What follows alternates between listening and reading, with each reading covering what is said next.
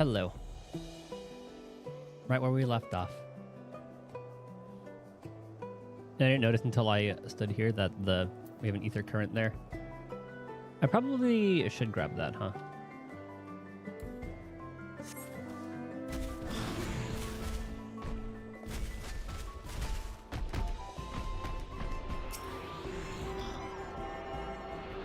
I think this is the first one we see. I don't recall seeing any on the way here.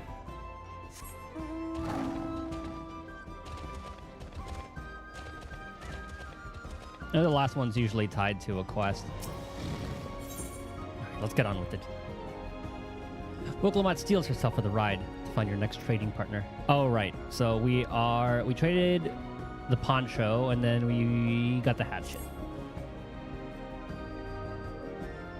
Before we get moving, you should be the one to hold this.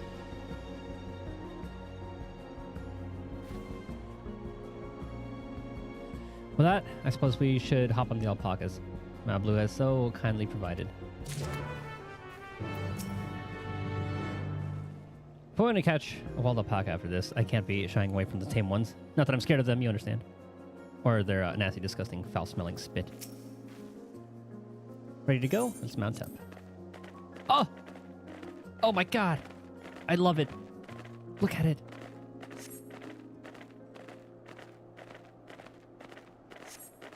I cannot wait to get the mount for an alpaca mount. If that's through Fates, oh. I can't wait. Sorry, alpaca Frenchie Pella would never have become traveling merchants. Imagine walking all the way across Tyrol.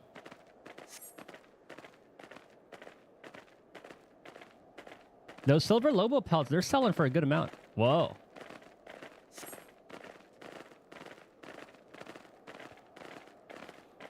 I didn't even do that.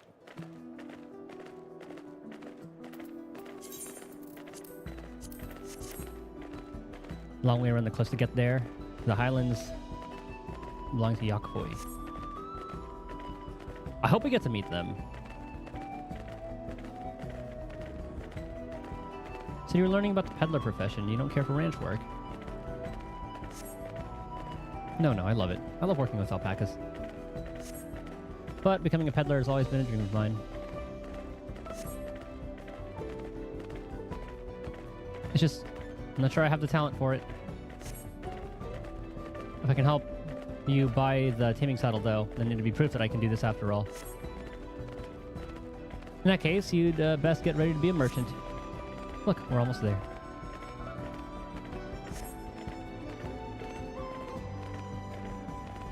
Is it snowing? Or is this ash?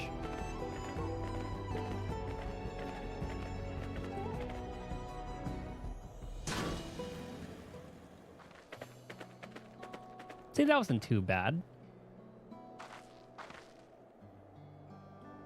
We made it. Almost had a single smelly incident. I sent the alpacas back to Ikovlo's Inn, so we'll walk along the main road when we return to the village. Speaking of roads to travel, you were adopted by the Dawn Servant, weren't you? Weren't you, Third Promise? Thought I was. Then perhaps you understand. I was an orphan too, you see. Tobley took me in. He took in all the ranch hands, actually. All of them? Yes. And everyone works hard at their chores, grateful for the opportunity to repay the head ledger's generosity. Yet here I am, the only one wanting to go off and be a merchant.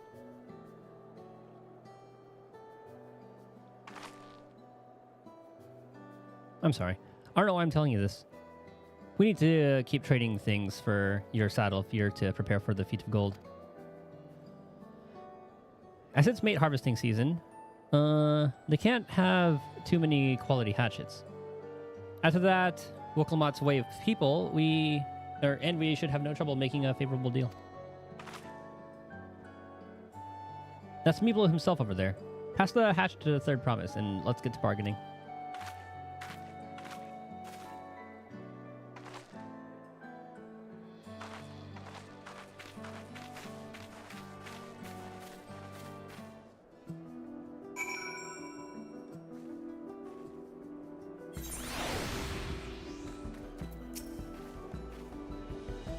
Did you give the hatchet to Wokelmod? We should let her do the talking. So what do I owe Dishonor? Have that little axe. Yep.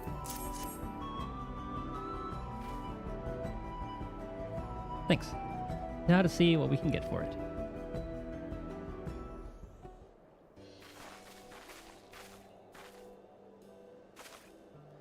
You're Meeplu, the owner of these fields. I have a mind to trade if you're interested. Well, the third promise. I might be convinced to entertain a proposal. What do you have to offer? This hatchet, forged by a seasoned artisan. The razor edge of this exceptional tool will make light work of your crops.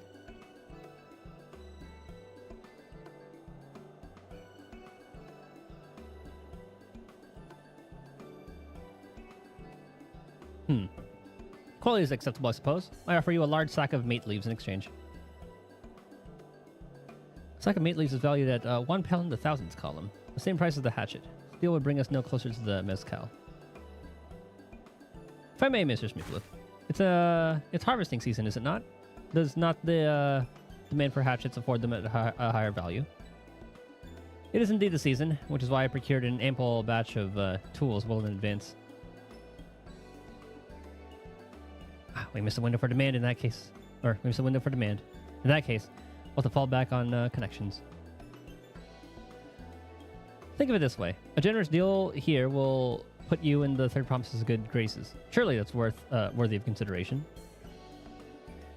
I do not wish to give offense, but I must tell you that I stand with the second promise. His innovations will improve every aspect of our lives. I believe, including, of our lives, I believe, including farming. And I will no longer have need of hatchets. I assure you that I have nothing but respect for Wokelmod. This is why I'm prepared to purchase the spare hatchet at a fair price. I suppose it is fair given your reasons, but we ourselves would be no better off for the transaction. I mean, it's even, we're not at a loss. How about this then? If we were to help bring you harvest, would you give us a better deal? As a matter of fact, I would. Until Kawana's reforms come about, I can always use more hands in the fields.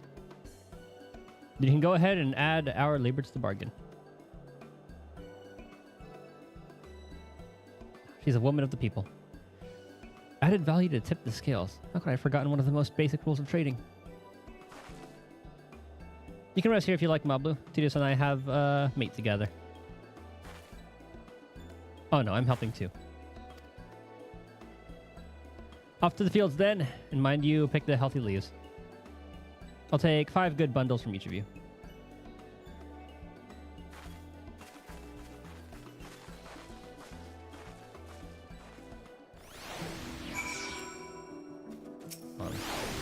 Isn't it splendid? Go ahead. Drink in the verdant vista of my beautiful mate garden.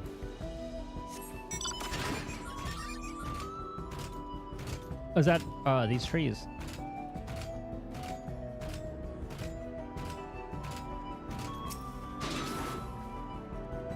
You see how Wokelmod came to my rescue there? She really is good with people.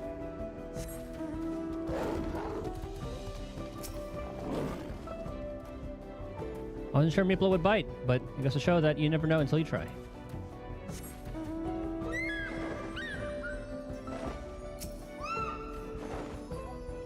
Get 5 of these.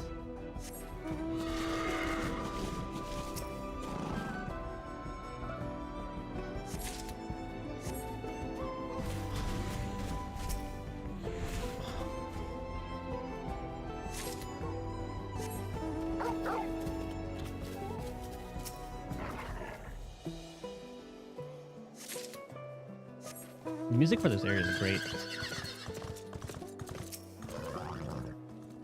It sounds very fantasy-like. I know, like, different scales kind of give off a different feeling. I forgot which ones give off which.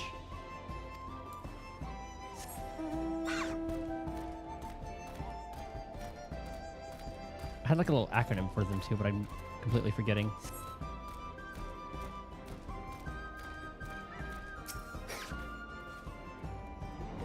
You brought me some leaves, then.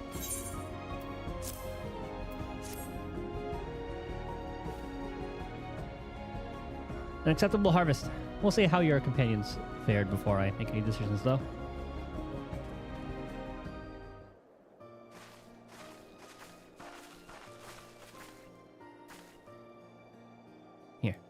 You brought our share as well.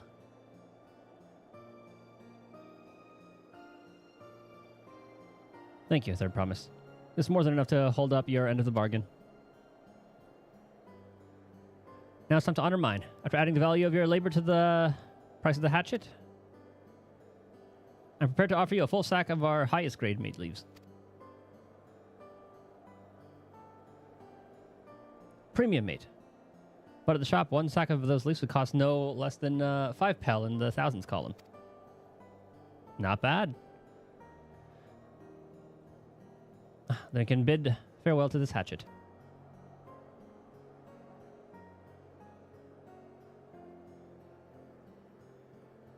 I'll give it a good home. Talk of the contest aside, I'm glad we could come to a mutually agreeable trade.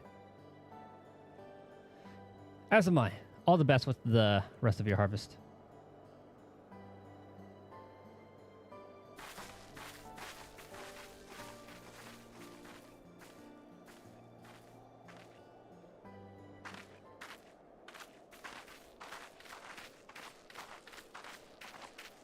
What's on my blue? That's what I'm saying. It's as I was saying before. Even after everything Toby's done for me, I'm planning to abandon it all and become a merchant. But then I needed your help after forgetting a basic rule of trade. How can I expect Toby to accept my decision then? Have you mentioned your plans to leave?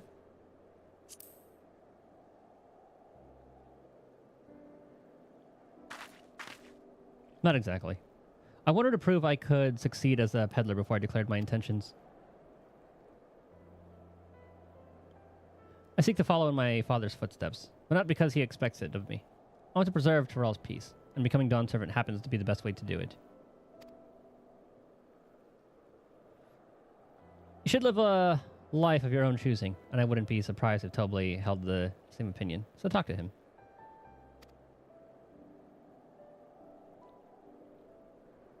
You're right. It's better to find out for sure than worry over what he might say. Thank you for the advice.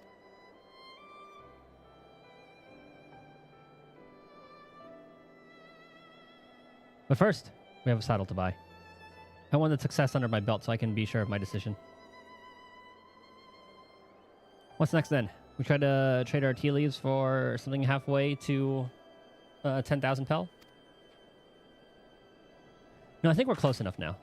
I say we go for the premium mezcal. Bargain our way into double the value, eh? Think you can do it? Trust me, I'll make this trade work. I admire your Third Promise. That you're holding your own against such strong competition for the throne is inspiring. Am I really holding my own against Kawana and Zeralja?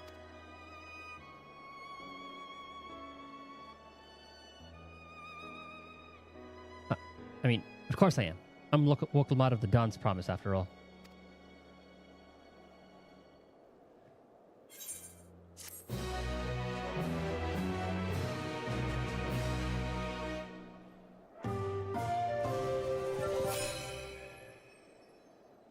Very nice.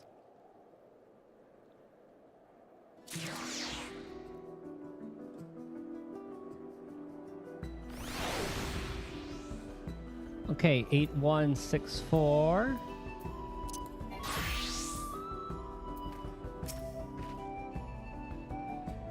I've never been one to take it slow. Once I have a goal in mind, it's full speed ahead. That's who I am. Before we go, let me give you the mate leaves. I don't need to risk proving Aaronville's point.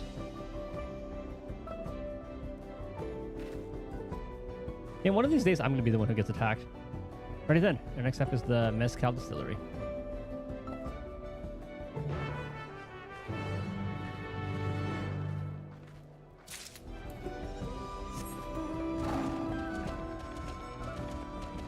On the road again.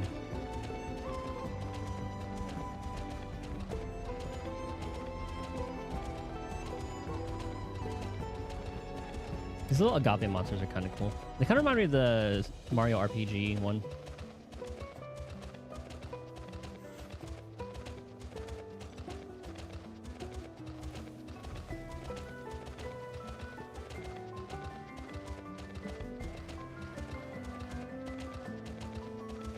Man, I love the aesthetic of these areas. They're so cool.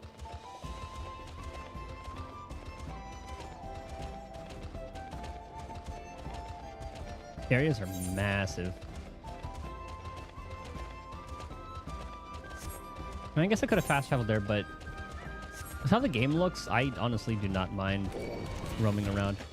Oi! I was listening to that. I was listening to music. Oh, that's the normal battle music. Okay. What's going on here? Oh, it's just a warrior. They had a red chocobo.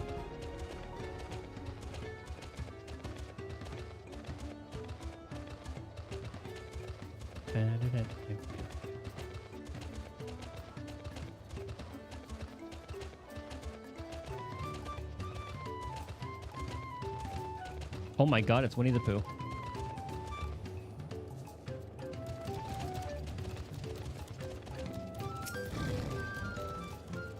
Ooh, the smell of mezcal is overpowering. The fumes alone are making me dizzy. I want to speak with the man by the name of Gobley. Even among his fellow distillers, he's regarded as a master of the craft. He knows the value of his product. So if we're to convince him to trade for twice what the leaves are worth, we're going to need targeted information. That means asking around and taking in the gossip. If we could talk to people in the distillery, Titus, perhaps Wicklamat could do the same at the village entrance. Meanwhile, I'll head to the north side and see what I can learn.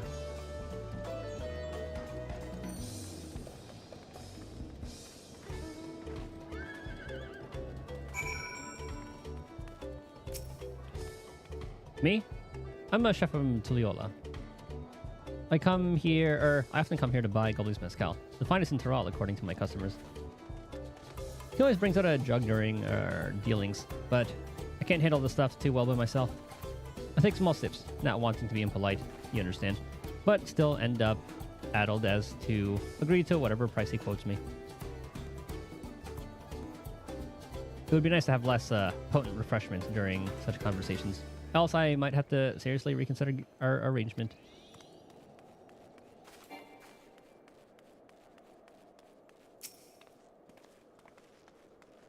Gobley might be a deft-hand at distilling, but he's got no sense when it comes to appearances. Rumor has it he's been invited to the palace for business negotiations. If he presents himself to the court wearing his usual rumpled attire, though, he'll be laughed out of Sunperch.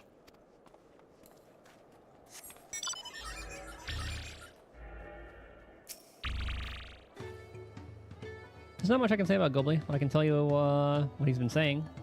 The other day he was muttering about monsters prowling around agave jaws. That's the field where they gather ingredients for the mezcal. Their presence has made it harder to procure said ingredients, and thus driven up the price of his product.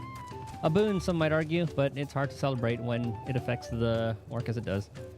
Can't really bring joy to people if you can't keep making the thing they love. I see where our role comes in.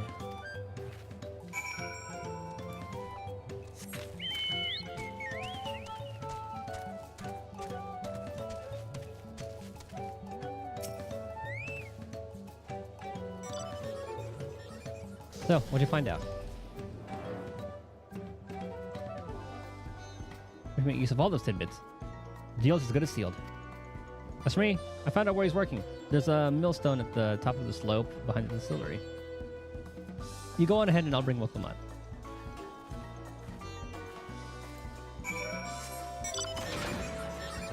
That's the place up there.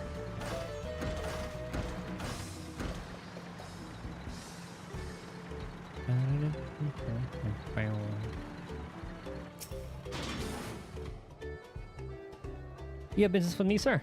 Why don't we talk down below as to not distract the alpaca from his work?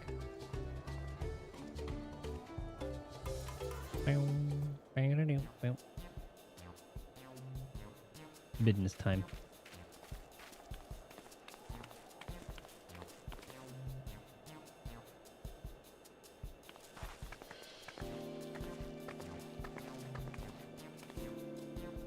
Now, what's this about? Keep it brief if you would. I'm a busy man. We're in the market for a 3-year-old jug of premium mezcal, assuming you have any on hand, that is. Oh, an excellent choice. I must warn you, though, it doesn't come cheap. We don't have a pal, but we can offer a sack of mate leaves in exchange. It's top-grade stuff, like the MSQ. No deal. Mate leaves are well and good, but I don't have any use for them.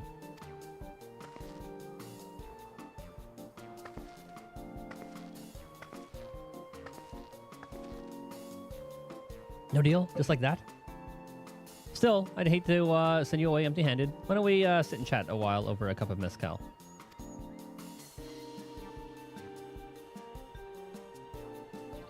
Now the real bargaining begins. Which of our cards do you want to play first?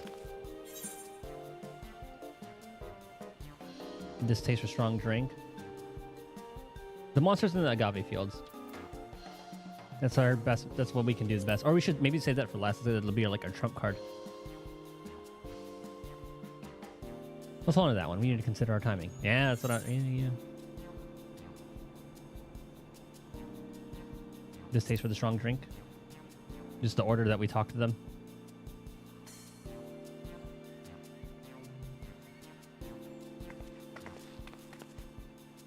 I appreciate your hospitality, but I'm afraid I can't hold my drink. I've heard one of your regular customers, Hubigo Chef, is the same. Seeing as not everyone can enjoy mezcal, I wonder if you might benefit from having other refreshments to offer. Something like mate tea, for instance, and brewed from the finest leaves, of course. Ooh, I didn't know what mate was, but that's good. Ah, you're right. Absolutely right. I noticed a growing reluctance on the part of my Hubigo friend, but did not realize I myself was to blame. I must endeavor to be a better host still. Even after that added value in mind, no sack of leaves is worth the mezcal you're after.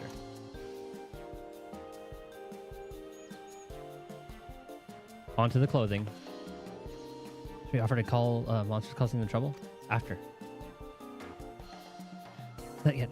We'll keep that card up our sleeve until we need it. Yeah, that's the trump card. As I expect you're aware, the Rite of Succession is currently taking place. That's why the Third Promise has graced us with their presence. When the concept is decided, the subsequent Ascension ceremony and banquet will be a prestigious affair. If your mezcal were to be served there, it would bring your distillery immeasurable fame. Wait. Could it be that your rumored invitation to the palace is to discuss that very possibility? As a matter of fact, yes. I must admit, I'm still reeling from the abruptness of it all. It would be a great honor and opportunity if I can secure the deal. Well, I should think your exceptional mezcal would speak for itself. That said, there's no such thing as being too prepared. And first impressions last. You want to be wearing your very best when you walk into Volek Shunsa. It would be a shame to miss the chance of a lifetime simply for a want of proper garments.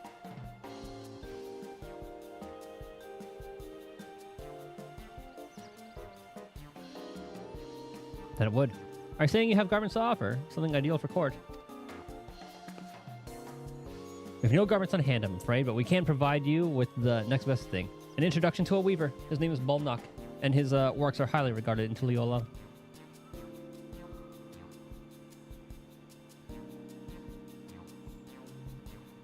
As a supporter of Vokalmat and a keen observer of palace politics, he will doubtless be happy to guide you to the selection of an outfit to fit this golden occasion. That's certainly a tempting proposal, and one of which I would like to take full advantage, but the scales still aren't quite balancing.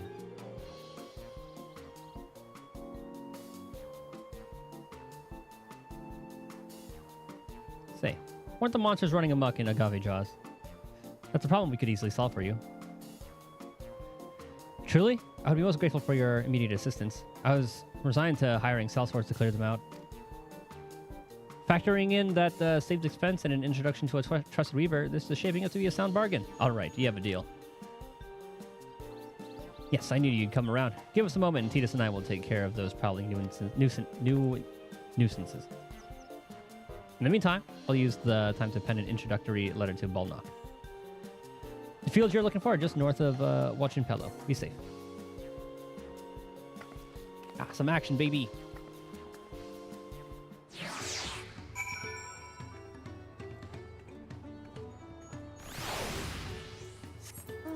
I'll talk to them real quick. Just be careful out there. The young woman is one formidable trader.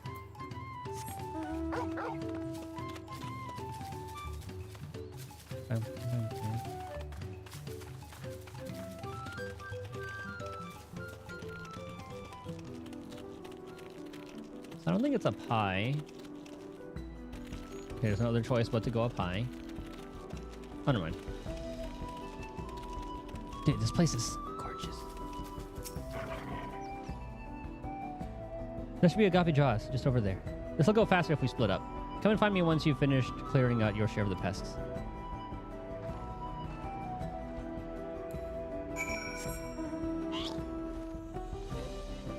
Hold on, I gotta take a look at this.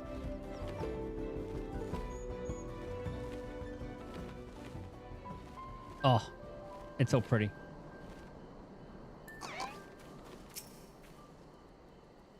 You think this is here too?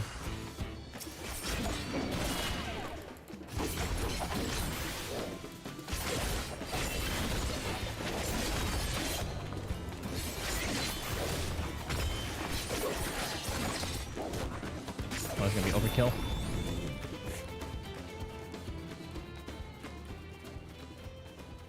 Oh, we got 30 seconds. Hang on. Whoa.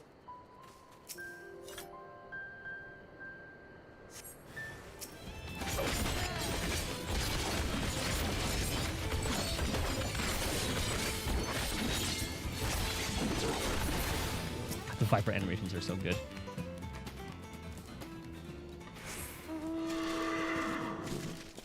I guess we use that gauge for this. Uncoiled Fury. Hold on. Now that he's rattling cost.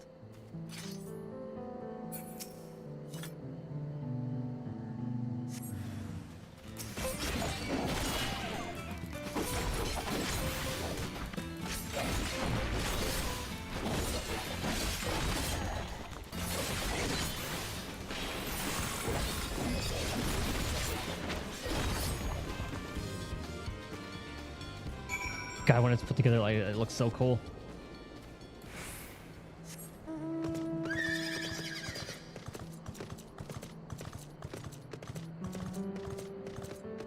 Well done.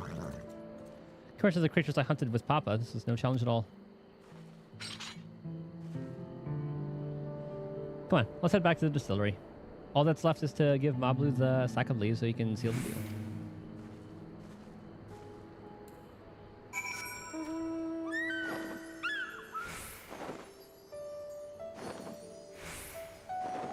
Oh.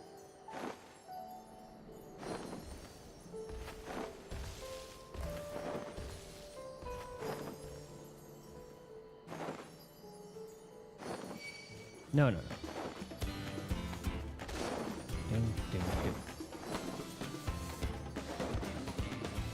The battle music is so good.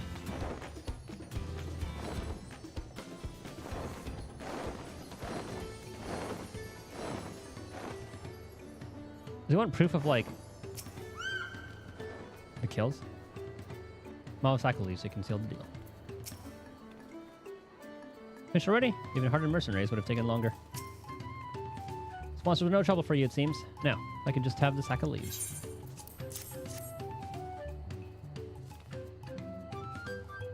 Thank you for looking after our precious trading goods.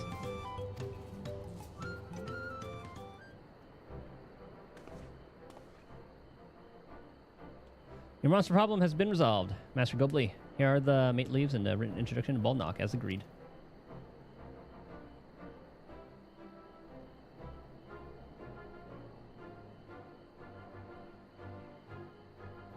And the deal is done. Here, your jug of premium mezcal, aged 3 years. Please accept it with my compliments. God, I hope it doesn't get dropped. Or if that two-headed fuck doesn't, like, knock into it. Yes, I finally have the mezcal. Great work. Especially you, Mablu. You're the one that inspired me to come this far. Third promise. Let's not celebrate until we have the saddle in hand. Mablu, is it? You drive a hard bargain, young peddler. I look forward to doing business with you in the future.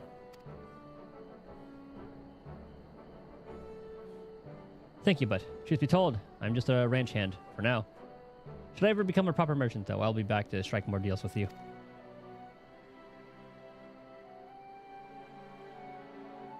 Say she's got it in her. She can do it. Oh.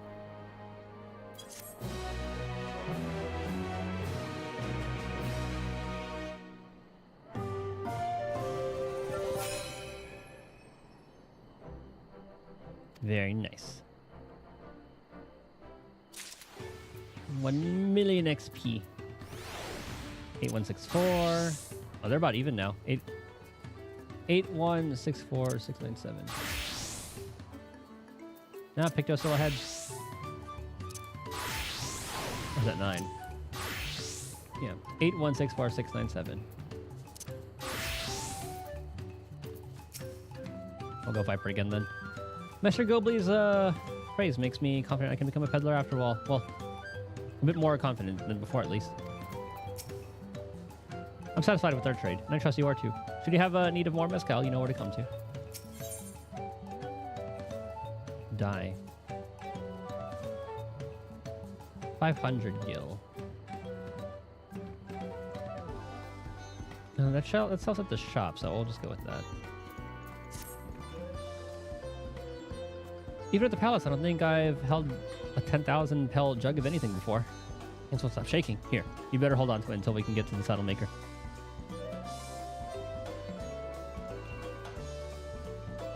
Haha, can you imagine if we dropped it and had to start all over again? Luckily, Havley's place is not far. We just need to head across the plaza.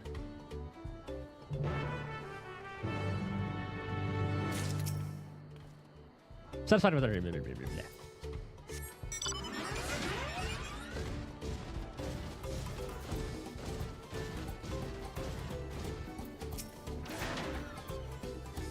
Their promise looks ready to trade the mezcal now.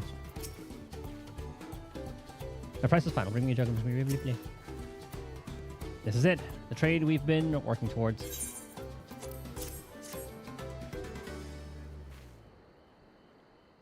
Phew. Still in one piece. Right. Time to make our deal.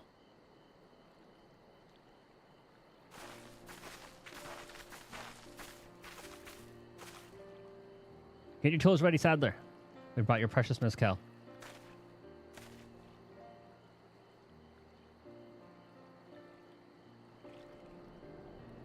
Yes, you got your hands on a jug, but you had nothing. A few measly clumps of wool. What we had was an aspiring trader with a gift for negotiation.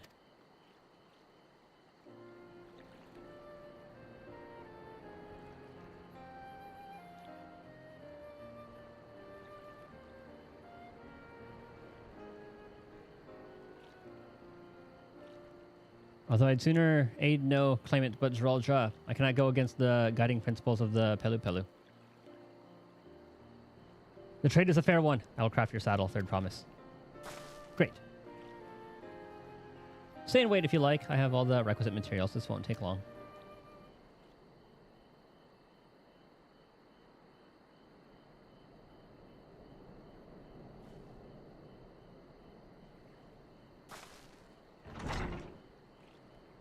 When I think about it, I'm pretty sure I do have a llama or alpaca on my sanctuary. Your commission is ready. Catching wild alpaca is never a simple affair, but you'll have an easier time of it with one of my saddles. Now, if you don't mind, I have other work that needs finishing. Ah, I can taste that smooth mezcal already. So all tequila is mezcal, but not all mezcal is tequila. We did it! The saddle is ours. To think we started out with only a 100 pel basket of alpaca wool. Mably, you're going to be an incredible merchant. Thank you. It makes me so glad to hear you say that third promise. We got what we came for, so let's return to the ranch. The others will be waiting.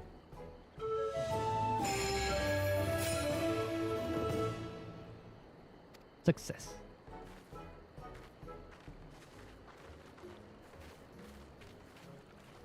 Oh, we get to see her try to get a fucking alpaca thing.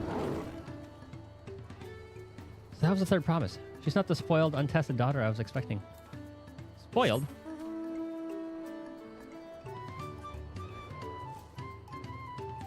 She seemed anything but.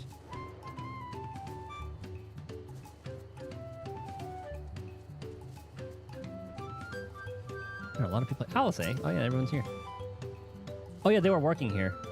That's all the good news. Looks like everyone's been pitching in with the alpacas.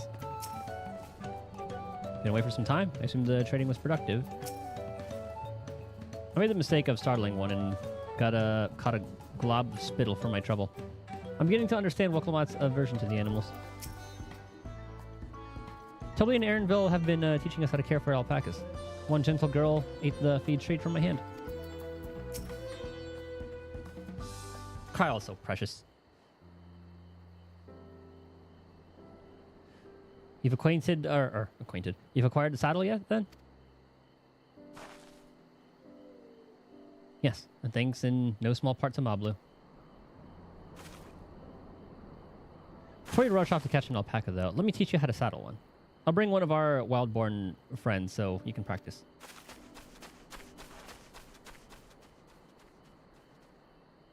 Mablu is also a precious one.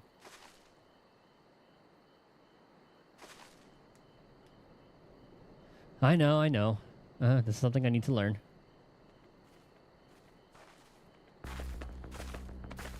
The boss music.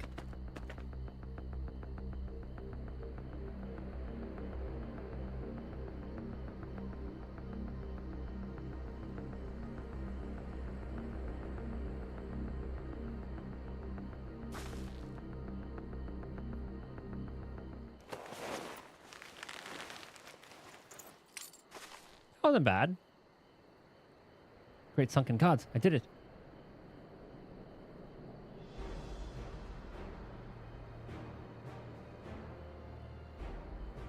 He hardly seems bothered, much less inclined to spit. As if he was completely accepting of Woklamat's touch.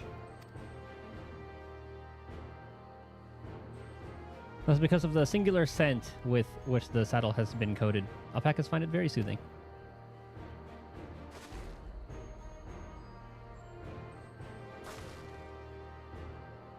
You know, I've never taken a good long look at one of you before, but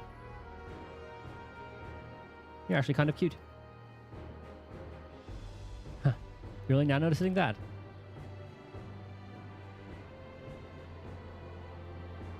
Zeralja, he's back. What the hell? A shiny? And done exactly what he set out to do. That alpaca he's brought, is it just me or is it glowing? I've heard tales of such a beast. They say the golden alpaca lives in solitary existence deep in the valley, where it shuns the company of both man and its own kind.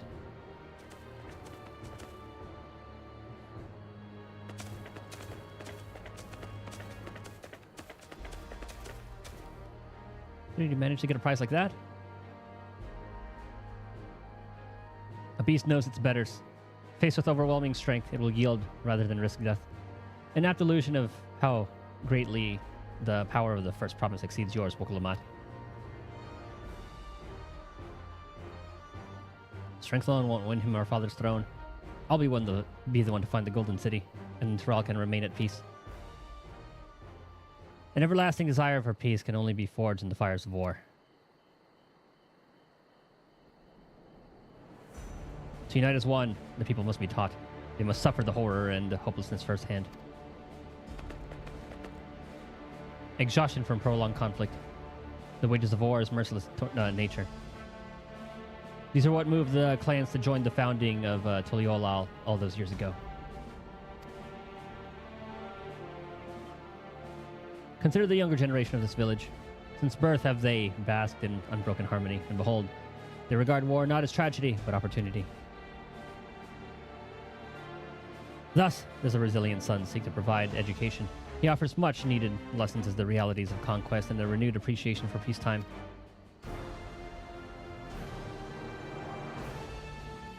Tis true that war's misery breeds a longing for peace.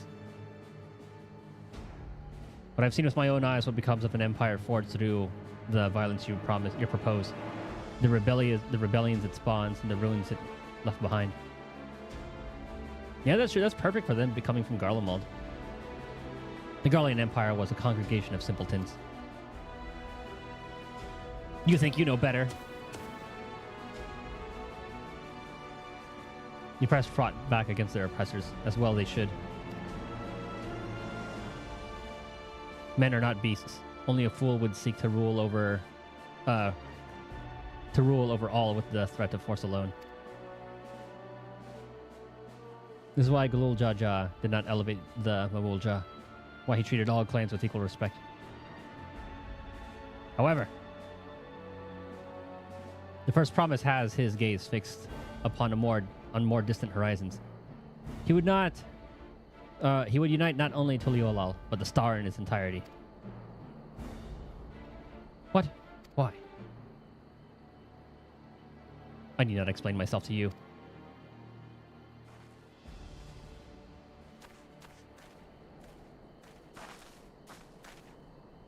Oh, well done. Well done indeed. The first promise has completed the feat of gold, which with an appropriately golden flourish. May I present to you your much-deserved keystone.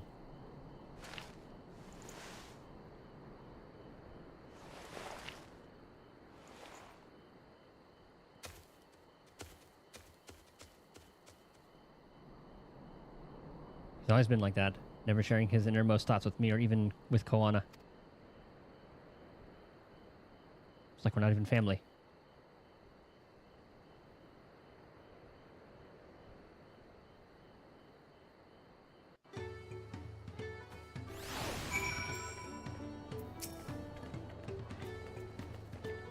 So much of our stars begun to embrace reconciliation and rebuild.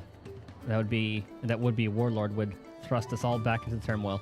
We cannot allow it to happen. I mean, we have the entirety of the rest of the world to help at this point. Zeralja is willing to go to war for his twisted vision of peace. But should he achieve this peace, then what? What kind of idiot thinks that the world can be united with war?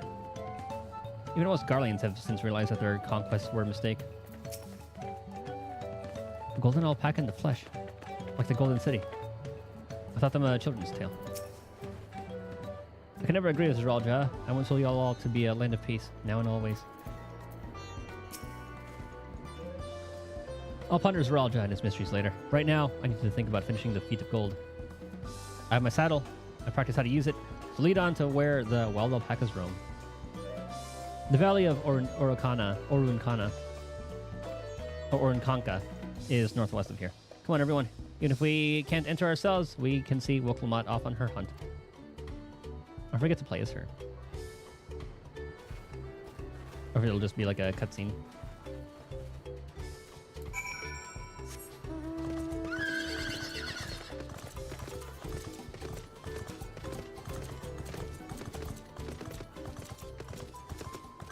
Northwest.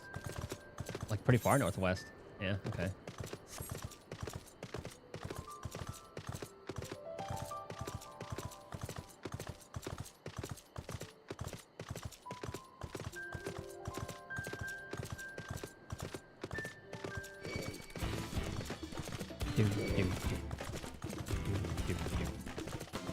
God, the battle music is so good.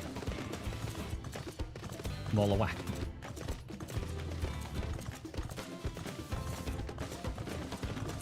Here we see the wild alpaca in their natural habitat.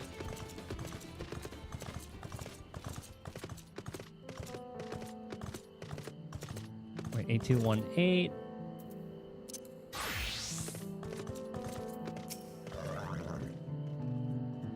How deep do you think the valley is? I glanced over the edge on the way here, but the mist is way too thick to even speculate.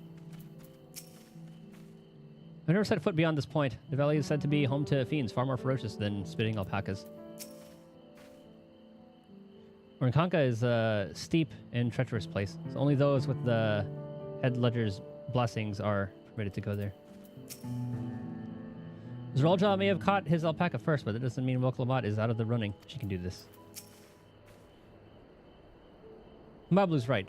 The least we can do is let Woklamat know we're cheering for her. Well, let's do that. Oh yeah, that's what it says there. Cheer.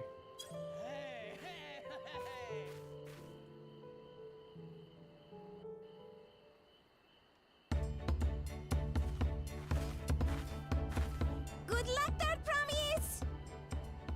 Thanks. I don't need it. Truth be told, still not sure about alpacas. I'd rather not go near one if I can help it. But if I'm to rule this nation, then I'll need to learn how to live with them. Tural is their home too. Right. I'm off.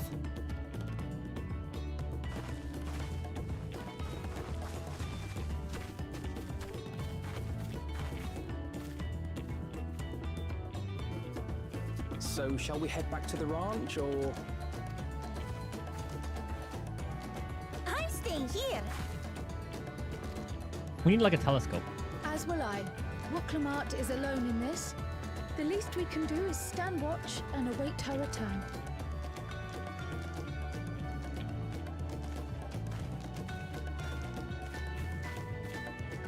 Gonna make camp? It may be a while yet. Help me pitch the tent.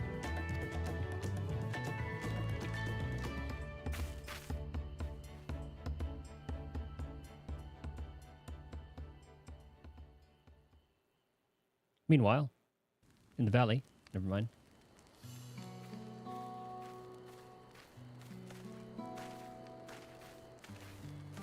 Trust a gleaner to come prepared for anything. What's a gleaner?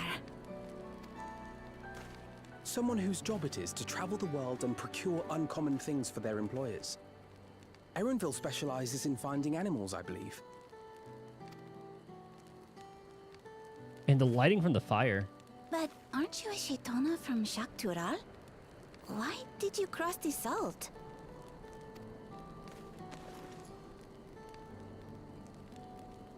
When I was much younger, the thought of leaving Tural never even occurred to me. But then, some years ago, my mentor tasked me with a difficult hunt. Something I could never find, she said, so long as I clung to the familiar. She suggested that I leave home, leave Tural, and join the Gleaners of Charlian. As one of their number, I could experience the world, immerse myself in myriad cultures and customs, see the many faces of nature. And once I had learned what is truly important, I would find that which I seek. My younger self took those words to heart, and off I went to become a gleaner. Her words alone moved you to leave behind everything you'd ever known? You must have great respect for your mentor. As it happens, gleaner work was much to my liking. And I all but forgot why I had pursued it in the first place. Yet, events conspired to put me back on the trail I'd abandoned. Wait, are you saying you were tasked with finding the City of Gold? I was. And though my hunt is now entangled with the right of succession, I mean to see it through. Well then, I understand completely. We all have our reasons for seeking the Golden City. Yeah, we have Vatsu just wants adventure. Kryl for her grandpa. Erenville for his mentor. Wuklamart for the succession. And the twins are just around, but they have like their own kind of Which is all the more reason just looking for at us how like to the work together. cultures intertwine.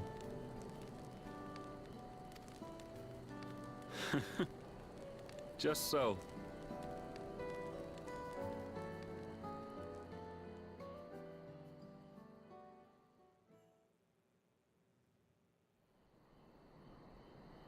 Oh, the next morning, eh?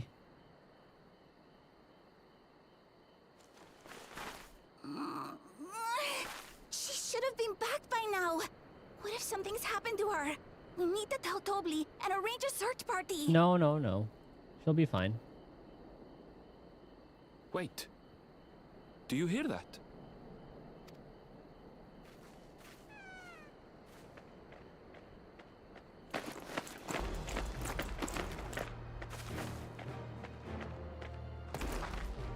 I want to go down there. They did it.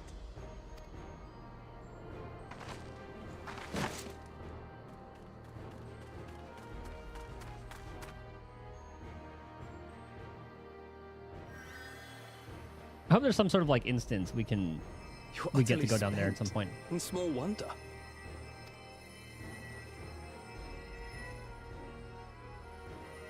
Well done, third promise. The ranch isn't going anywhere. Take a rest in the tent. I think I will. Thank you all for believing in me. That'll be a good confidence booster.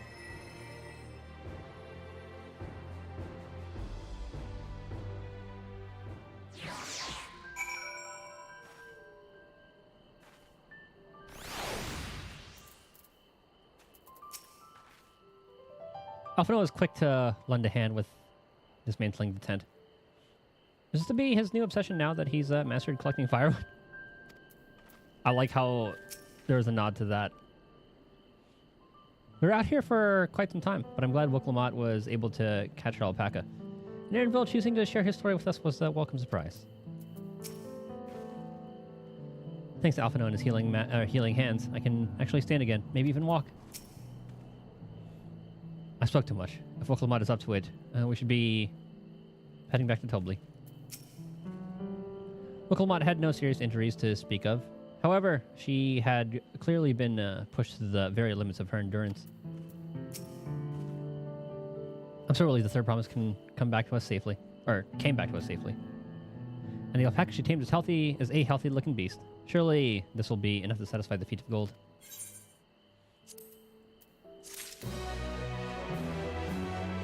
$9159.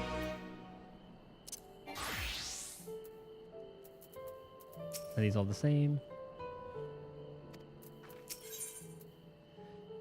Mablu's minded to rush ahead to the village. Well, Klamat still seems a bit unsteady on her feet. Hardly surprising after she spent the night chasing alpacas. You know what will melt away fatigue like magic, though? Mate tea. I'll run to the ranch and get a pot brewing. That way you can take your time, and the tea will be ready when you arrive.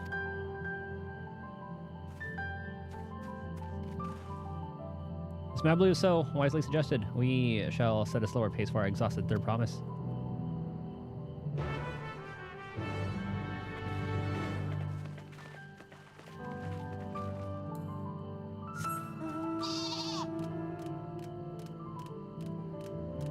It's very dangerous to bring the sheep out here.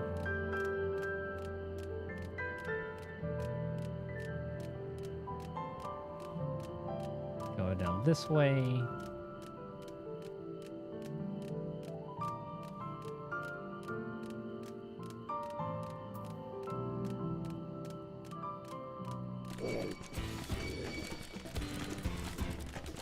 Damn, they look at the sheep and you're like, food.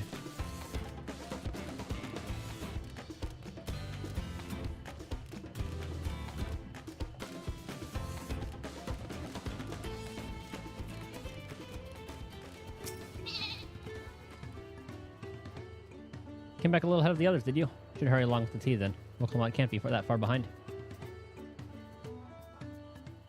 Do.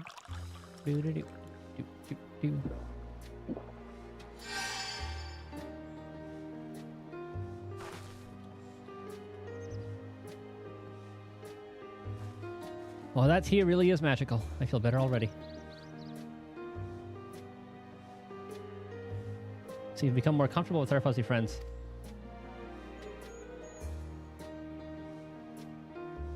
Watching this one taught me a lot about alpacas. What grasses and fruits they eat, what sounds they react to, their adorable little quirks. I guess I've grown kind of fond of them.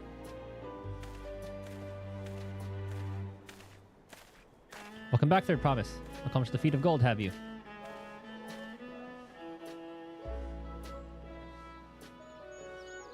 Yes. There's no mistaking a valley alpaca.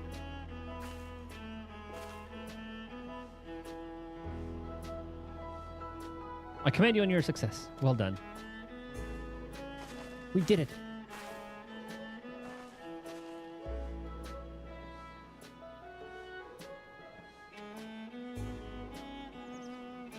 Although I couldn't find a shiny one like Zoral Jaw did. I mean, he had a mage with him. It could have been enchanted.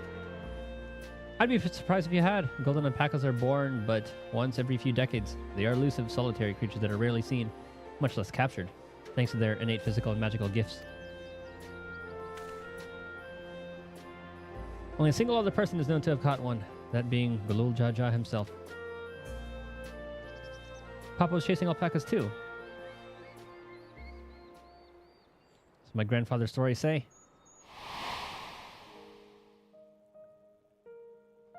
It was before the founding of Tuliolal, in a time when the mountain giants, the Yokoi, held our people in thrall. Oh. Compelled by their overlords, our forebears would ride their alpaca mounts to the highlands and deliver gifts of food and other tributes. Those were wretched days, to hear grandfather tell it.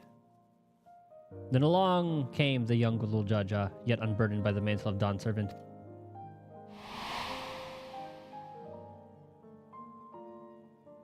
Our people were amazed by this imposing two-headed figure, equal to the Yokoi in stature and puzzled by his entourage of mismatched companions. Some trembled in fear, believing a new conqueror had come. Yet, Galul Jaja showed no such inclinations. He sat and spoke with us, sipping from the cups of mate tea we offered him, and grew somber when he heard of our plight.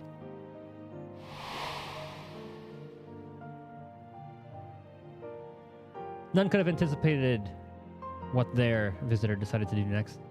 Galul Jaja ascended the cliffs to face the giants and freed the Pelu Pelu from the Yakoi's subjugation. He then turned in a praising eye upon our riders and proposed we take the road to peddle our beverages. The suggestion seemed obvious for one who traveled as he did, intent on fostering amity between the clans.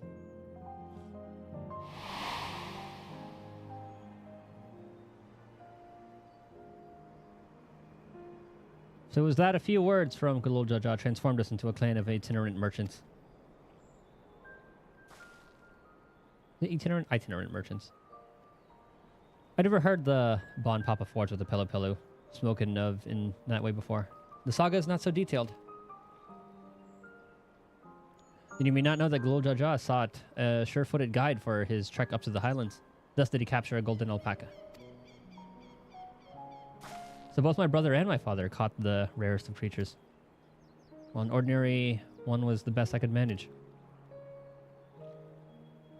The feat required no more than that, third promise. And you brought back a perfectly wonderful beast. Yeah, look at him. Bob was right. You're a perfectly wonderful beast. If anyone's ordinary, it's me.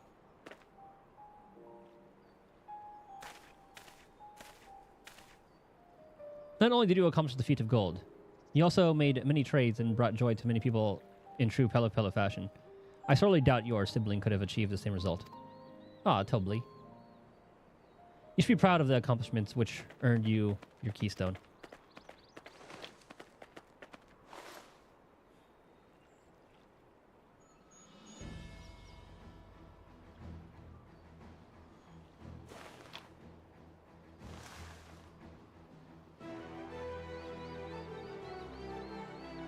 This is what they look like. Go on, set it in the tablet.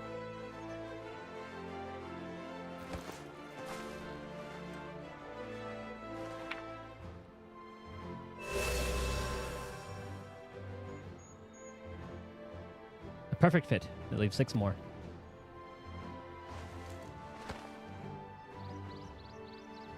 You're well on your way, third promise.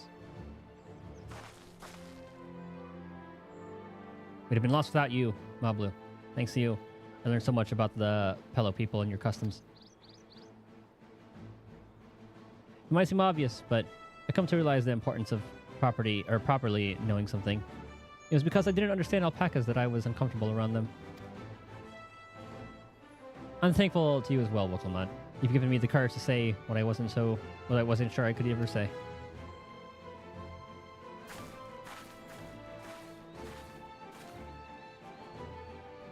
Tobly, I want to leave the ranch and become a merchant. I appreciate everything you've done for me, and I've loved every moment caring for the alpacas. But this is something I need to do. I need to walk my own path and make my own trades.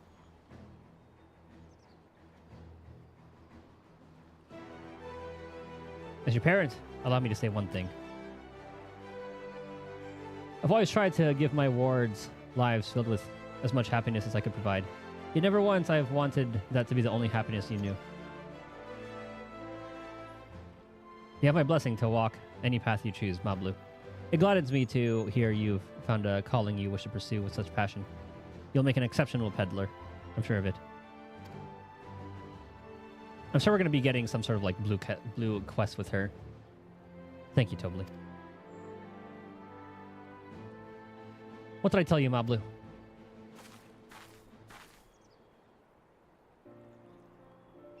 There's one last thing I can help you with, Third Promise. You need to find the Golden City, right? That's the end goal. Then I suggest you talk to the Yokhui.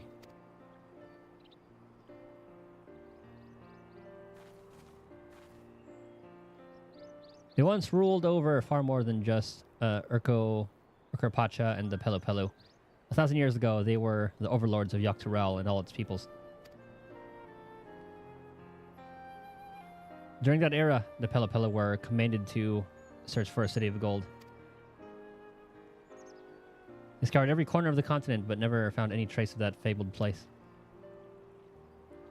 What if they didn't find anything? What could the Yokoi have to tell us?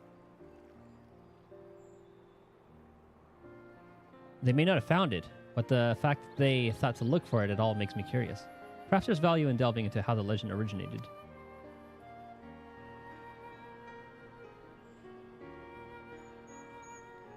We lose nothing from asking the question.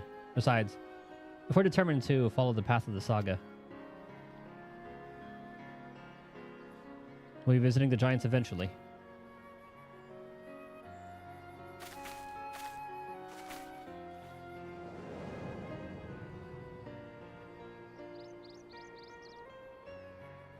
I cannot wait to go there. It didn't even pan all the way to like the top of it.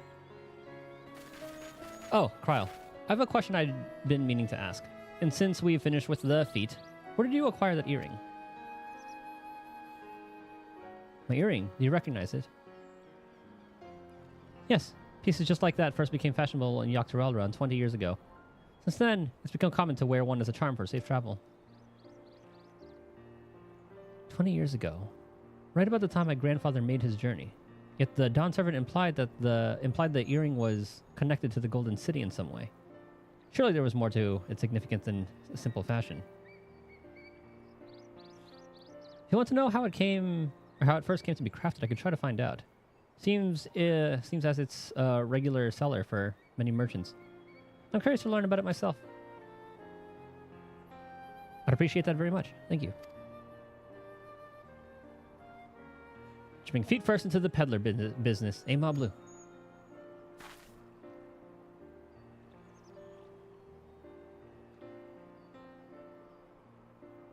Right then. Let's head back to Tuliolal and get ready to search for the next elector.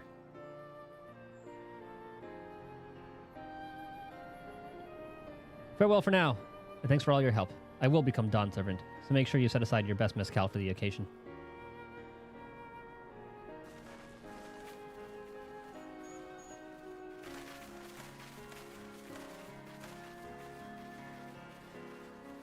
She has a fearsome opponent, that brother of hers.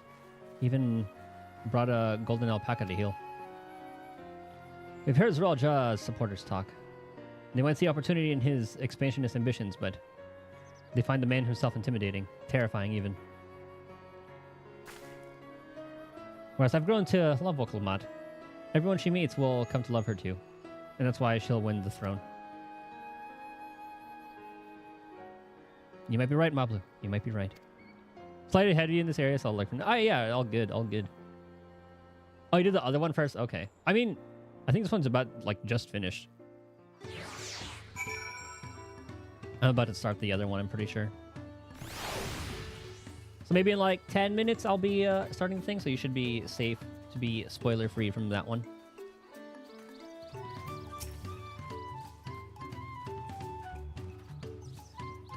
I expected as much from the moment I saw him, but winning the contest against Zeralja will not be easy.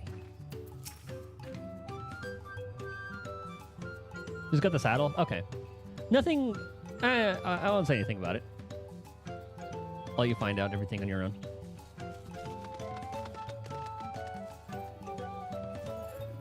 Okay, once ruled the entirety of Yoctoral, I'm curious to see what has become of them. Me too. Four-legged troubles aside, Wolf Lamont completed a feat and earned a keystone. That's all that matters.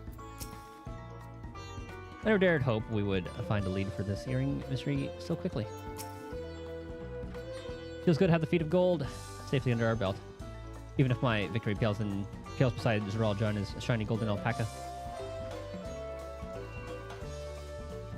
I know I shouldn't have let it bother me, and gods know you've all been so supportive, but I want to be strong, or wise, like my brothers. Be a promise that people respect. It's not likely if I stand here carrying on and on about things. Let's move on. Back to Zabalyev Tai with us. The contest has hardly begun.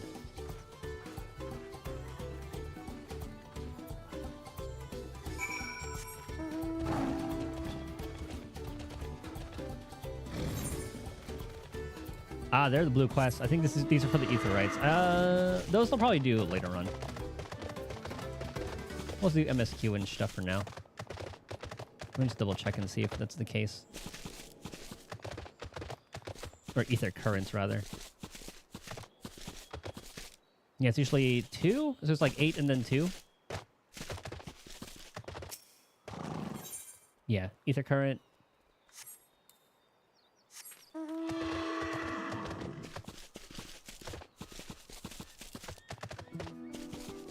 Oh, I can get it now? Oh, you're right, because it's midnight. Good call, thank you. I didn't think it would be like right at midnight when we could claim it. Let me go to my email real quick. Oh, I'm going to be using that mount. Registration code. Is it that one? They made a claim earlier today. Oh, really? Maybe it was like JP time?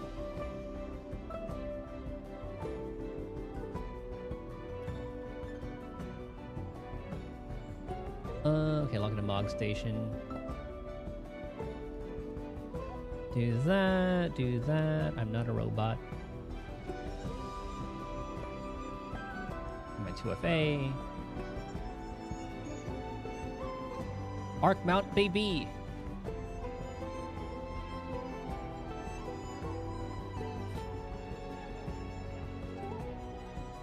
Where's my phone? Yeah.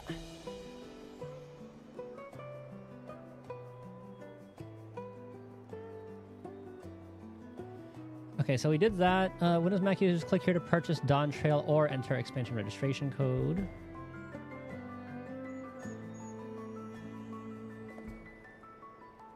Windows. The code entry. Boom.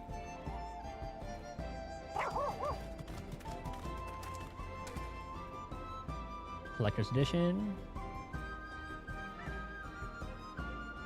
Successfully completed.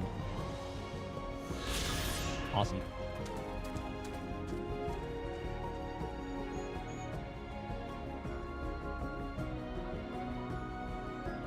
Okay. So let's see if, you know, I'm just going to fast travel back and grab the mail. Yeah, because there's none here.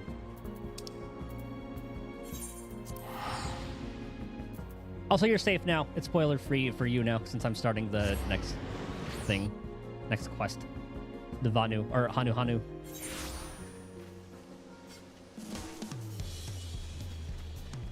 I don't know if I have to log out and log back in, or if it'll just take some time to deliver because of the amount of people doing it. But, we'll see. Maybe it'll take some time. Before I do that, let me just run northwest and grab that. It takes a bit of time, but you can try to force it. Oh, really? Option to move. Okay. Shows how not often I get mail.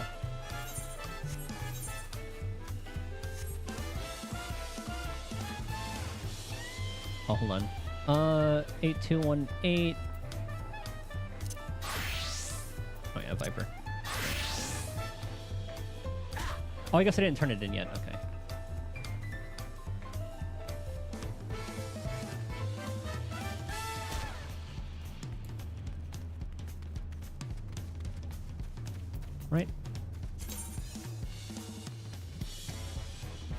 8218. Yeah. Viper. Just want to double check.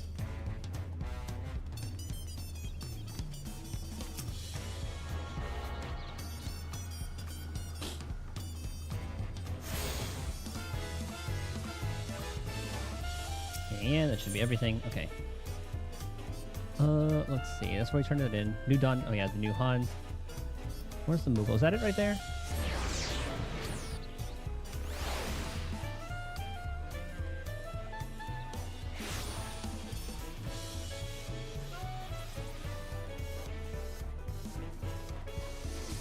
Where are you, little shit? There you are. No new letters. Deliver reward purchase delivery request.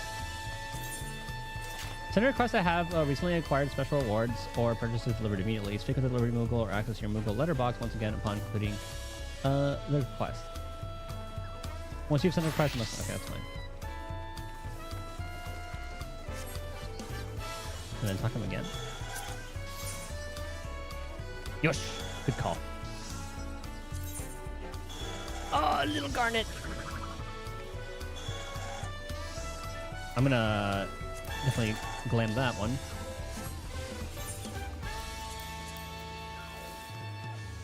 Oh.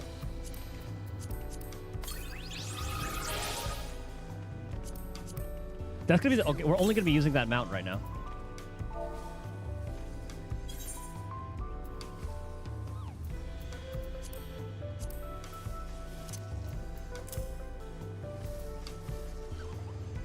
Or maybe I should have... Okay, hold on. Let's put that there. Okay, screw it. Let's put that there for now. Because I'm too lazy to, like, unfavorite everything else. And then go through it.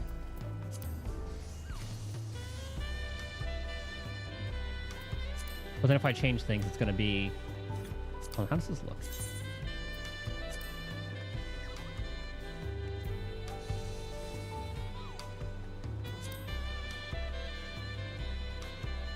Ooh, it has a little star on it, a little shiny. Use it as a glam.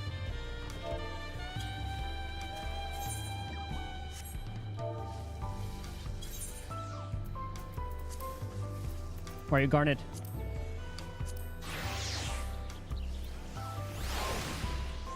Ah, look at her. Once upon a time, there lived a princess who hailed from a long line of summoners. Legend holds that she was abducted by a band of thieves, whereupon she set out on a journey under an assumed identity. Possessed of an angelic voice, she often hummed beautiful songs that touched the heart.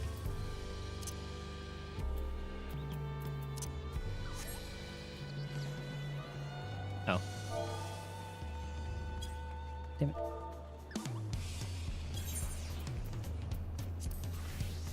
Where did it go? It was this one.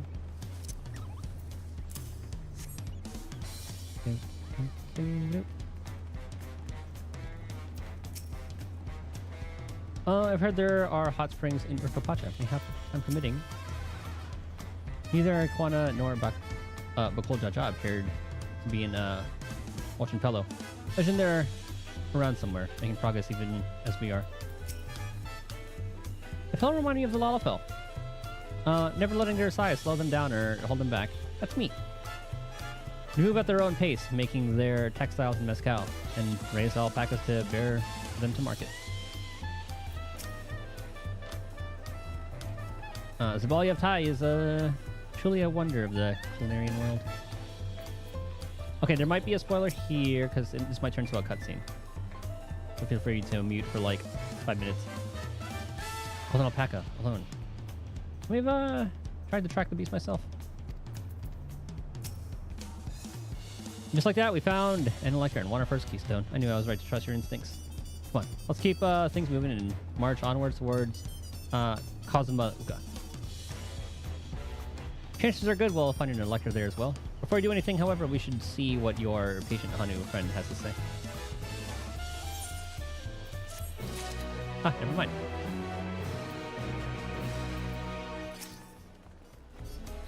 Come on, Thaddeus, let's see what's waiting for us in the next village. Would have struggled to complete these feats alone. bringing you together was the correct choice, it seems.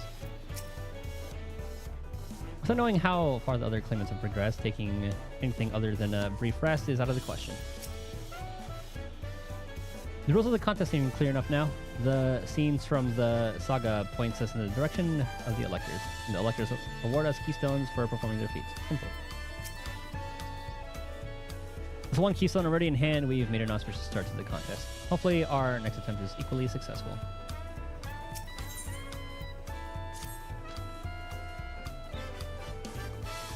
Okay. I've been quite content waiting here, dining on the third promises coin, but it seems you're ready to ask your questions now. So, what is it you'd like to know? The route to Alkanu. We go south through the Arch of Dawn, then follow the road which runs alongside the Kazamauka River. Is that right? It is. Be warned, however, my brethren tell me the recent storm has rendered the path even muddier than usual. The footing is quite poor in some parts, and probably say, "Oh, take a packet." For worse was the destruction visited upon our homes, though. Houses were torn apart and several people injured, if not killed. Jesus. Even our beloved festival is in danger of being called off this year. If you do plan on going, I must urge you proceed with caution. We'll be sure to watch our footing. Thank you.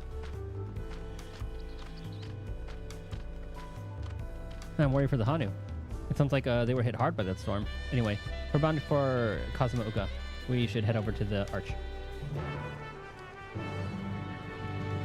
Okay, back to Picto. So 9213. Yeah. Yum.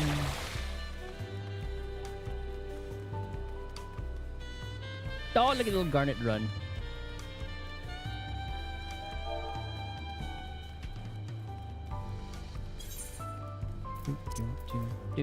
I'll put that there that way. I can just swap back and forth.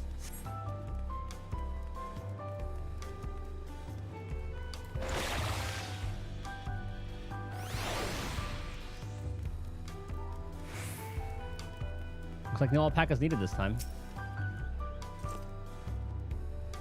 Should have liked to observe the festival, but the Hanu are probably not in the mood to celebrate. I swear that gate gets big every time I see it. Considering the size of Galul Jaja, though, I suppose it's better than having it be too small. Through this gate, and we'll be on our way south to Kazamauka. The Hanu are friendly folk who should welcome us with open arms. Assuming they're not too preoccupied with recent troubles, that is. Are we all ready to leave? Then onward to Kazamauka. Open the way. Well, it's already quite open.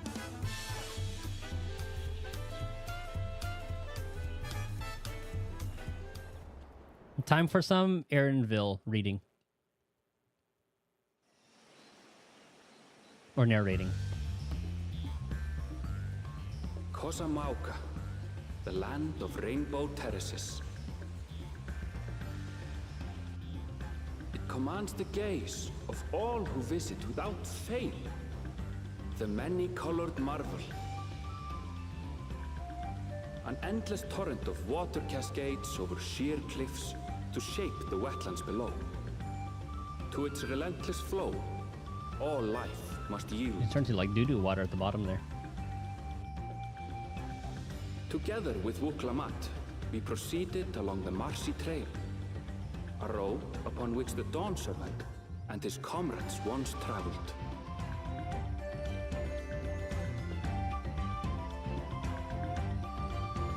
Kazamauka.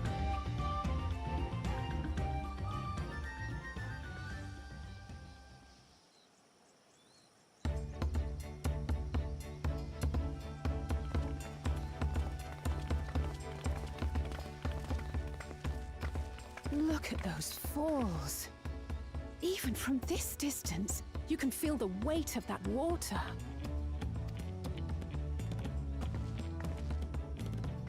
The Isle of Ham was impressive, but as you can see, Tulihiola does not want for natural wonders.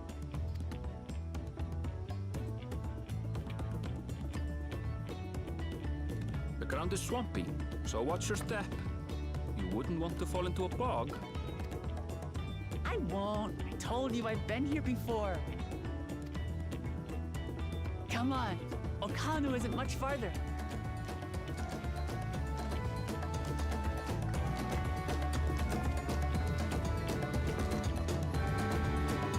The soundtrack's been so happy. Really just give off like this brand new beginning vibe. New adventure.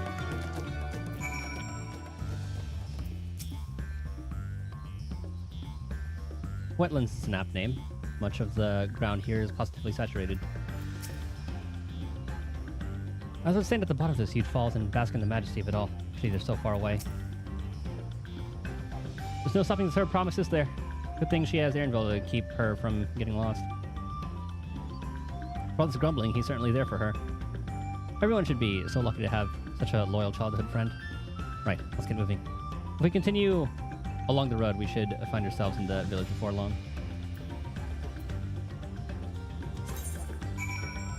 Is that 9213?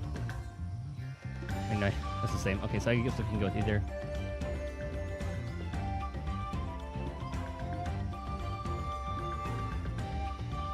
Viper just a little bit less.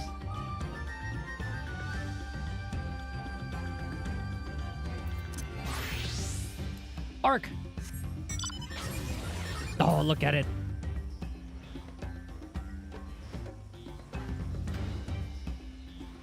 It's just a shame we can't fly yet. Where are we? Oh, we are Arc. I thought it'd be carrying us somewhere. Oh, we gotta admire this real quick.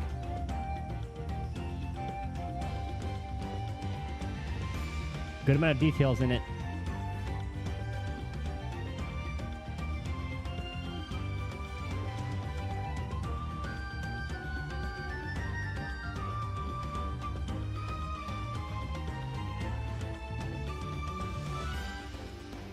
Places are so cool.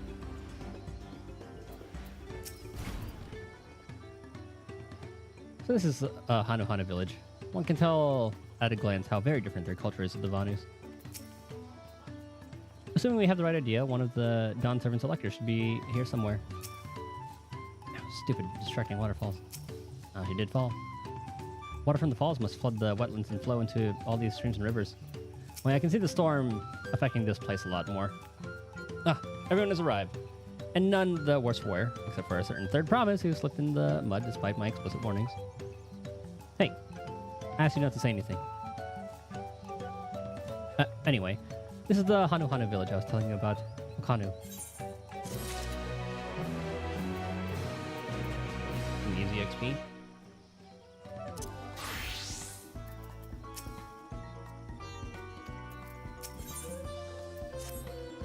Let's find this elector.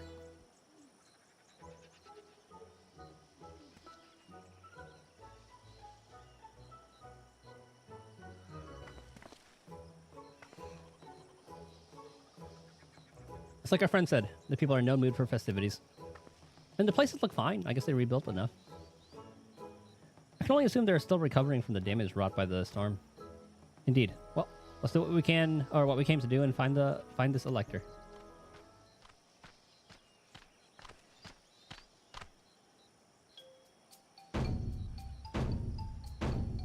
Oh, they have a different dance. Ohokali. Oh, what now? It's a Hanu greeting. Surely you heard it the last time you were here. Well, I was busy enjoying the festival. Greetings to the third promise and her entourage. I, Zanuhali, welcome you to Okanu. As elder of my people, I shall be fulfilling the duties of elector during the rite of succession. I'm ready. Give me the feat and test my worth. All in good time. All in good time. In fact, I came to let you know that we are not quite ready to begin. At the moment, or for the moment, please enjoy the hospitality of our village.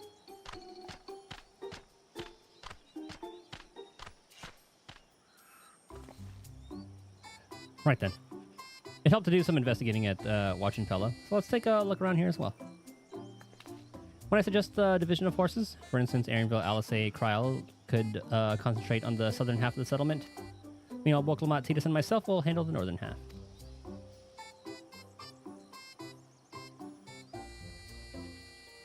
Sounds good to me.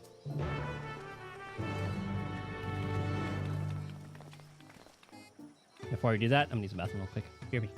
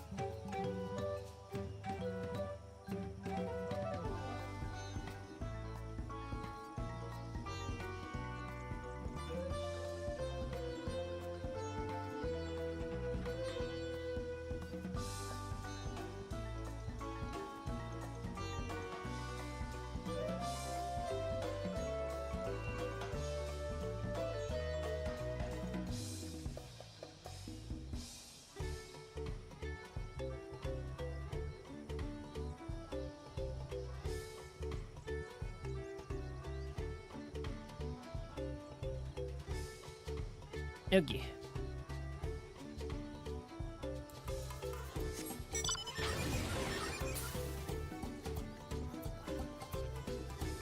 This is so cool. I need to get to an inn and put that in the glamour dresser. Oh, the alpaca keep? Oh, gemstone trader, just kidding.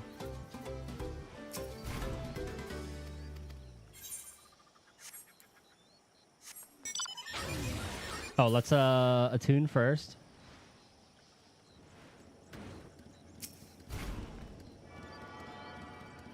Okay, that's actually kind of cool how we can attune from the bottom part here. Okay, we're golden.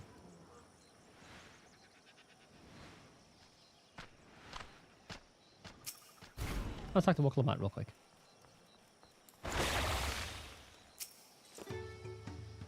Even worse than I expected. Oh, okay, yeah, that does look pretty bad.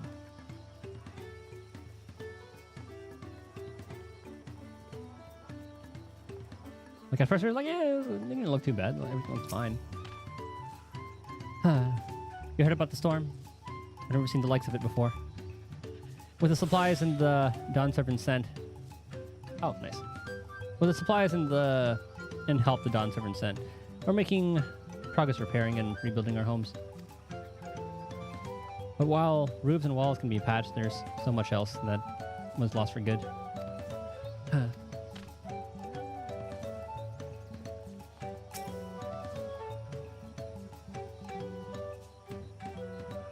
I wonder if there are going to be interactions between the Zidane minion and Garnet.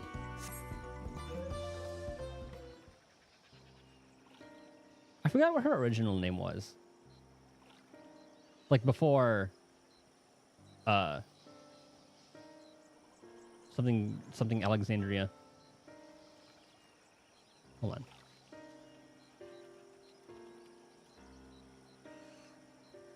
Yeah, it's not Garnet till Alexandros, and then it went Dagger. What was the original name?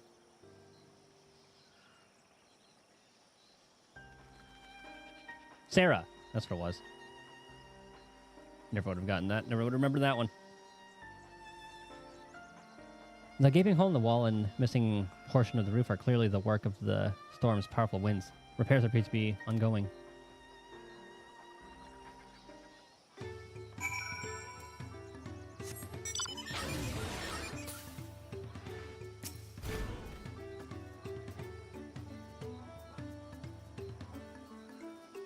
A lot of houses are still damaged, and the Hanu I've spoken to are not their usual cheery selves. Storm broke more than wooden reeds. Oh, it's storming again. Let me see something I can do to help them. I'm going to look around a bit more.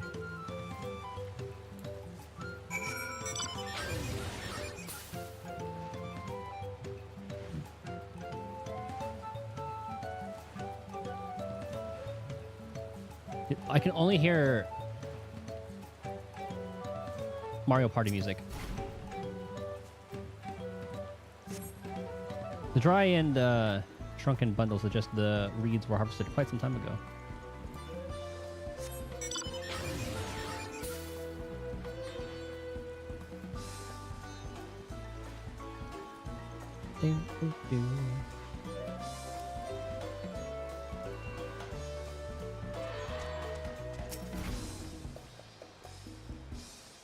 Some manner of boat.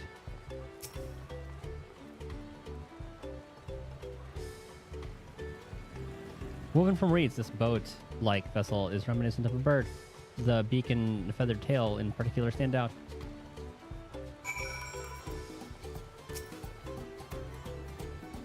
This boat must be woven from the same reeds I've seen gathered into bundles here and there. The plants hold both practical and cultural significance of the Hanu then.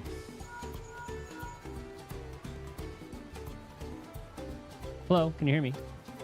I'm told they're ready to receive us now. Come to the large building in the south of the village. On my way. Oh, we gotta hurry over too.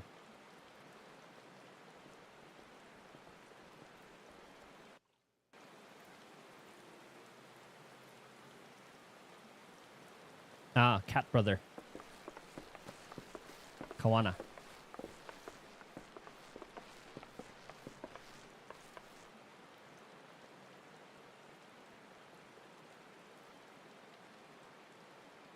No sign of Zorolja or that oversized lout. How much easier it would be if Soralja were to fail here. But that isn't likely to happen.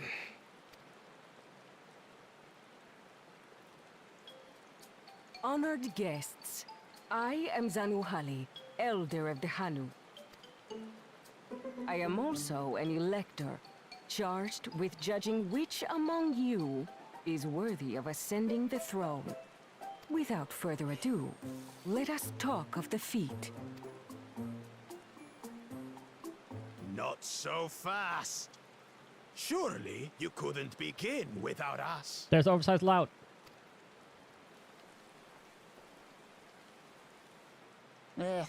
We made it after all.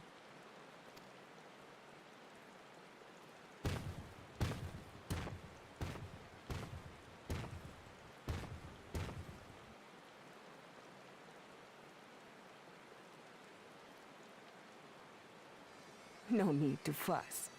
There is no time limit for this challenge. Now, if you would allow me to proceed. It is here, in Okanu, where my people forged a bond with the Dawn Servant during our own chapter of the Tuli Yolal saga.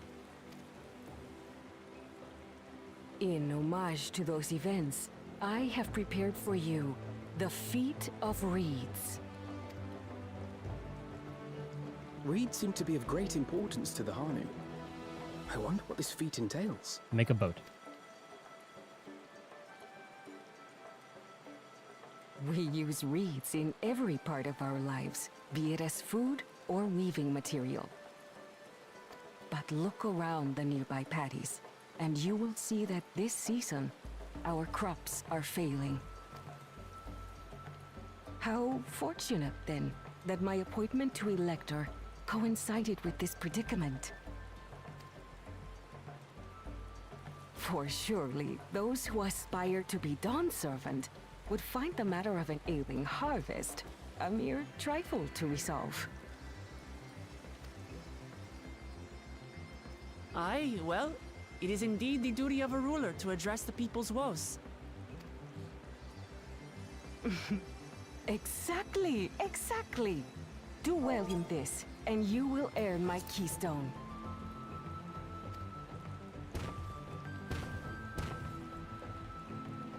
Why bother mucking about in the mud when we can take the stone by force? Oh, mercy me! You are a hot-headed fellow, Bakul Jaja. Some electors may enjoy going toe-to-toe with scrappers like you, but I refuse to entertain your base instincts. Arrangements have been made. Should you attempt to engage a feat giver in combat without their consent, word of your immediate disqualification will be sent to the palace. If you're still feeling feisty, then by all means, draw your weapon. Tell him.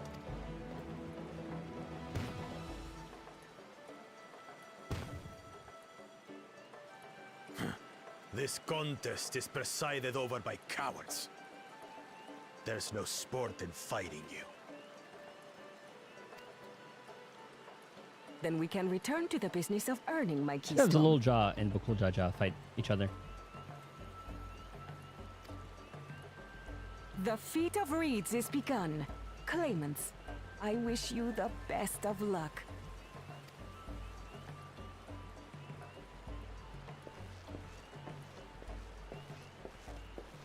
Kawana's knowledge from Charlane's surely gonna help with this a lot. The clever kitty crossed the seas to study foreign novelties. He might know tricks we don't. Tricks we can use.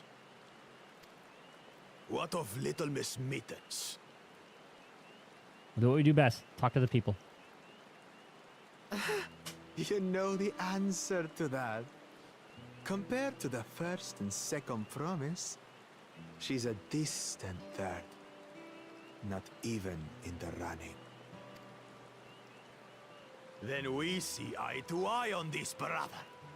Being Bakul Jaja so long with me has rubbed off on you.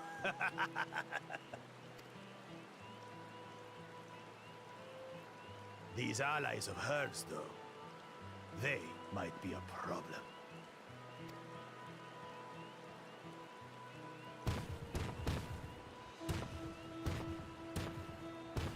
He doesn't know what we've been through.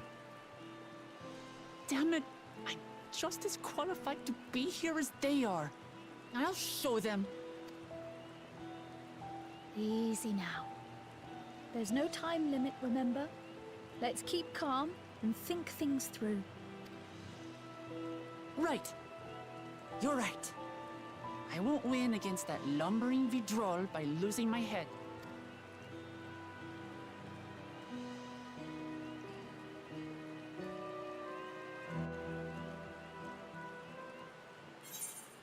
So how would we go about this?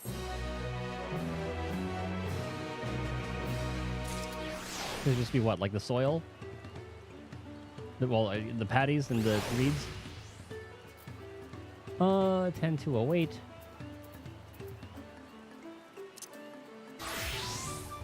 Okay, we'll go Picto again. Not that I intend to gratify him with a response, but Cool Ja's provocations are hard to ignore. Look at Alice biting her tongue. Good for you. Usually the first person to kind of get the last word. So the Hanu Hanu also eat the reeds. There's another way in which they differ from the Vanu. Alphino is very obsessive with them. Or the comparison, rather. I understand not wanting to fall behind, but rushing ahead risks playing into our opponent's hands. Let's not do anything reckless and think matters through. This kind of feat is tailor-made for a rational, educated scholar like Kawana. I don't know the first thing about farming, but if there's a way to save the harvest and help the Hanu, then we're off to, or then we're going to find it. I like the Cool Jaja eat his words. Understanding the nature of the problem will be the key to solving it. We need to examine the reeds themselves and then deduce the cause of their poor condition. Aaronville, will you take us to the fields where the reeds are grown? Of course, follow me. Yeah, it's a smart group. I mean, you have like Alphino, Kryl, Aaronville, Alice, Warrior of Light, and Wuklamad are more muscle than anything, but still.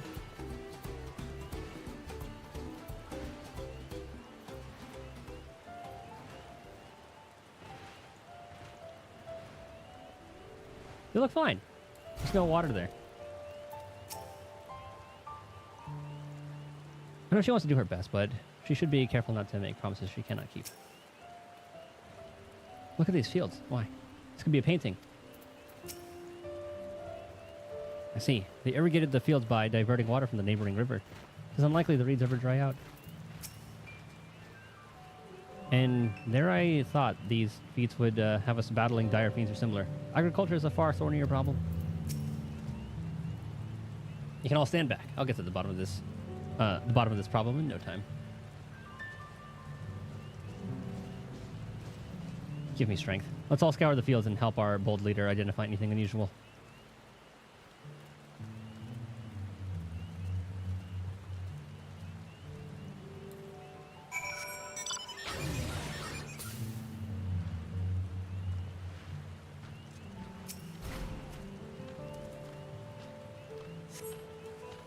As Zanuhali described, the reeds appear wilted and unhealthy. It also probably isn't helping the exhaust from this thing and trampling all over the other reeds. The water contains no obvious contaminants and looks fresh and clear at a cursory glance.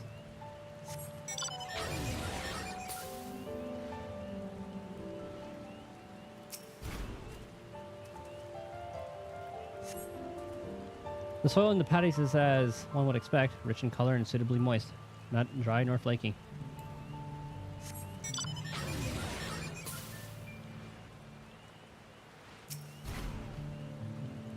Oh, a water strider. A bit sluggish though. More of a water shambler. Where?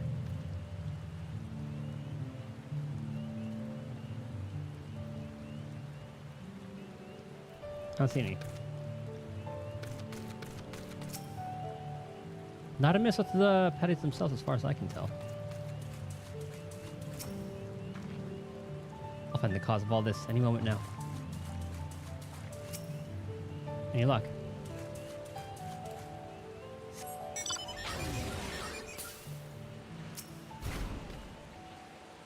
Now where's this last one? Oh. Should utilize my map more.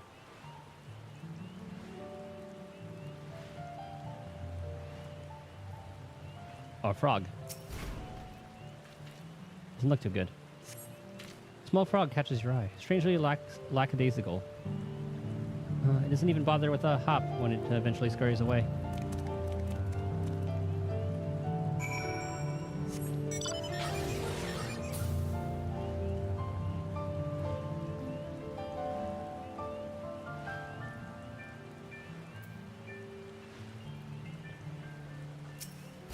Maybe the source is up the river.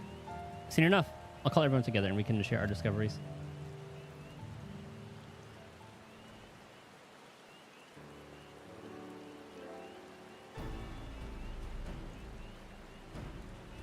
Well, what do we think?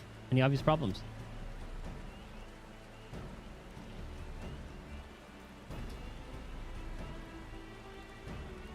I agree. The waters look to be of good quality, as does the mud in which the reeds have been planted. The frogs and insects are unusually torpid. This suggests the problem is affecting not only the reeds, but also the creatures which live among them. Could something invisible to the naked eye be polluting the water? We would need an alchemist to know for certain. Hey, I'm level 90 alchemist.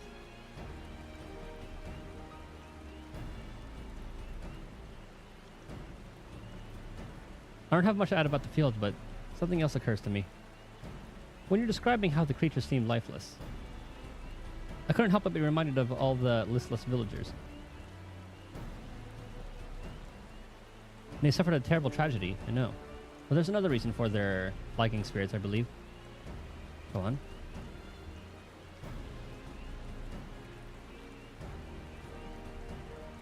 The festival. This is traditionally an occasion for celebration and renewal. But without it, the Hanu are struggling even more to recover. The last time I visited the village was in the middle of the festivities. You'll never see the Hanu more joyful and alive. It's an indispensable part of their culture, and its absence will only compound their woes. So I say we help them put on their festival. Give them a reason to cheer in these sad times. Who knows? Maybe fixing one problem could lead us to a solution for the other. Stranger things have happened.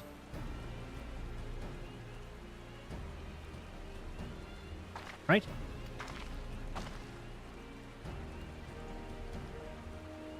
I fail to see the relation between festivals and fields. Let's not be too hasty in dismissing the idea. Things which seem unrelated can later prove to be connected in surprising ways.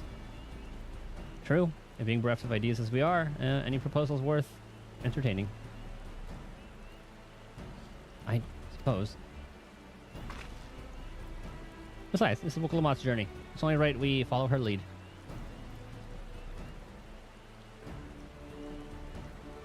Thanks, everyone. By the way, does anyone know where the festival float is? It's like a boat woven from reeds that looks like a bird. Oh, that was that one. And the big building to the north? Let's go and see it.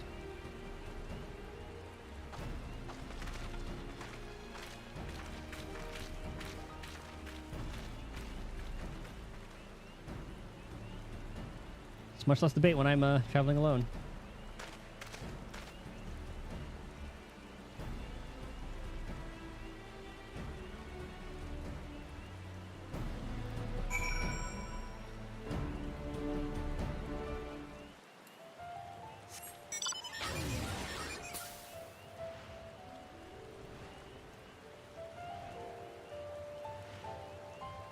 I can definitely see some sort of like ethereal fuckery being the reason. It's also like the sources of all the water. Well, it's the water and all that was fine, but it could be microscopic. None of us like really tried drinking the water.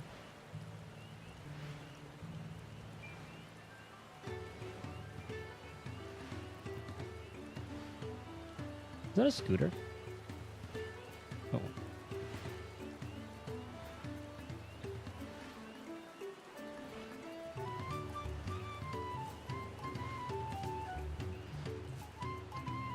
Alright, here we are.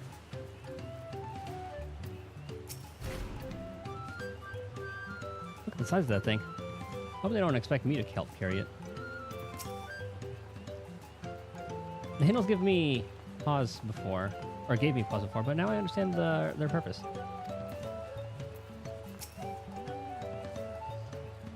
I've never been here during festival season, so this is all new to me too. What a charming float. I wonder what bird was the inspiration for its design. Not the Velagarmonda. Oh, it's missing an eye.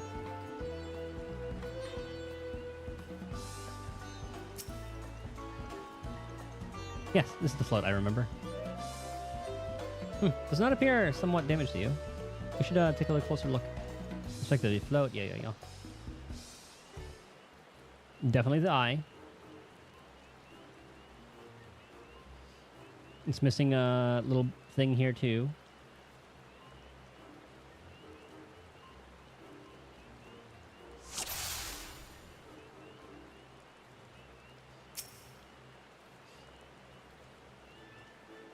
Oh dear, one of the bird's eyes seems to be missing a gemstone. So there's the eye, there's the little ornament. It's definitely broken. How do they lift this great big vessel without all the carrying poles intact? I saw some feathers over here. 3 to zoom? Oh, mouse 3.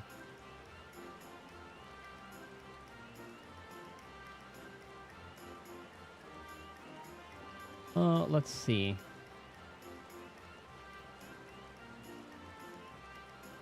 Like, I saw some feathers down there, but I guess that's not it.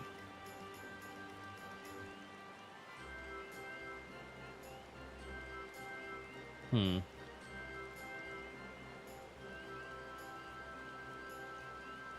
we'll just scan and see if we notice anything. Like, all I noticed was the eye and the ornament.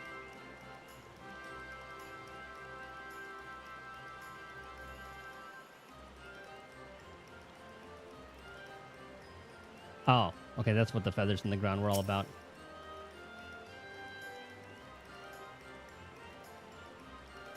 I didn't realize those feathers were so fucked up. Tail feathers have seen better days. I swear the colors were a lot brighter last time I saw them.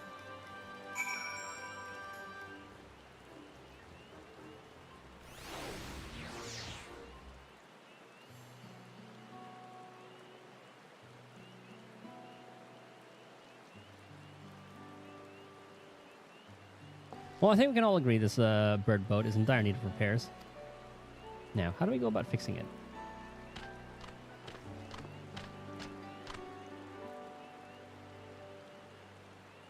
What's going on here?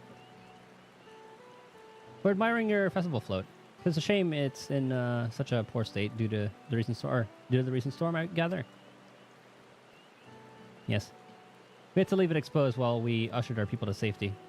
With the float in this condition, there can be no lifting of wings. No Ihehana. Ihehana. That's what the festival was called. I want to help you hold it.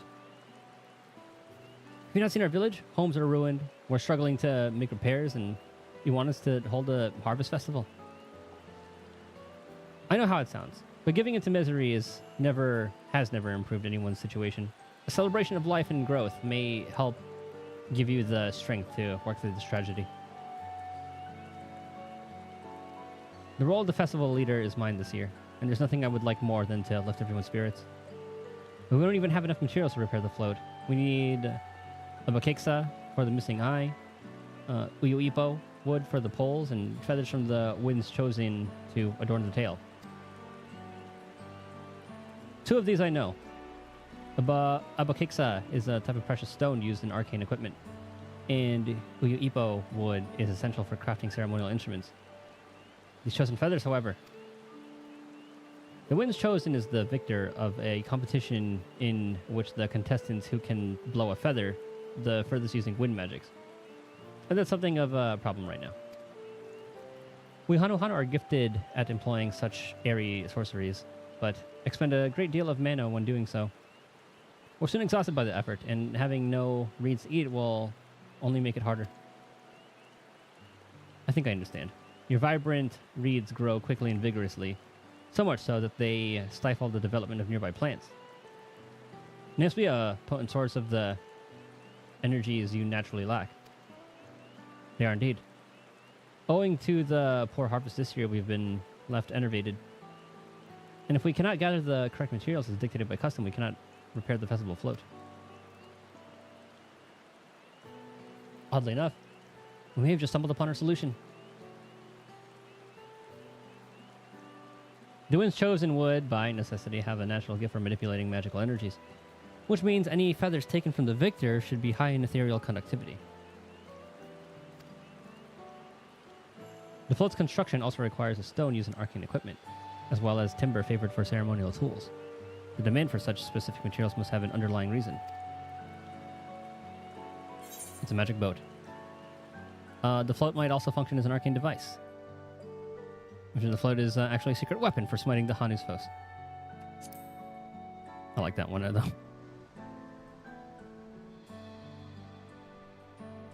Precisely what I was thinking. This boat of reeds is in fact an arcane focus of some kind.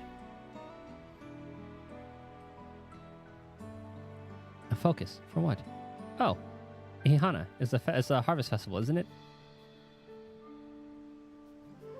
That must mean the float was made to encourage healthy crops. So if we repair the boat and hold the festival, its arcane powers might fix what's wrong with the reeds. We won't know until we try, but 'tis a sound theory. Celebration, prayer, ritual ceremonies. These have all been known to elicit miraculous effects. Wait. The float, a tool for magic? This is the first I'm hearing of it. In the beginning, it may well not have been. After a good harvest year, there would be no reason to change it. But when the harvest was poor, new adornments were likely added, and those who performed the labor may have imbued their work with ardent hopes for a brighter future. Through years of trial and error, the Hanu would have refined their festival float into a focus for harvest prayers. Incredible. Anya are practically fainting from hunger, but reviving Ihehana really does sound like the solution to all your woes, and I promise, we'll do everything in our power to help you. I'm still convinced about this focus business, but I accept your aid nonetheless. I'll introduce you to the shipwright who's been maintaining the float these last few years.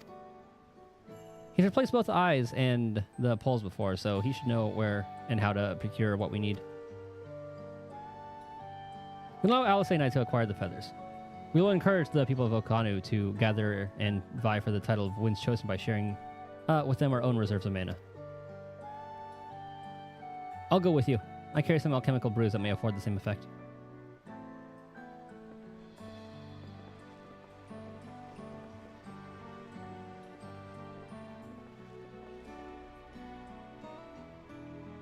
And that leaves us. And the three of us will visit the shipwright then. Now without me, I work hard to fix the float as best I can, and the responsibility is mine after all. I've not introduced myself, have I? My name is Linu Hanu. Nice to meet you, Linu Hanu. And certainly, let's all go together.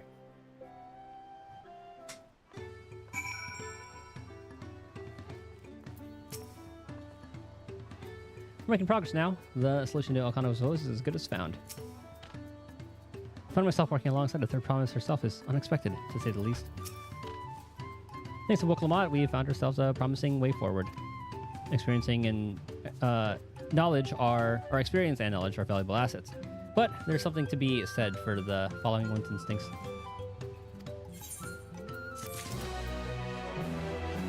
$11,256.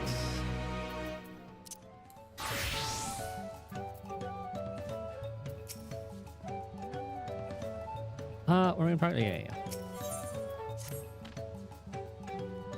Are we getting a million XP now?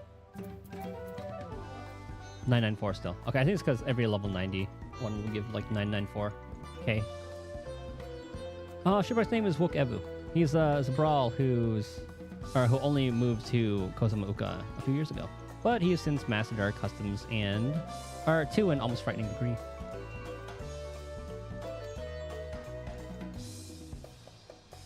He's especially strict when it comes to manners, so make sure to offer him a proper Hanu Hanu greeting. We wouldn't want to offend him right before asking a favor. Proper Hanu Hanu greeting. Oh, that one. Don't worry, I remember how it goes. Then we shouldn't have any problem. She's gonna mess that up, isn't she? Let's head to Okbek Bay, to the east of here.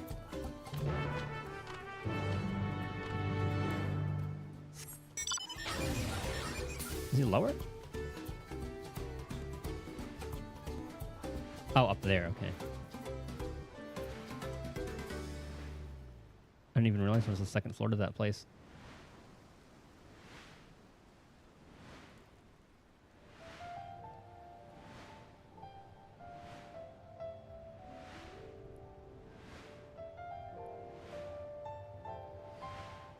I'm gonna start drinking my warm honey water again.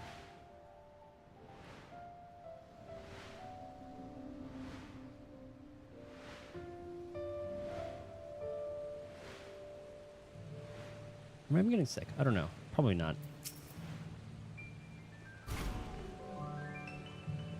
Ah, it seems they have a place here where visitors can stay. Looks cozy. Oh no, I want to talk to local Lamat. Oh well. Nizakbekbe, the village of all. And those who drift into Kamakuza or Kazamauka from Tuliolal and elsewhere are welcome to live here alongside the Hanu.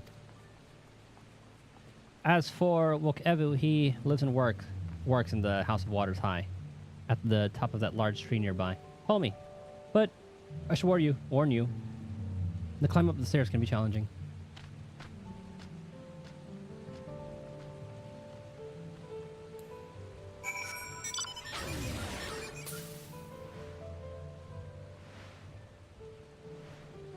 This place is really cool. It's a large tree. Oh, yep. Large tree, all right. It's etherite, or what's it called there?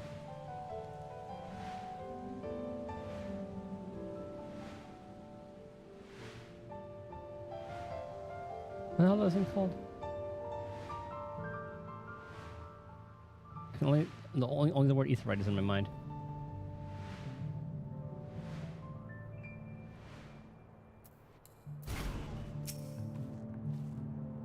We are hoping to enlist the man's aid, so it pays not to be rude in any case. Ohokaili. Ohokaili. I should mention that Wokebu isn't only a stickler for etiquette. He's also, well, you'll find out soon enough.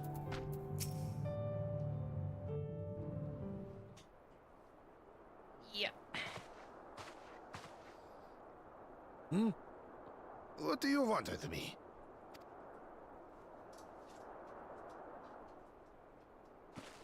Right. The greeting. Okay, do the hand motions too. Oh, Kali! It's a Hokai or something like that.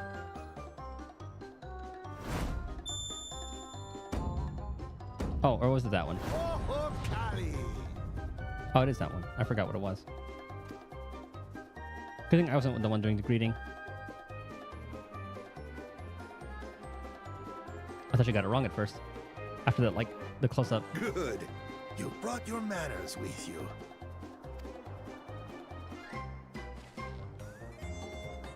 When in Ukanu, do as the Hanu do. For a country as diverse as ours, the preservation of harmony demands that we respect the cultures of all peoples who call it home. Well, that explains your familiarity with Hanu customs. And you speak truth, of course. To live together means to learn about each other. Ah, I appreciate an open mind. In fact, I get the sense we've met before. Last festival, maybe? Is she gonna have a traumatic flashback? You're Wuklamant. Oh god, what did she do? Oh, what an unexpected honor for Oh, an honor. Okay, good.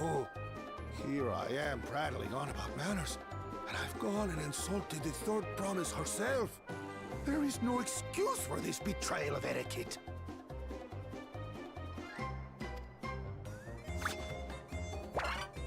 Please, take up your axe and claim my impudent head. Oh my god. Not? Keep your head. I hate formalities anyway, so forget about it, alright? All right then, consider it forgotten. How prompt. We're actually here about the Ihihana float. It's in bad shape, and we need you to craft new carrying poles and a new eye. I'm told you work with Uyuipo wood and a certain kind of stone? Abokisha? Oh, Keisha. That I do. The X is a But sh while sound. I would like nothing more than to offer my services, I just used the last I had of both those materials. My lumber in particular went to fixing homes damaged by the recent storm. Which is fair. I'll need 10 days or so to restock. Hey, I have a gatherer. I can help. We can't wait that long. If you tell me where to go, I'll gather them myself. What? Send the third promise out on an errand like some common lackey? That's utterly unconscionable. A gross violation of social protocol. I told you not to worry about such things. All right then. I shan't worry a whit. I mean, all these trials are kind of just that anyway. At least so far. First one, get a llama.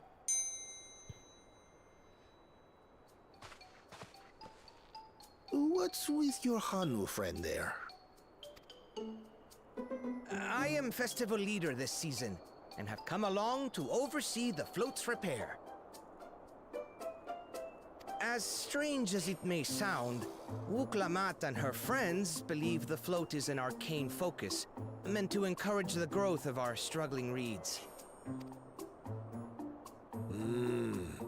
Too many Hanu have forgotten, it seems. But that is indeed the true purpose of the lifting of wings. Your education is impressive, Third Promise.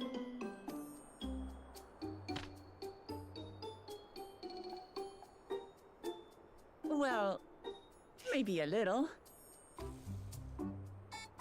Allow me to show you where to procure Uyuipo. We can leave the Abokisha to your friends, I presume? Take yourself to Cave Kikitora Yeah, that was a rock, or yeah. thereabouts, and you should find the stones you need. Kikitola.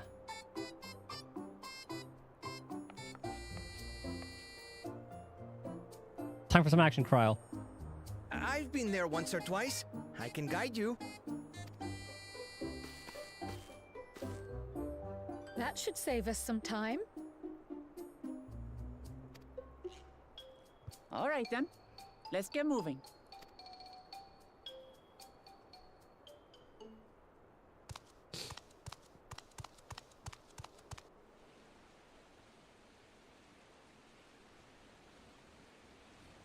Gonna be stealing our homework.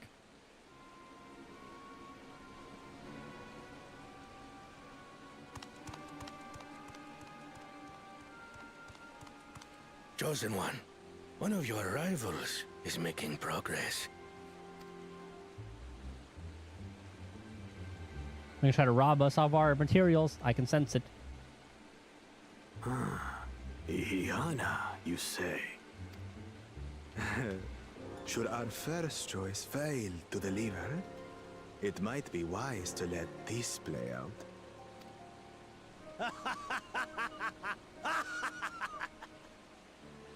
The third-rate promise is making herself useful after all.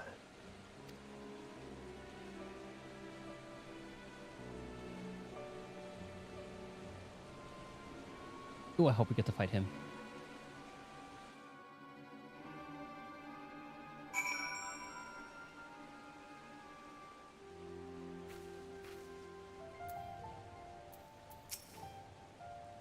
Rather an eccentric fellow, but I feel his heart is in the right place.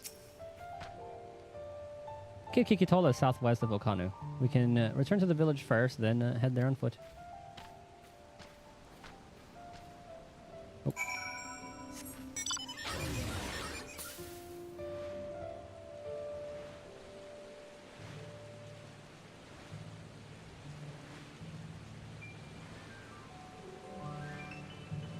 I wonder how close we can get to that. How big is this area? Pretty large. Yeah, so far the maps are massive.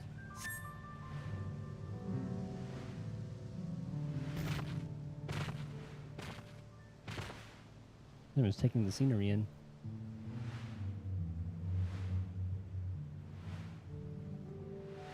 Looks like it could be like one giant turtle.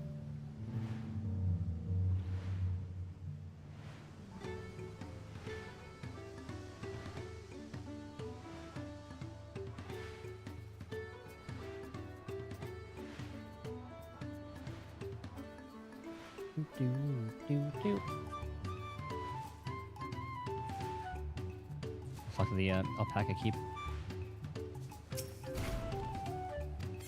In the event I decide to take the alpaca.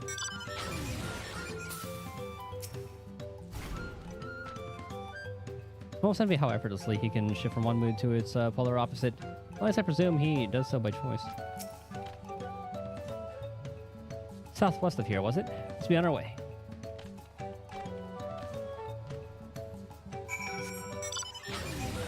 So we're getting the rock? Oh yeah, so it's in a little cave. What's this supposed to be?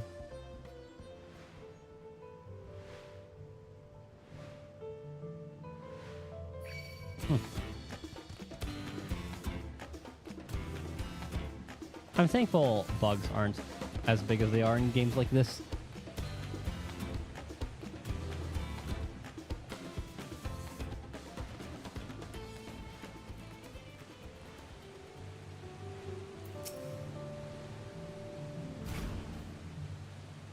Oh, look, you can see the falls at the back of the cave. These halls must have been carved out by the constant deluge of water from above.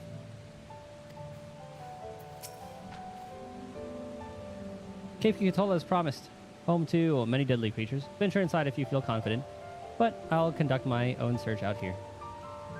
You can spot Ra Abakiksa by its green-hued glimmer. Bring anything matching that description to me. What?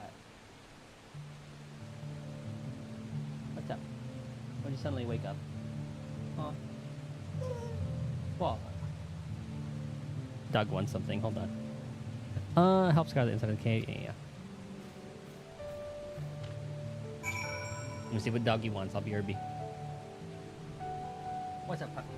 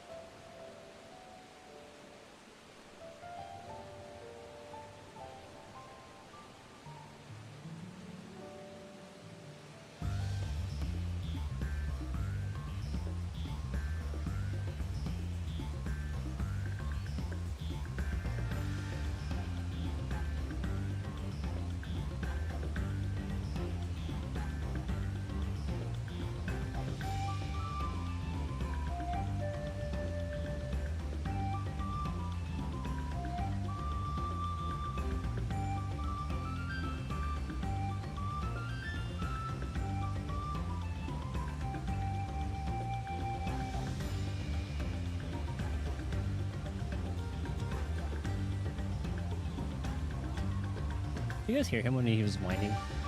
All he wanted to do, he just wanted to go outside and bark at something. I think he just wanted to pee, but he just wanted to go outside. He's like, hey, I'm here. I'm looking to send you into danger for the sake of the float, but you're willing. Doesn't seem like it'd be that bad in here.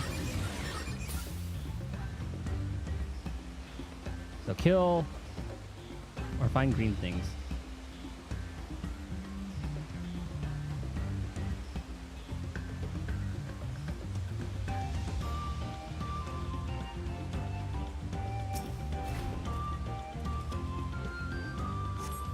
Upon closer inspection, you find the glimmer you spied was just light reflecting off the water. Oh.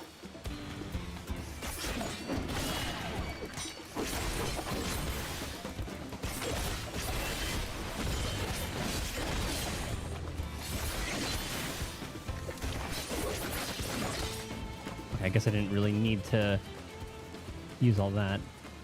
Is that? We're gonna execute. That's reawaken. Okay. That is on a timer. A chunk of stone glowing in a distinct shade of green. Seems like the exact kind of mineral.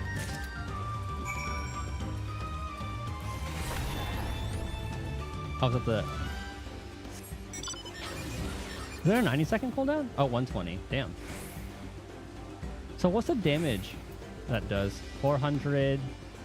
So they're all AoE. Increases 600 when executed after 3rd generation.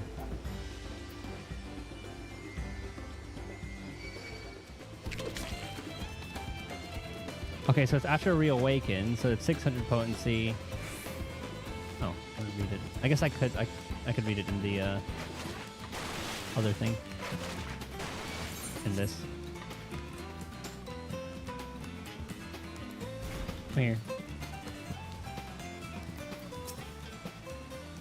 Some of the cave's inhabitants took umbrage at my presence. It was nothing fused, which is my brush couldn't handle.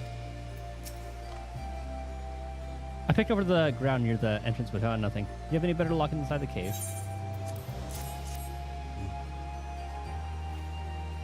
Yes, this is Abokisha. Along with cross contributions, we have more than enough for our needs. Stones you've brought shine very brightly. Thank you both. I was wondering we get attacked.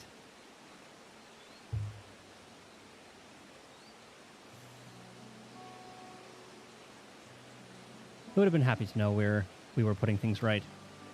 Truth be told, a good friend of mine was meant to be a festival leader for this year's Inihana. But when that big storm hit, he did not survive. And fell on me to carry in his stead. That was why you agreed to Wokalat's request, despite your initial reluctance. Yes. It hurt to hear, but she was right. Though I must mourn, I cannot let my grief consume me. Her words made me realize that the path for my recovery, our recovery, is already laid out before me. And I will walk it, for myself and for my friend.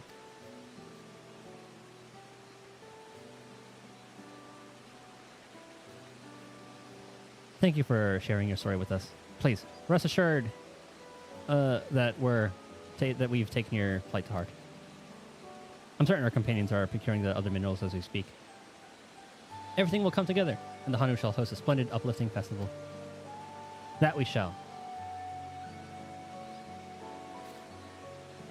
With that, let us return and deliver the Abokisha into Wokavu's waiting hens.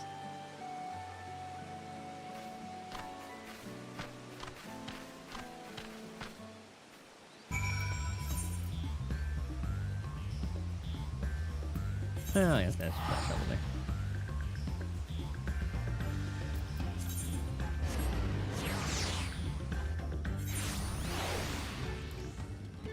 That's not when everyone's rocking the fast bike. And then before I talk to him, I'll see what the dog doing. And then I need to clean. Oh yeah, I definitely need to clean this.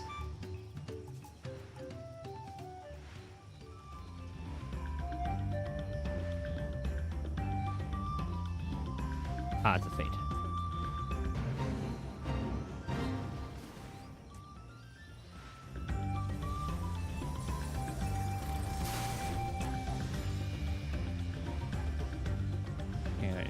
go up that big old tree.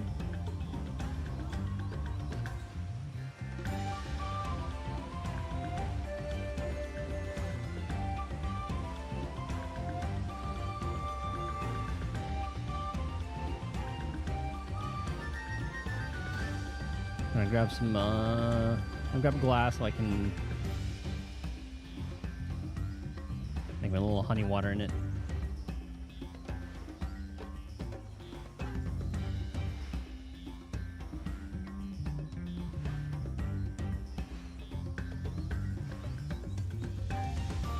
Oh, the views from this place are great.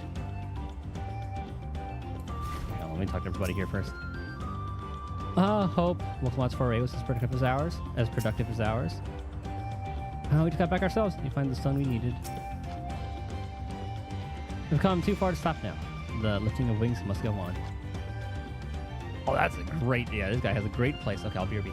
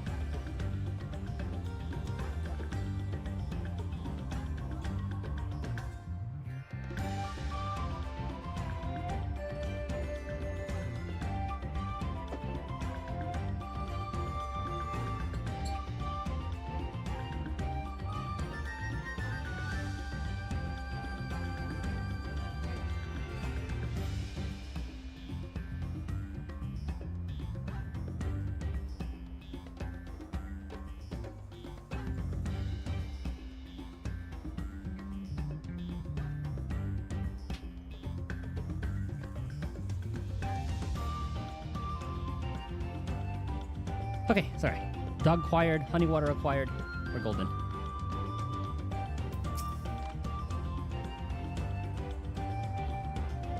Thanks to the third promise in her mighty swings, we've collected some suitable logs of Uyu Ipo. What of the Abokisha?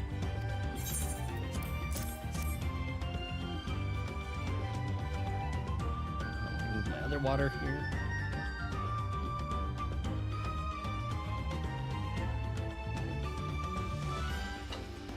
Okay. Yes. They are excellent samples. A good quantity too. At this stage, we've likely surmised that the lifting of wings encourages the crops to grow. But not exactly how, eh? Well, you're in for a treat. If it all goes to plan, the result should be spectacular. Now, to get to work crafting these pieces for the float, I could use an assistant versed in the arcane arts to enhance the Uyu Ipo's conductivity. I could be... Oh, Kryl. Oh, yeah, Kryl's a better one for that. And I'd be delighted to help.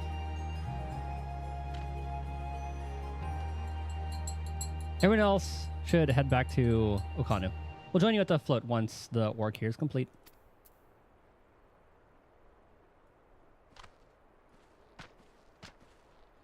Yeah, this guy's got the best spot in the map. Holy. I'm excited to see how Inihana turns out. The final touches are fairly routine and shouldn't take long. Go ahead and wait by the float.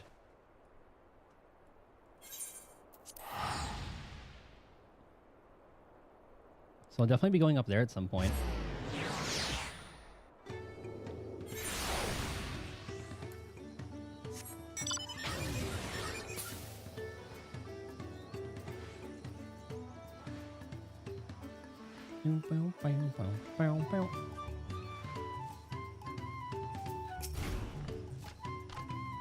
As Wokevu said, the festival is really is a spectacle to behold.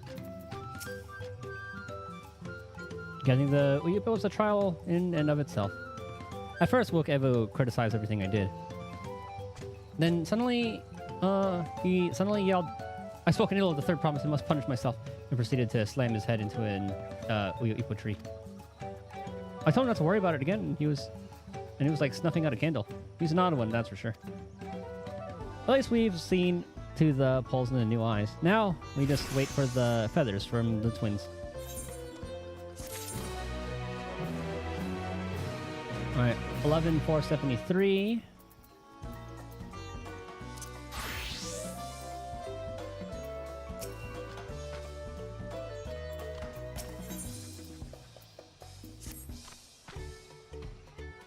We should get some rest before the excitement begins. Okay,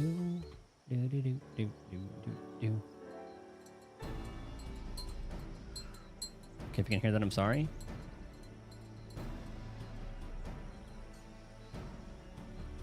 Over there, by the float. Isn't that the third promise?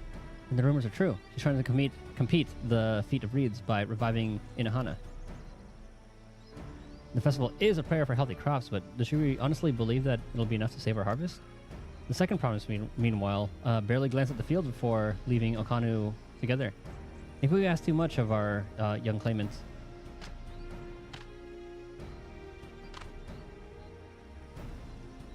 Oh, I wouldn't be too quick to count Koana out. A friend of mine overheard him muttering by the reeds, something about what needs to be done. Is that so?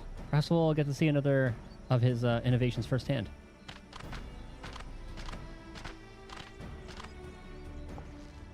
That sounds like our Koana. One look at the reeds was all he needed to think up a solution.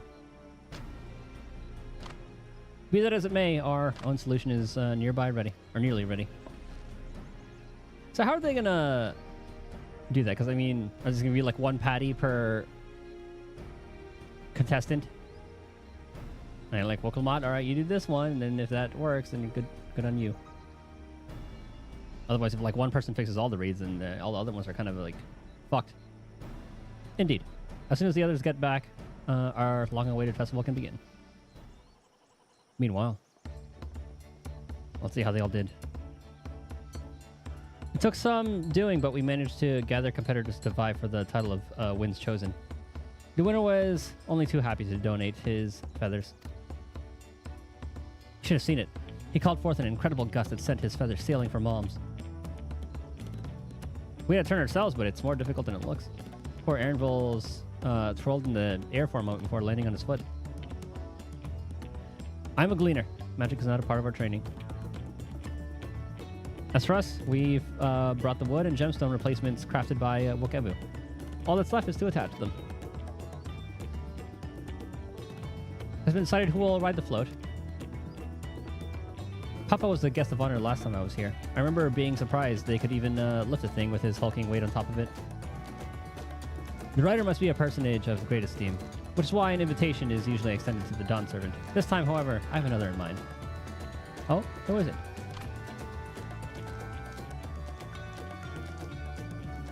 Our beloved Inihana, lifting the wings, is only being held because of you and your companions. That's why I nominate you, Wokelmat, as our guest of honor. Huh? Me?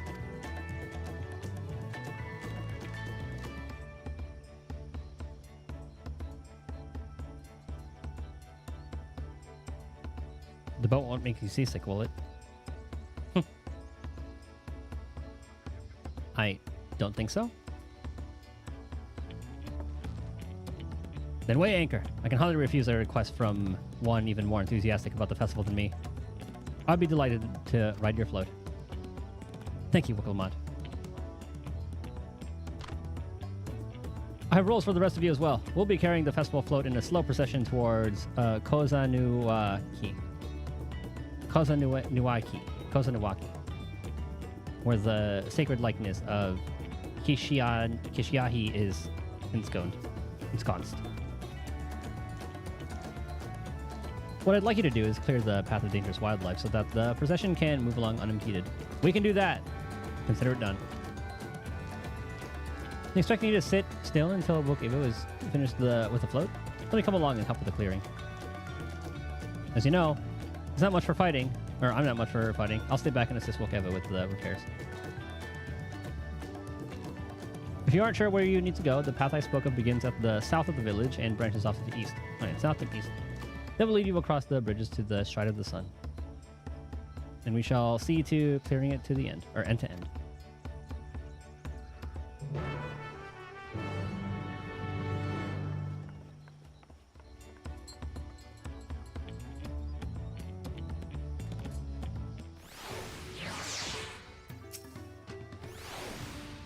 The Inihana procession often runs afoul of territorial creatures on the way to Kozanuwaki. I would greatly appreciate you removing these threats in advance. I'll get to work. By the time you're done mashing monsters, the float will be good as new. With my lack of combat skills, I would only get underfoot. Happy hunting. Alright.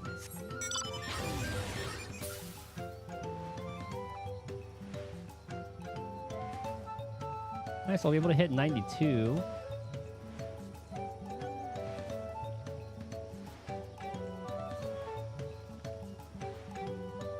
So maybe after today's session, hopefully we'll unlock the first dungeon, then I can level in that for a wee bit. Maybe just like 93-ish. Just so we're ready for like the next dungeon. It usually goes like 1, 3, 5, 7, 9. Well, if it's at the ready, I'll make short work of this task. If the float functions as I think it does, it would not be... Or I would not be surprised if it were attracting the creatures. The concentrations of ether would be an irresistible lure. The degree to which Wokevu pursues his interests is remarkable. Apparently his studies of the Kozamauka region were so invigorating that he decided to move here and immerse himself in the culture. As Lino Hano said, the Kozanuwaki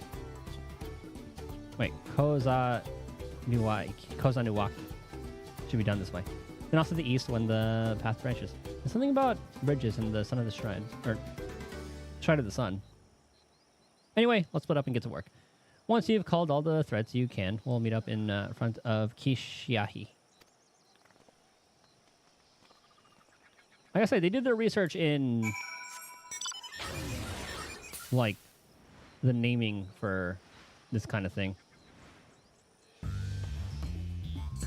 Is this cold enough to drink yet? No, ow. Hot.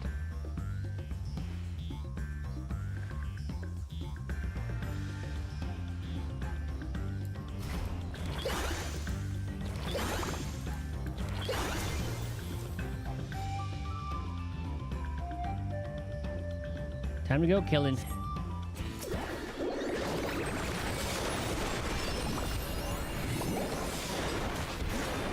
Good God.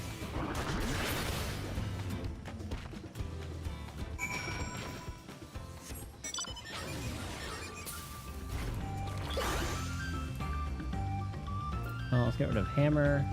Oh, I can't. Okay.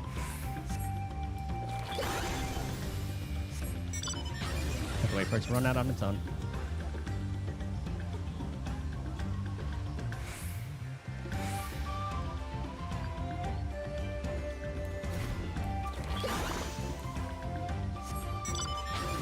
I'm using Painter in PvP. I did really well that the one game I did. More like 4 kills, a lot of assists, no deaths.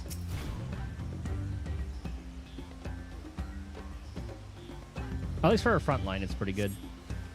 Is that what we have to kill?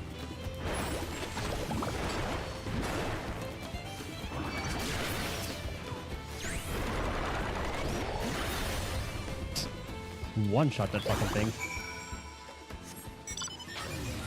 I bet they get like 2 charges at 90. Oh.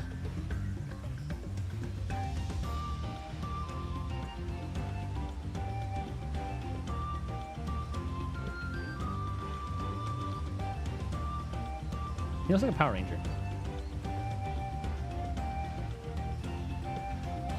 Welcome out, you doing good?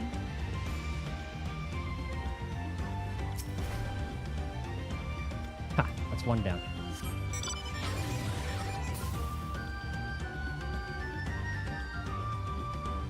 There's Shot of the Sun.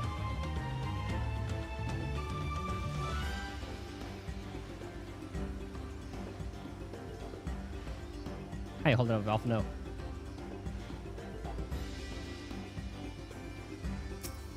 Ah, of course, he has to kill the frogs. That's right, we'll soon have the route to Kosanowaki secured.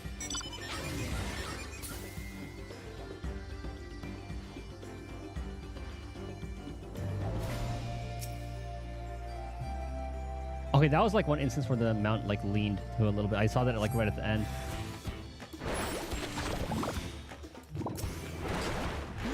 Okay, this is a ranged attack.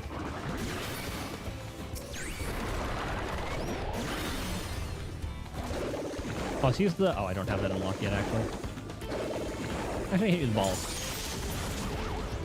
Oh, it turns into arrow.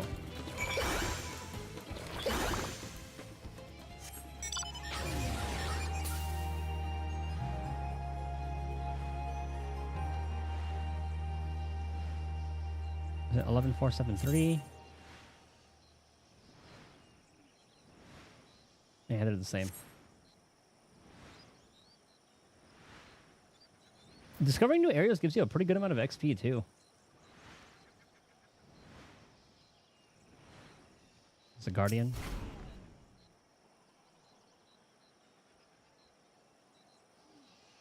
Looks kind of cool, though. I can see that being like some sort of boss.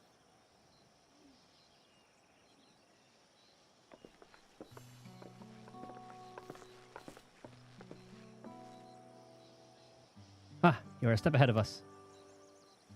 This means a likeness of Kishiahi, the Hanahana deity of the harvest.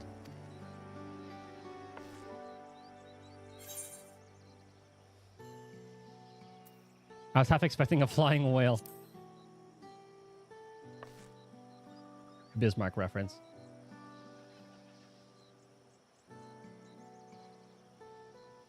Whale? Why a whale of all things? Anyway. I said that Kishia here was worshipped on another continent. This ancient faith was then brought to Tural by the first Hanu. Bismarck Prime. The Hanu migrated here from another continent. They may have the two do share a common ancestor. It's all very fascinating, but Shouldn't we be getting back to Linuhanu? I want to know the path is safe for the procession. Right. I need to ride on the float. I'll run ahead and tell him we're done here. I thought he was going to ask us to, like, carry it at first.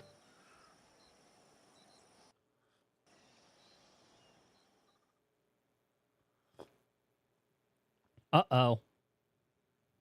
What did the two-headed fuck do?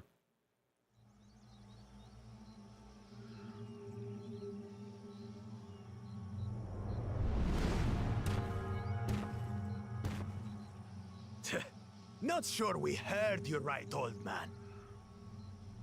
Why don't you say that again? As many times as you'd like. The third promise tasked me with repairing this float, and I'll not relinquish it to an uncultured brute like you. Much less one that can't even manage a simple greeting. We wanted to handle this in a civilized way, but we're more than willing to kill you. I'll disqualify him. Well, we have a two-headed problem. Yes, please hurry. Actually, it's only the electors that we'll get them She's on her disqualified. way back already? Stand back, Wukevu! I will protect the float! Are you trying to be brave, little bird? I could never have repaired the float alone. Not properly. But thanks to Wuklamat and her friends, we can hold Ihihana again! This is a priceless treasure! And as festival leader, I would die to protect it! Well, at least you'll join your friend. Very well, if that's what you want.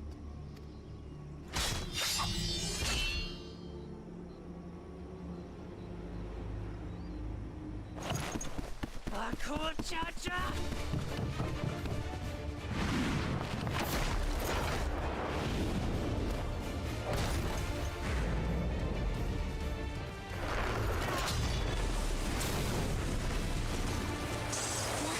Is that Primal Ren? I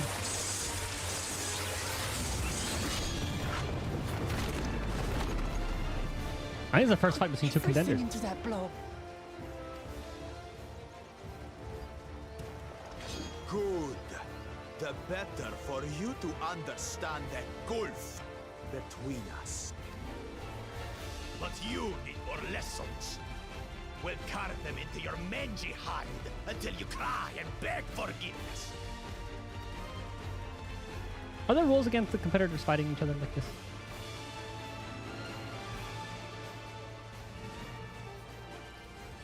Oh, the squad.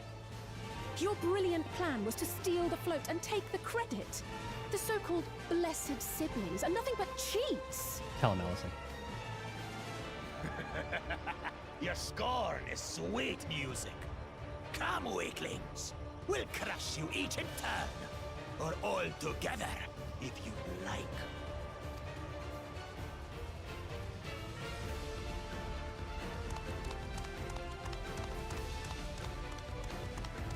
Calm yourselves, chosen one. If you fight in earnest, this will end in a massacre. He doesn't get what he wants. We have word that our other prospect is on the verge of success. Then it would be foolish to expend effort sweating nuts. In 16 and Ceiling, like I would have known who did the work anyway. I sure want to see what the rules are. Lucky for you. You never said is it about the end product? Who's going to be stealing it or what? Well, the selector is nice about it anyway. They're a fair judge.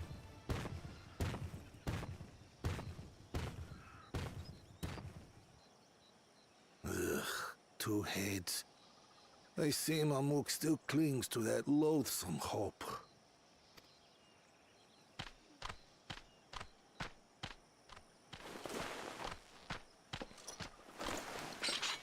to us, Third Promise. You're not dying, are you? So far, only rule I know of. Yep, that's the same one I got. So it doesn't really matter who did it at the end as long as you don't attack them.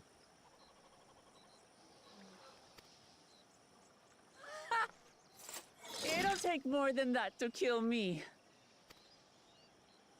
So, are we having this festival or not? And you probably can't kill the other competitors too. Or else I'm sure it would have just gone to that already.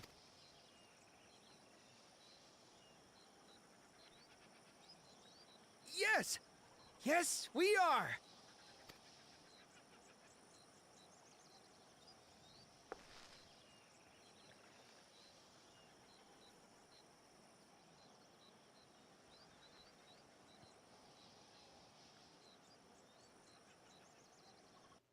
His look reminds me of the Ron Soap in 10. Can't believe I'm forgetting his name. It's been a very long time. I'm gonna start with a B.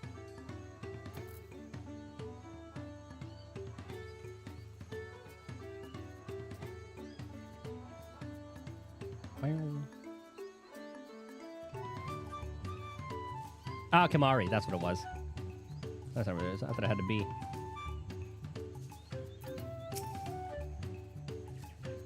Don't know any more than you do at this point, but I have a feeling he has plans to take our stone. Probably, yeah. It's kind of like a... what's it called kind of situation. This is just like a little rat race.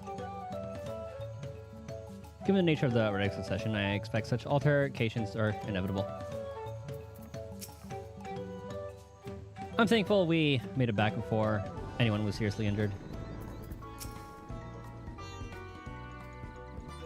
He waited for us to leave so he could steal the boat. A coward and a thief. If I've learned one thing in my life, it's that poor manners often betray poor character. A tense encounter. I'm thankful Alphino thought to share those link pearls. That's true. That did come in handy. I'm glad we kept the float out of Bukul Jaja's clutches. Oh gods, he brushed me aside like I was a bothersome gnat. Thanks for coming to our rescue. I tried to protect the float, but against that two-head, I may as well have not been there at all. Nonsense. You stood your ground and brought us the time we needed to make it back. You're incredibly brave. Your friend would be proud. 12, 4, 6, 8.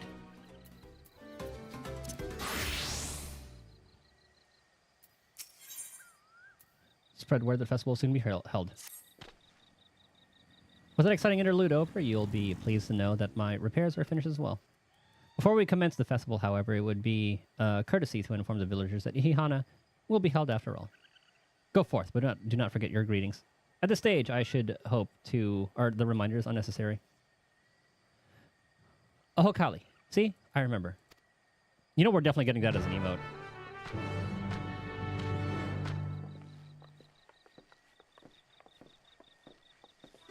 Say, oh, Kali. Oh, there you go. Well, maybe that won't be an emote, but we'll just be saying it.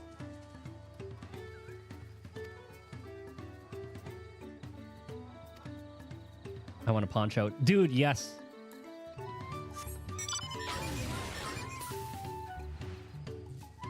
I want a poncho. I want a alpaca mount. They can't not give us an alpaca mount after how much they've been showing it. Sniff. So much has been taken from us. Why even try? How do you spell that? Oh, Kali. Let me copy and paste that. Oh, Kali. What? The float is fixed? Our fun friends would be glad to know that Ihihana will be soon underway. They would have wanted us to honor them with celebration, not let their loss deter us from it. I must go and enjoy the festival for those who no longer can.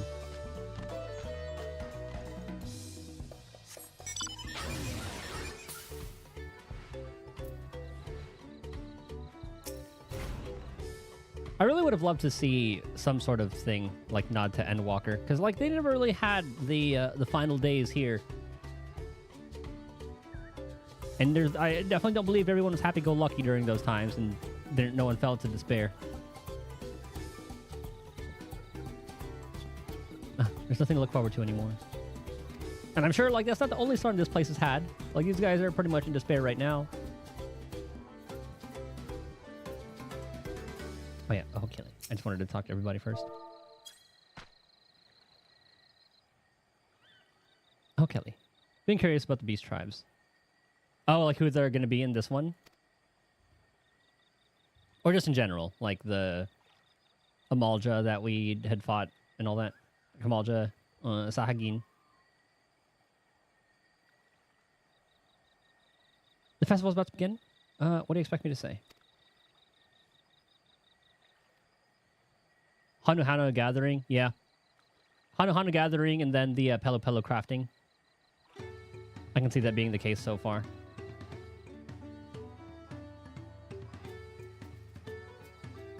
Besides, of course I'll be there.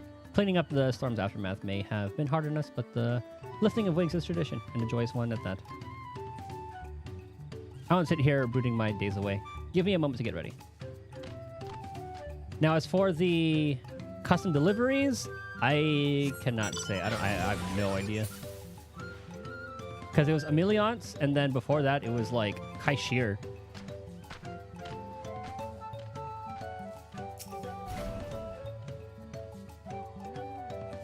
Ugh, what's that? The Ihahana. Life feels so empty.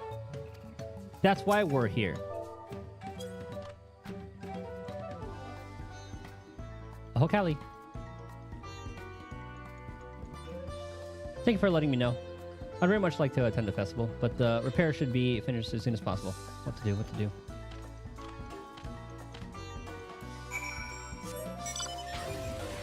The last one.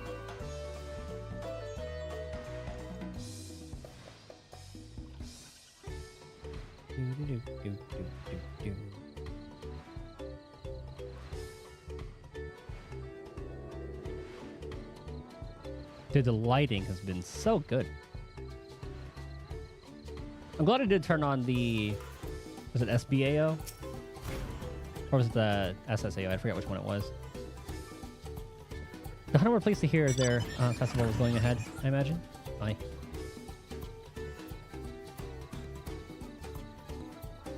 That as well. Once your friends return, the lifting of wings can begin at last.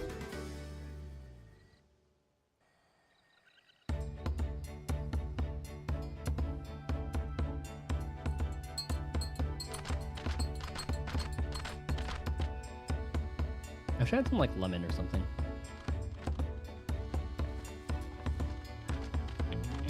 Oh, actually I have calamansi. So few have come. Patience. Once Ihihana gets underway, no Hanu will be able to resist joining in. Just so. Ukewu knows well the heart of the Hanu. Have faith, Third Promise, and climb aboard the float. It is time for the lifting of wings. Are other Hanu going to be carrying it? Right. Off we go. So far we only have like one. Titus can barely reach that. Ihihana is a prayer for bountiful harvest. But this is not its only meaning. It is also an exchange of pledges between rider and bearers, a commitment to a long and fruitful friendship. Listen well, friends! The personage we bear today is Wuklamat, the savior of our beloved festival! Let your shoulders burn, or your feathers fall out, but do not even think of dropping her!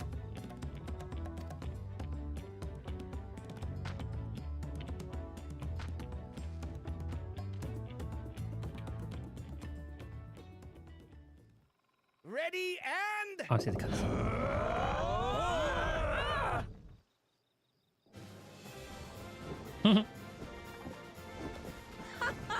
I could get used to this. I thought they would be going a little bit faster than that.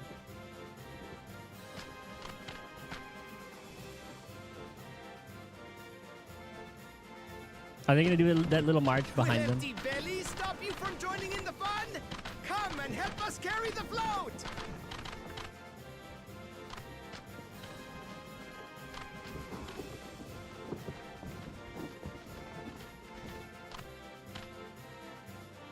Well, well, well. To see the day that Dawn's promise would ride our boat again. We've not had the honor since you were here, Gulul Jaja.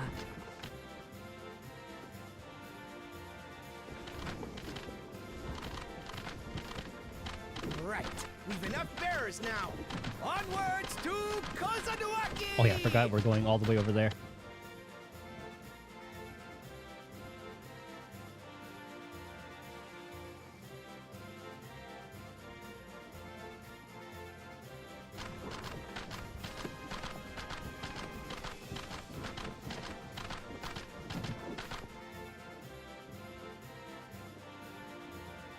And then the primal awakens. Can you imagine? But I mean, these are with good intentions.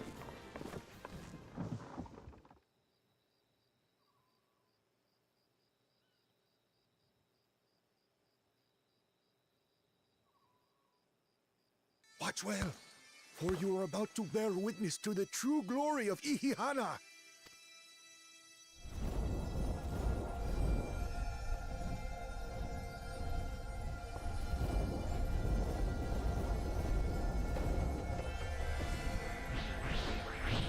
Our ether. The float draws upon our life force, concentrating and amplifying the energy. Yeah, are we just taking part in primal summoning? Keshaihi then receives that energy and expels it in a great burst, where it showers down upon the land to replenish its vital currents.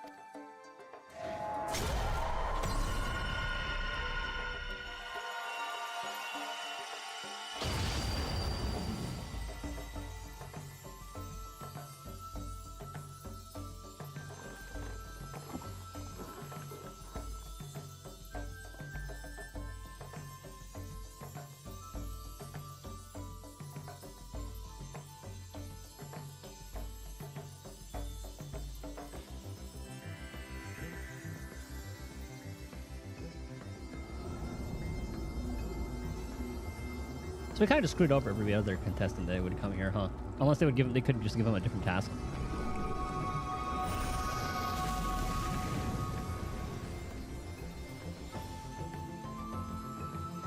Then we need one of these at our sanctuary, so things can just insta-grow. It worked. Or our housing Like a plots, we can get like the literal charm. Thavnarian onions. The float really was helping the reeds. That was amazing! To think that such a thing was even possible!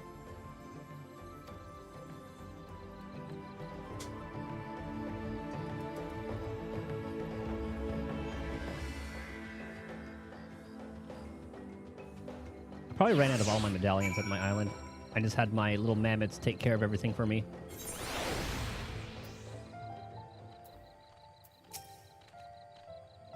I wasn't sure what to expect, but the festival was admittedly impressive. Even deprived of their usual sustenance, the Hanu seemed invigorated the moment the festival began. Ihihana truly is magical. I told you, didn't I? Spectacular. I was too quick to dismiss the idea that the float had arcane properties. I think I wanted to believe that no one knew more about Ihihana than me. As it turns out, there are many things I've yet to learn. With their fields rejuvenated, the Hanu too might finally replenish their flagging reserves of ether. I was to take a turn riding the float. What? It looked like fun. Don't pretend it didn't cross your mind. Should I have left the float behind like that? I was so excited to see the reeds. Nothing to worry yourself over. My brethren have been swept up by festival fever, last I saw. Last I saw, they were taking turns at the carrying poles on the way back to the village. Please feel free to look over the fields and enjoy the sight of what you've accomplished.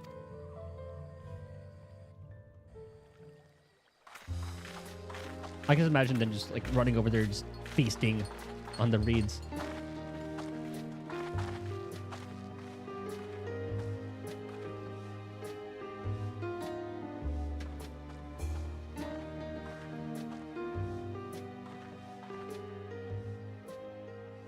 Some of them still look a bit sickly. I imagine even the harvest magic has its limits.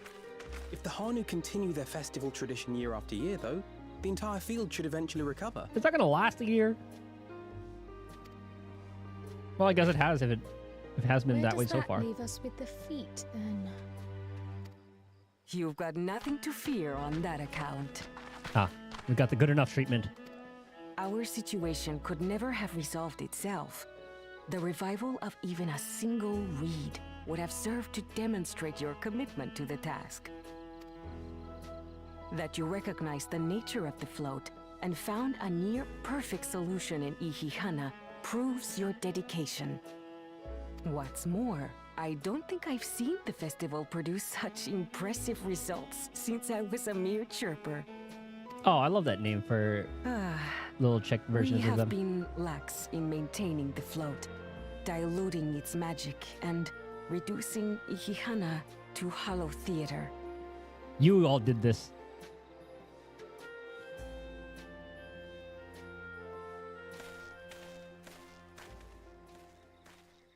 Kona! I was delayed by an unpleasant encounter, but it seems I arrived at a good time. I was going to say, like, I did this. The problem was up the river. Well, we saw the ether replenish all of them. Oh, he's going to bring his own thing. Oh, yeah, just pop some fertilizer on it.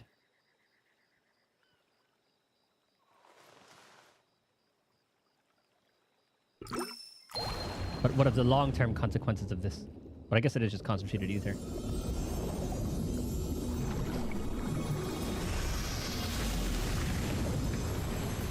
I want to see how he took care of Bakul Jaja. Oh, isn't that wonderful? What? You just pour in some mystery liquid and problem solved? Because those are definitely the problems that he Stagnant encountered. ether was to blame for the reed's poor condition. I assumed that was an alchemical concoction which enhances ethereal conductivity. It utilized the flowing water as an ethereal current, thereby promoting the transfer of life energies. A method I could not have devised without the education I received at the studium and the cooperation of my Archon allies. From one student to another. I mean, he should know who Alphino is. And Alice. Archon allies? Yo, that's, yep. You see, Lamachi, this is why we need to embrace foreign knowledge and technology. Yeah, that's definitely Urianger. And Thancred, but we know that it's more Employed Urianger. appropriately, they make light work of what would otherwise be arduous labor. There's no need to lug around heavy floats. It's about the tradition. Well, you always were the clever one, brother. I love the different approaches to all of these. They characterize them pretty well. Your approach was no less effective, Wuklamat. It achieved the same result. Indeed it did. And you enjoyed the festival, yes? I did. It was so much fun. Having visited your village before, I thought I knew everything about it. Dude, I want that jacket. As it turns out, I knew very Duster, little whatever it's called. about the reeds, about Ihihana. He's learning about the people. With all I've learned this time, I feel as though I've really come to know the Hanu. That's what I'm saying. I like you even more now than I did before.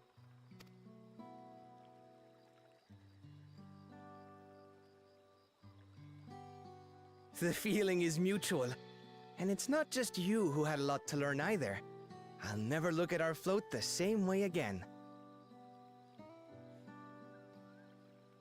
Yeah, I've been trying. It's been tough for me to place the accents for all of these people. The two of you have exceeded expectations. Come forth and claim your stones.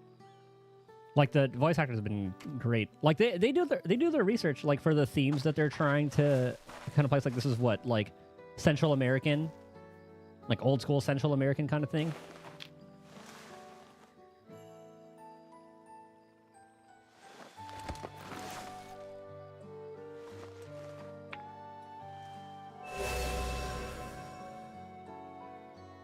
Five more to go. It's really cool to see them go for like these kind of settings. Like you don't really see well maybe in like something like Indiana Jones or like Tomb Raiders where you would see like Incan, Mayan, all of that kind of stuff, but it's really cool to see that here. And on to the next.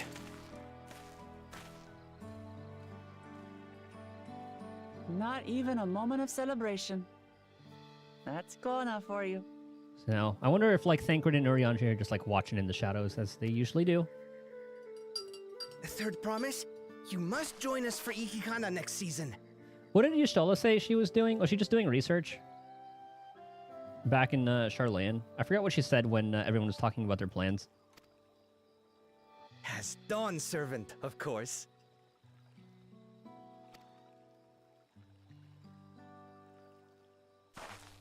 Right. It's back to Tulihiola for now. Thank you for having us. I look forward to seeing you all again.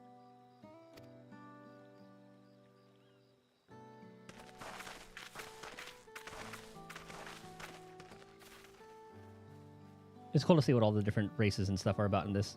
Tomb Raider, they're adding Lara Croft to Dead by... What the... Wait, what? As a These survivor? are interesting times indeed. Does Dead by Daylight make enough money to like get all these licenses? Like they just got Chucky. They had like Chucky, Scream, hold on, let me look at the list of like killers and survivors. They got fucking Nicolas Cage as a survivor. On the most recent PTB. Really? Huh. Bro, I forgot about how they had fucking Nicolas Cage in that. Xenomorph? Wait, they had the Xenomorph in that, really? Bro, like, that's what I'm saying. Like, they must be making a lot of money from all the... Actually, does it have microtransactions? I forgot what it was. Because blood points are just earnable through gameplay or something. Do they sell skins, maybe? Or just, like, even just straight up, like, sell the killers? It's been a while since I played DVDs, so I don't know how their shop works. They have microtransactions in the form of DLC and skins. Okay, so do the DLC include like the killer, survivors, and maps? Killers and survivors? Okay. Interesting times indeed. Battle Pass, classic, yeah. Which I guess are enough for all the licenses that they can use. The concoction was brewed by Kona himself. It's a test vial, but it should contain the same reagents. Kawana, God, I hope you scammed these guys.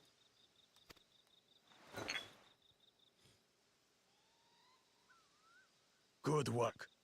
We'll use whatever we must to win. For win we must.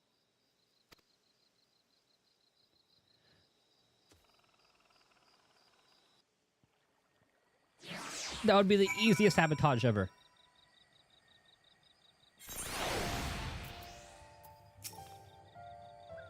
While Kawana seems a decent sort, he strikes me as a man who likes to keep others at a distance.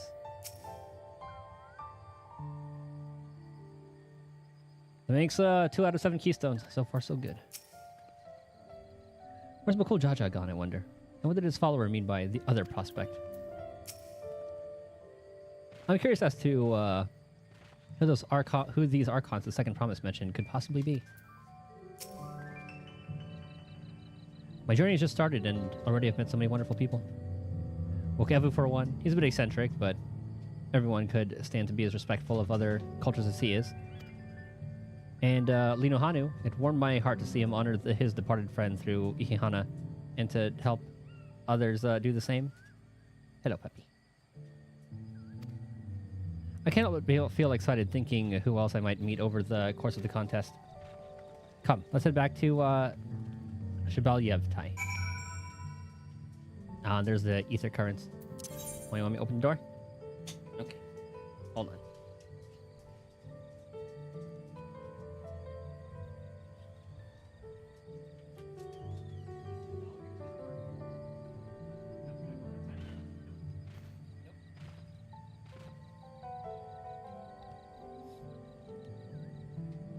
He wants to go outside and bark at something again.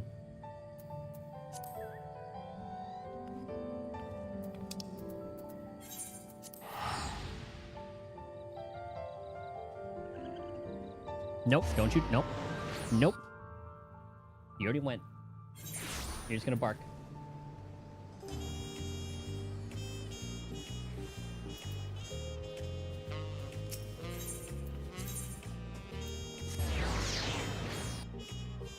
Well, then he's gonna start barking at me.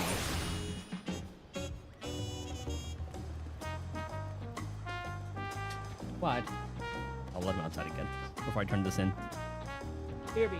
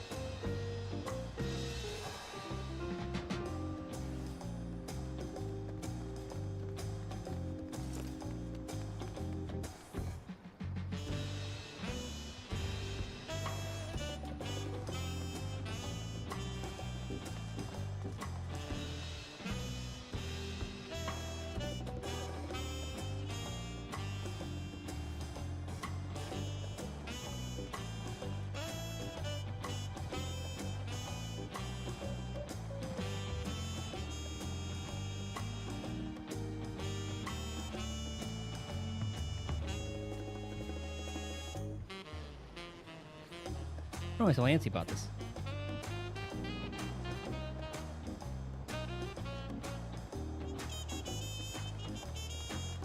Alright, let's talk to everybody. The Hannes Festival must be as central to their traditions as the Sundrop dance is to the Vanu. I've not forgotten our obligations to Woklamat, but it's moments like these when we can immerse ourselves in the cultures of others that fill me with anticipation of for the new experiences this adventure will bring us. I noticed the Royal Jaw was not at the Hanu village. In a contest like this one, 'tis only a matter of time until the claimants are pitted against each other in direct competition.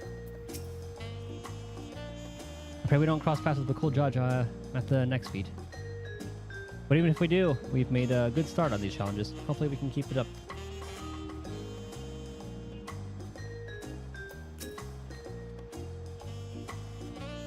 When Woklamat declared her intention to save the festival, I feared where it would lead us.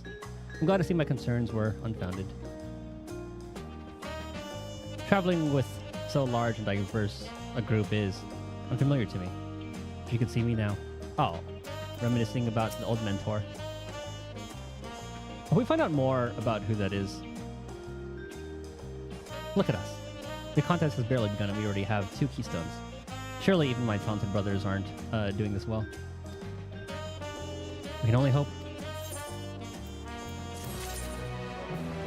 12, 4, 6, 7. 12, 4, 6, 8. Okay, I'll say Viper again.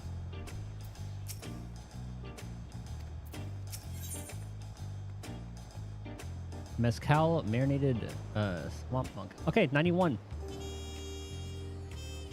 Let me change the title, or update the title to 91 MSQ.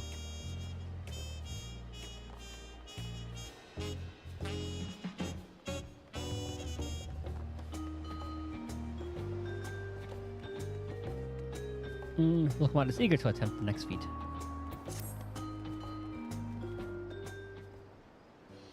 So who are the 7 again? It was like the Pelu Pelu. Or maybe it's not like each race. It was like the Pelu Pelu, Hanu Hanu. Oh yeah, Reed's gold. And we're gonna definitely see the giants at some point. I forget what all the other things were on the slabs. We've now won keystones from both the Feat of Reeds and the Feat of Gold. Surely that means our approach to the contest was the right one. So it would seem. But continuing to retrace Gulul Jaja's journey as presented in the saga, we should find the remaining electors in turn. I wonder if we can go back to the place and look at the things. Let us visit the giants next. Yes. Oh, so that mountain is probably going to be a dungeon. Let's visit Giant X. Like Kryl said, the fact that they were searching for the Golden City might mean they know something useful. The home of the Yakui is in the upper reaches of Urkopacha.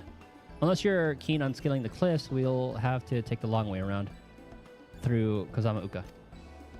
This route will take us closer to the Moblin village. Oh, Moblin's right. Which is another important location in the saga. Since we'll need all the keystones eventually, it makes sense to pay them a visit while we're passing through. So call on the Moblins first, then. Let's head there right now. I'm afraid right now is going to be a problem.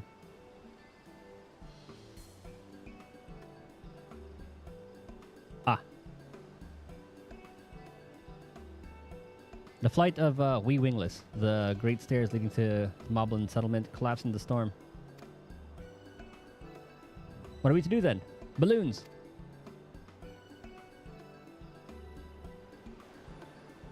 The dirigible.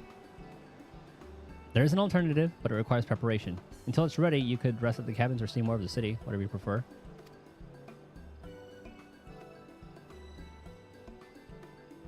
Well, in that case, I'm going to go back to my beach house and then glam the chocobo thing. Just to be sure, you'll accept any method of travel as long as it gets us toward the destination. Oh yeah, does she not like heights either? Of course. What do you take me for? Then as your guide, I will see to the arrangements. Yeah, we're definitely taking the dirigible. Well, since we have some free time on our hands, let's make the most of it.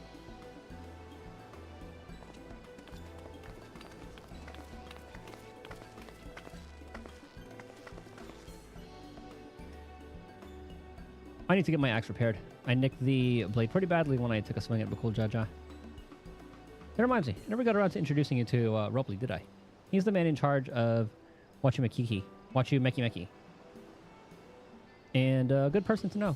Want to come along? Sure. Let's go then.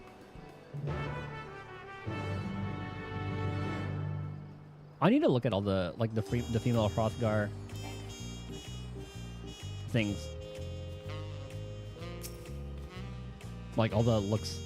Ready? The markets of Wachu Meki are to the east. On the other side of Bayside Bevy. Yeah, accompanying me.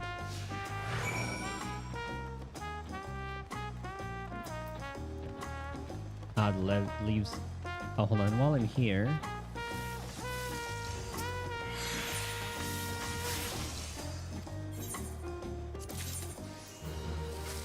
The parfait.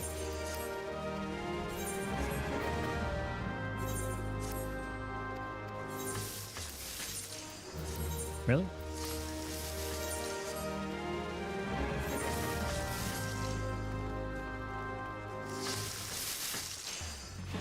No speech things? Oh, never mind. Yeah, there's one. Oh, let me talk to her real quick. Wachu Meki is everything that the Talikala was built to be. Okay.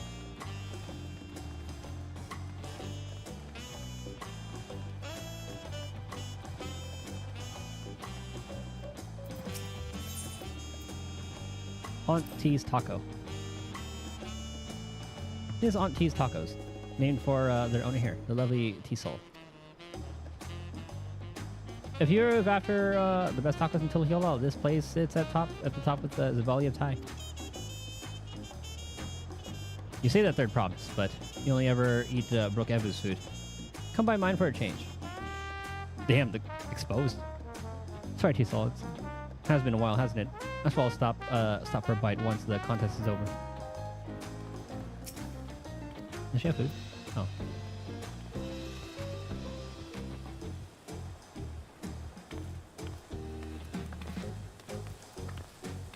Sorry, I had to look at the food.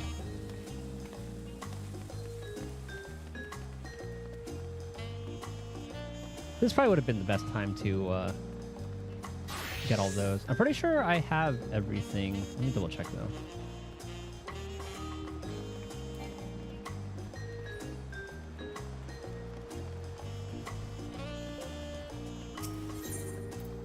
Okay, we're good.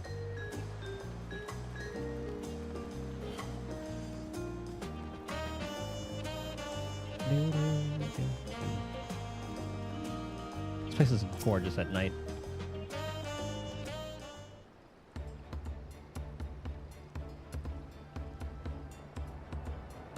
My, the third promise. How might I assist you this fine morning? Well met, Ropley. I need to buff a nasty nick out of my axe blade.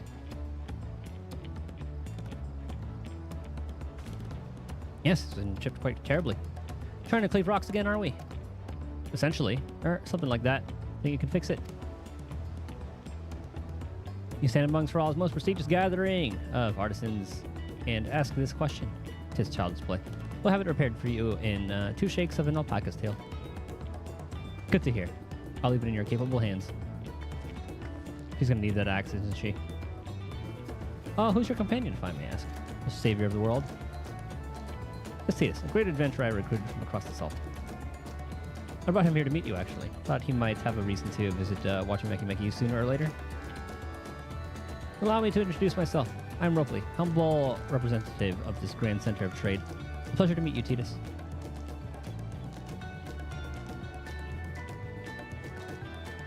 You there! Stop dithering in the shadows and announce your business already.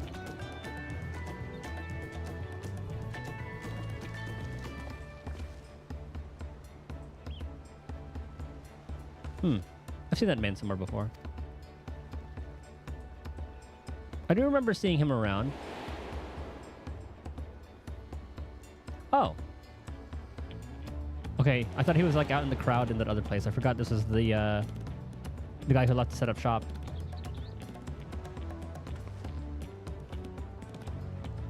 A jewelry maker you met on the voyage over. Yeah, he was from Olda. Oh, I remember. I spoke with him too. Fontaine. Yeah, that was his name. You've been loitering like a flighty admirer who can't pluck up the courage to confess his feelings. Out with it then. Why are you here? That is to say, I want a job. Nope. I'm no closer to solving that enigma. I wonder if you could use someone to talk to. I say we go and ask. Let me know if by a link pearl if you find him first. I wonder if you can choose like directly who you want to talk to via link pearl. Or just go to everybody in the group.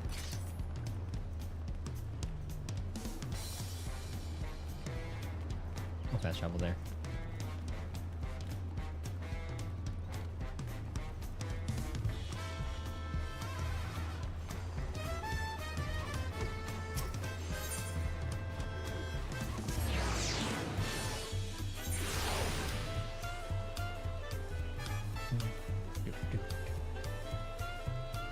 Okay, he's probably in the restaurant.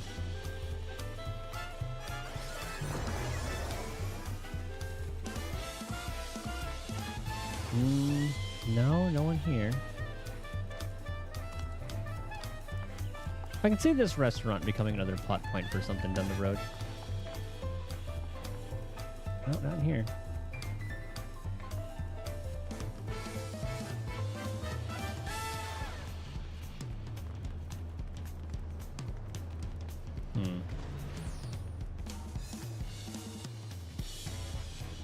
We'll start at like the edges and work our way in.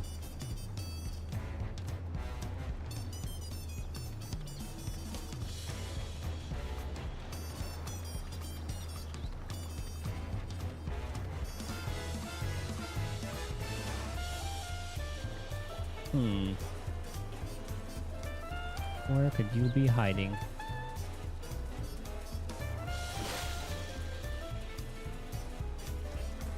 Oh, they were fishing.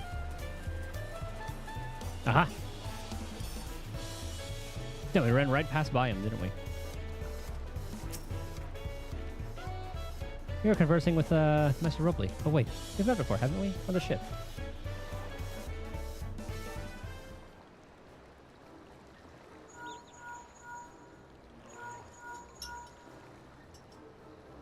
You found him? Good. I'll be right there.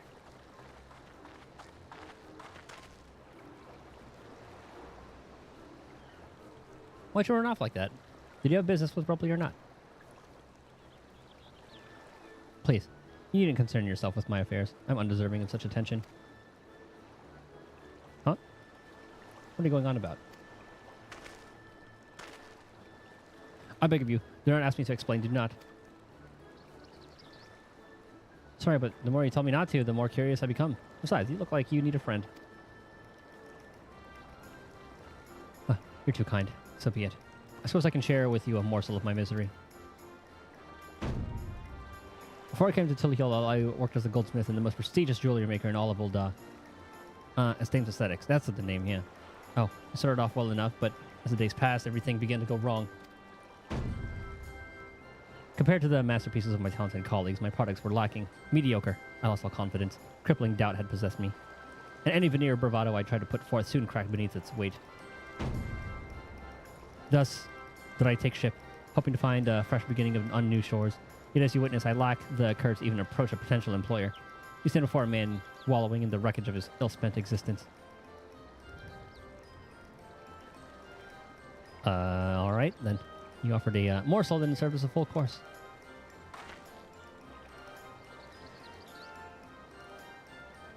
You must have really wanted someone to hear your story. If you like, I could try to give you a few words of advice. This might be the custom delivery guy. Then, you've experienced with my predicament of feeling terribly inadequate compared to your undeniably superior peers? Wow, that's all too real. Well, when you put it that way,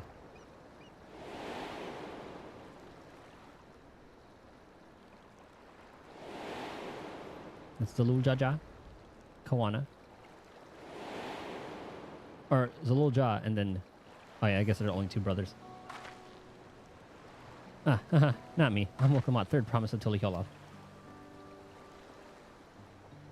Daughter of the Dawn Servant. Oh, of course. You're a member of the royal family. Please forgive my presumptuousness. What of you? Have you ever measured your work against that of your colleagues and found yourself wanting? No.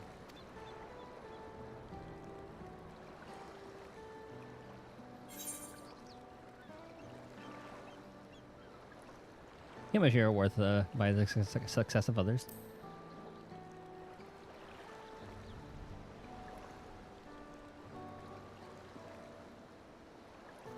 We say as the savior of the realm.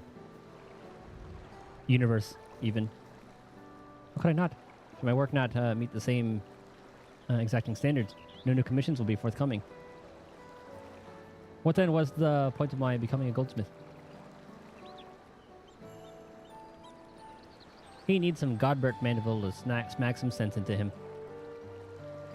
Looking back, it was my father who inspired me to take up the trade. His exquisite creations brought radiant smiles to the faces of his clients, and I admired him deeply for it.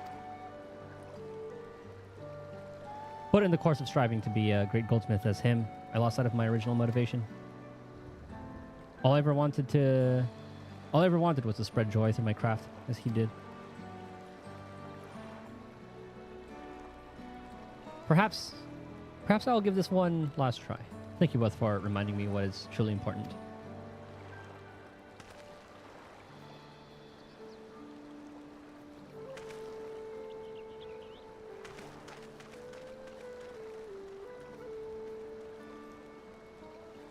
What is truly important?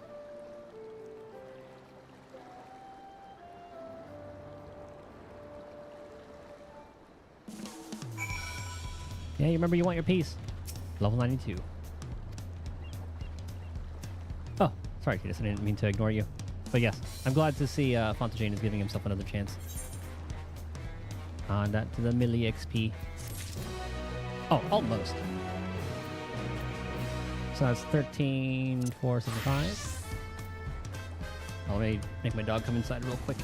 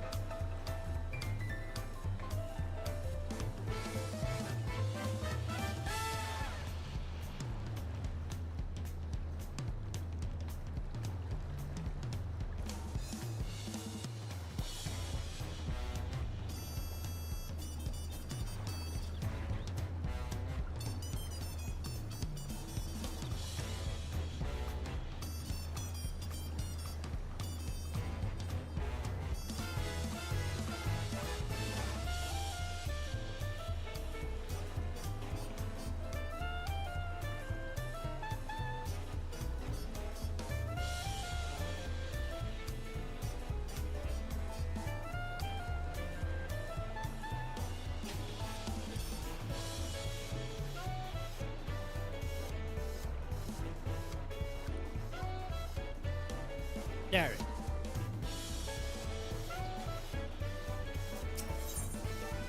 Welcome wonders how Fontaine is getting on. I can't help but wonder if Fontaine will follow through. Let's see if he's actually going to talk us roleplay.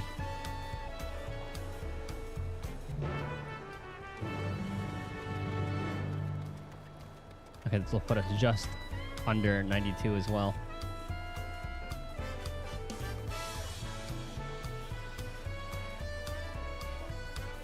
A lot of people doing MSQ right now.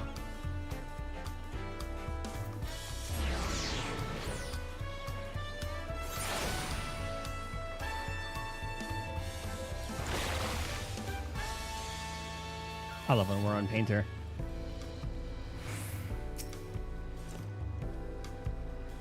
It's kind of you to come, but you needn't worry. I found my courage.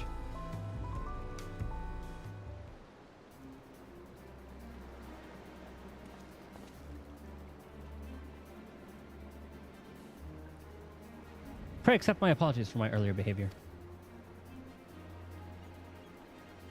My name is Fontaine, and I'm a goldsmith from Ul'dah in faraway Eorzea. I realize this is a bold request, but I would like to continue practicing my trade here in Wakamechi Mechi.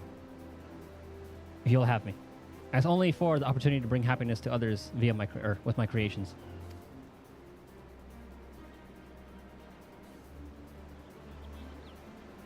So that's what it was about. You were looking for work?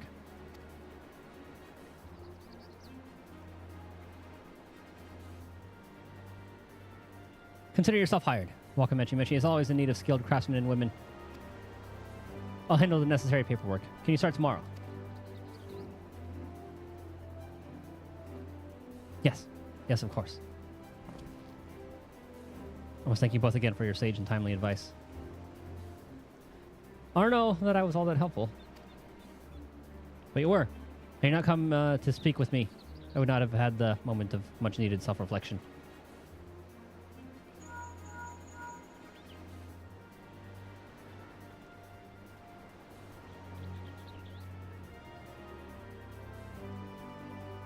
The arrangements have been made. Come meet me at the entrance of High Tide Harbor. Yeah, you know we're taking the dirigible.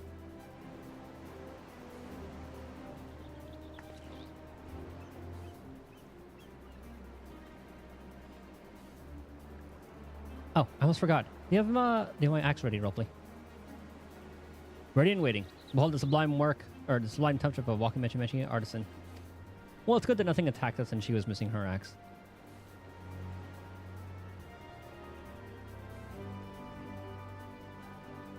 Oh, it's as sharp and deadly as the first day I held it. Thank you.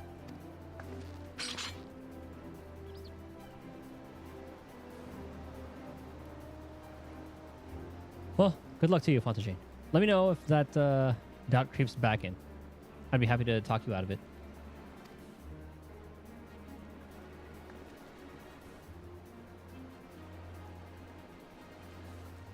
As for us, we should head for the harbor.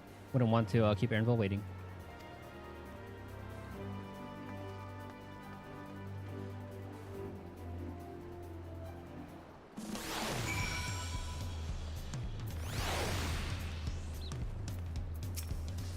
How are they doing? I know better than to hold myself to an impossible standard. The only thing that matters is the joy my craft can bring to others. Always a happy day to add a new artisan to the ranks. Do let me know if there's anything else I can help you with. No, this is like Crafter's Alley.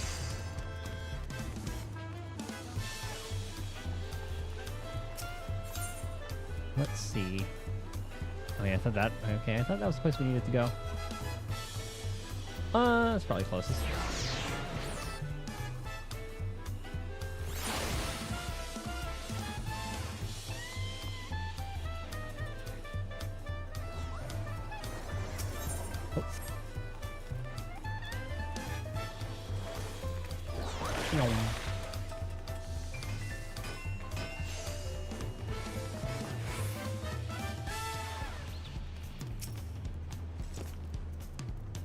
I wandered through the Bayside markets and found earrings almost identical to mine. They indeed seem to be a common travel charm, just as Mabu described.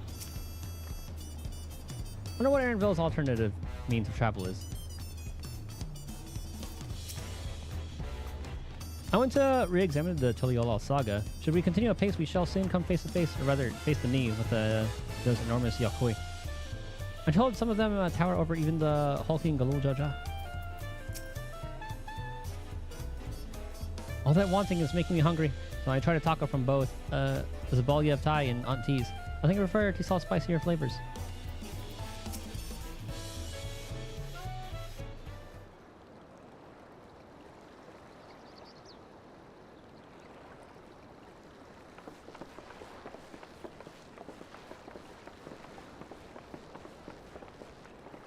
Oh, hold on. I missed that.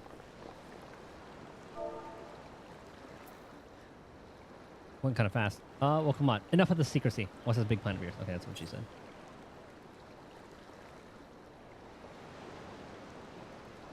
What the hell is that?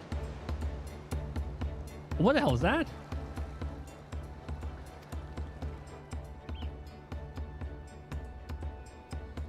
It's a Puniti. She'll be pulling our boat upriver. It's like a little grass manatee. I didn't know she wanted to thrash about and sink us instead. They're gentle and timid creatures, for the most part. She's unlikely to cause a fuss unless you give her reason to.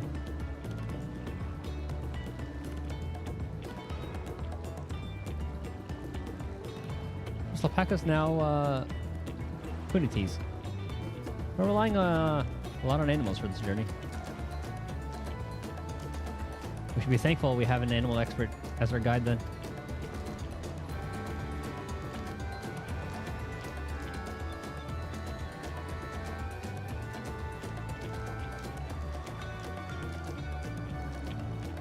But we have to be my old nemesis, another boat.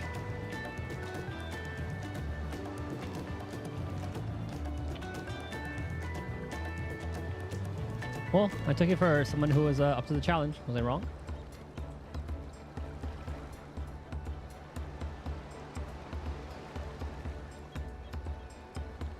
Long ago, when fighting still raged between the clans, the inhabitants of Kozumauka rowed these river boats to move swiftly through the hostile territory. But the vessels see little use with each Tyrol now at peace. So I was able to borrow one of the few which remain.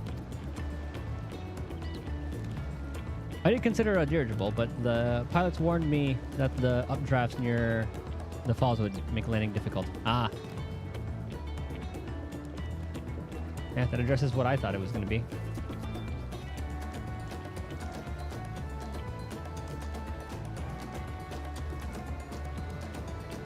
You said you borrowed one, yet there appears to be several in the water.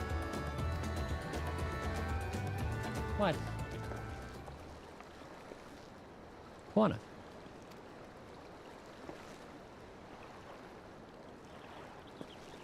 Okay, dog wants something again. He's not going outside. Nope. Hold on, let me just...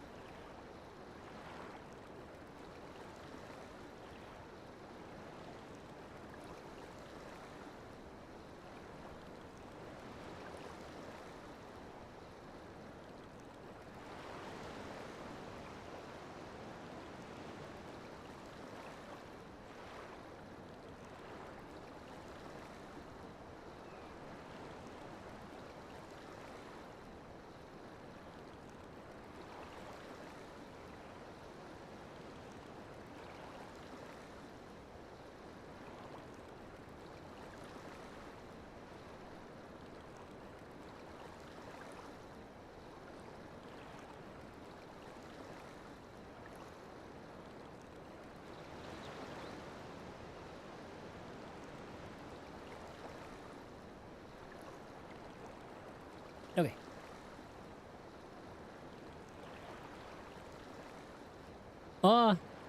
Luigi, traveling up the river, I presume. Seems that way. Does this mean you've earned 2 keystones already? I believe how well you've managed despite undertaking the contest alone. He's not alone. He has the Archons. I was never alone. I had my own entourage with me since the beginning. Mm-hmm. Ah, my friends. It's been... well, not that long. Thankred, Oriange, what are you doing here? Escorting a promise, the same as you. I've heard much about the incomparable Archons during my time at the Studium. As soon as the contest was confirmed, I thought who better to recruit to my cause. I contacted the Scholarch, who arranged an introduction to these 2 gentlemen. The second promise had specific requirements. They who would be his assistants must boast both proven survival skills and mastery of the arcane arts. Thus did Thancred and I receive the summons.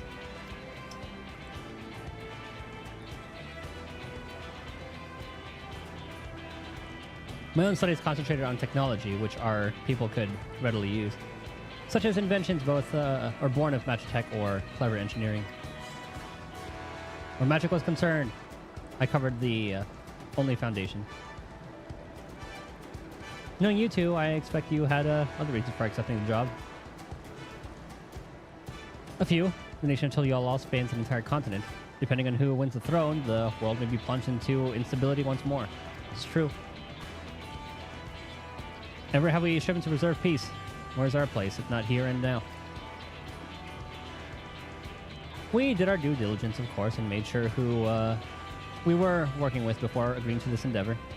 He's been more opaque than Urianji at times, but is surprisingly... He's what I exposed him. That's quite enough of that. We must be on our way. Wait, I have one question before you leave.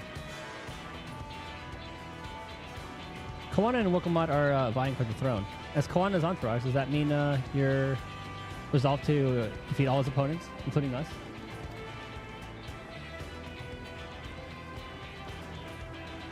We're sworn to do all in our power to win this contest to Kawana, even if it means competing against our own comrades. Some friendly competition. We intend to hold nothing back and expect you to do the same. And we won't disappoint you.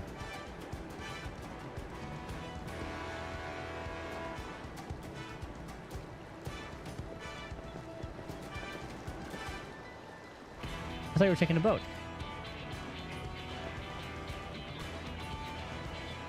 If even you have been forced to travel on water, then others will be doing the same. I'd rather walk than risk confrontation on a leaky barge with no possibility of retreat. And the worry has set in. It's true that I can't stand boats. But I trust the route Aaronville has chosen for us.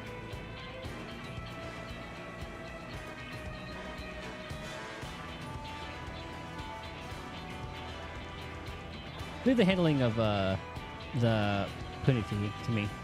Should other wildlife attack us, however, I may have difficulty keeping her under control. Do your best to draw them away, as far from the front of the boat as possible. That sounds like a dungeon.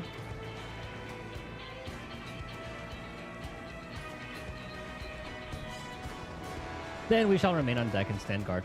Although it may be wise to have at least one of us sit up front with Aaronville, just in case.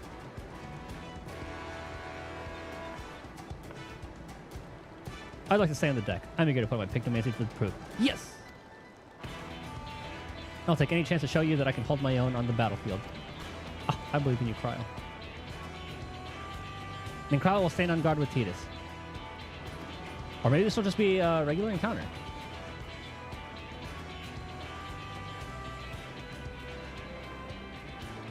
I'll keep Aaronville company then. With my blade, I can respond more quickly to threats than Alphino.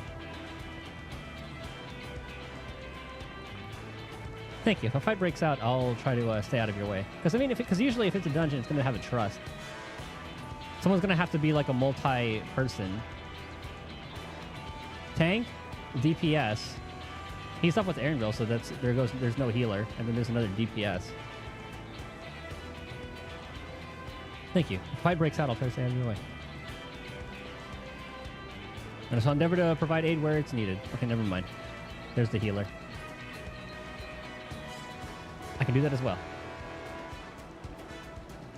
That should cover most eventualities. Secure your gear, board the boat when you're ready. So if I were to play tank, I guess she would kind of count as like a DPS.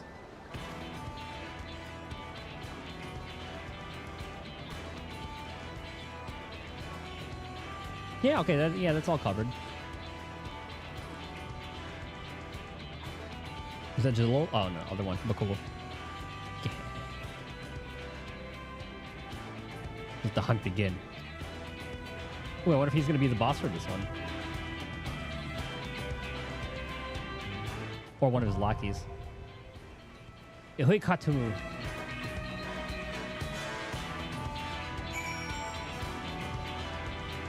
We're definitely got to go with the lads. Talk to everyone first. Oh, okay, so it is those three, so Alpha no. Alright, so hypothetical. Okay, so I'm DPS. So DPS, healer, tank.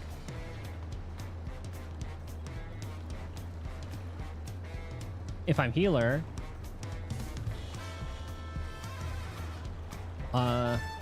healer, tank, DPS, and I guess like Alice would be a flex.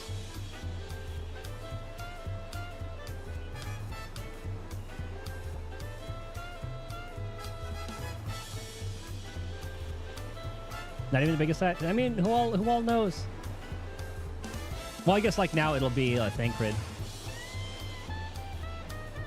Yeah, she is DPS, but she doesn't have one of these on top of her head. But she did say she would like flex as well, but usually I'm surprised that wouldn't be there. Or maybe it's because I'm a DPS right now too? We'll see. Going inside the river route is too risky. I wonder how the other claimants are planning to travel. We'll take the smaller boat to board the big vessel.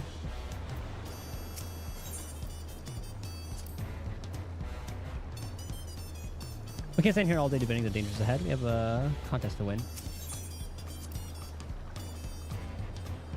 As Koana said, once we're on the boat, there'll be little room to fight and nowhere to run. You must be prepared for all manner of threats. This should be a good opportunity for you to see how far my training has progressed. Okay, so hypothetically, let's switch jobs. Okay, that still stays the same. Wait, am I going Picto or Viper for this? 12, 4, 6, 8. Okay, yeah, Picto. Ah, she's the flex. Yeah, because remember Alice said she was going to protect Aaronville? Oh, they're both flex. Okay.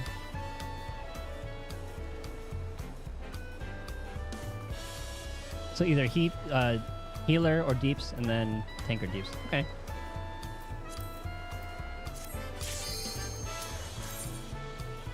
Hell yeah.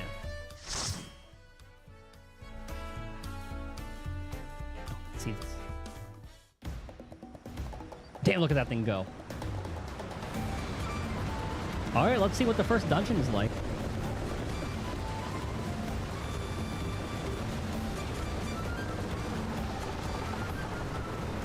Always me setting those on us. Dude, that thing can zoom.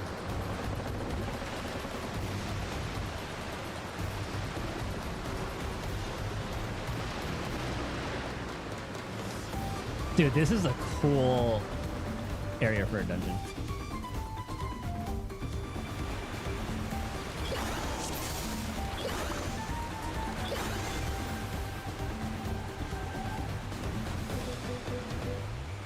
One more part of it is yeah, that's me. I guess we gotta move forward. There's more like ours up ahead. Could be Zeralja or oh god, is it a full Jaja? Breakers on the river right now. We have company.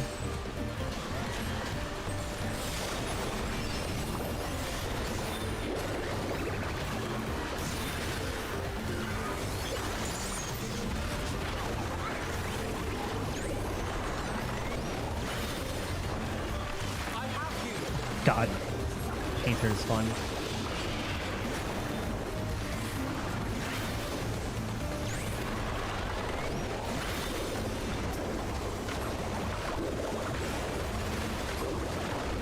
I am starting to get like the flow of how the job works. And then like when things are on cooldown, we just use our weaker combos. About like 3 seconds, then we can pop that one.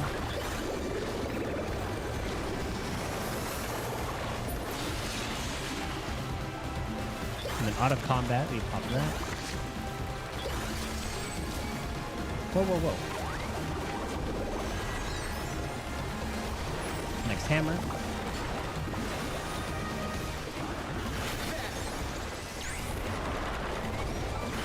He did such a great job with these jobs.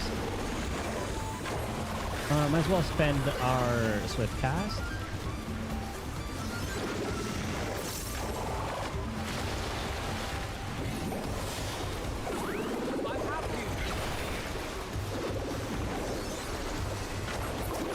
No, I don't think that messes with anything. Okay, it doesn't.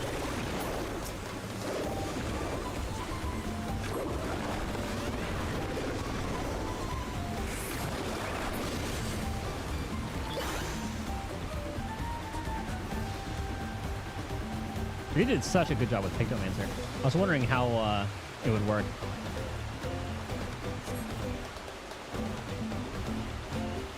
It is about Cool Jaja ahead of us. You ready? Alright. Be ready for anything. What's he gonna send at us? Yes, come close. We have something for you. Yeah, these bad boys. A gift courtesy of the blessed siblings.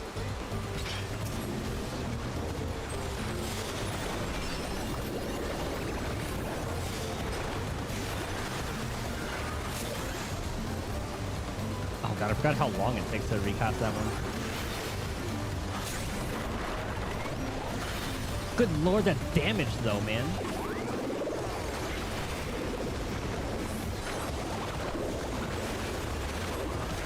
I don't know if it's when I should be using AoE.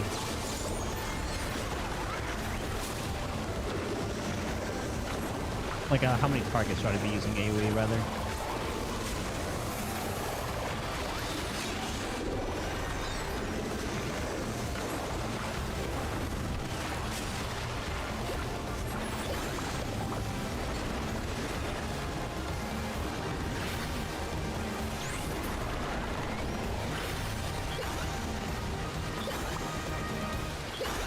Dude, yeah, we get like a nuke every minute with the hammers.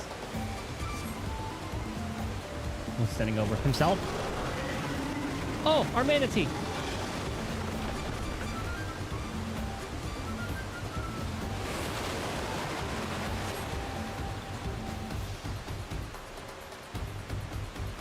Did he just knock it out? No, it's still flapping. Going on foot.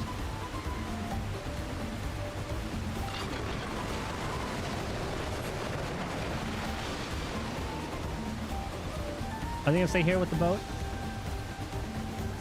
Oh, I guess are we going to repair? Oh, it's a wild one. Oh, that's the first boss. Look at the fucking thing.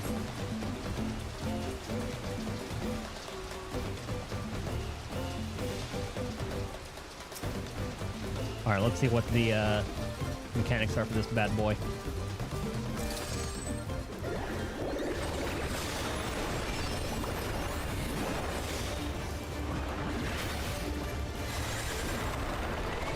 Can you press?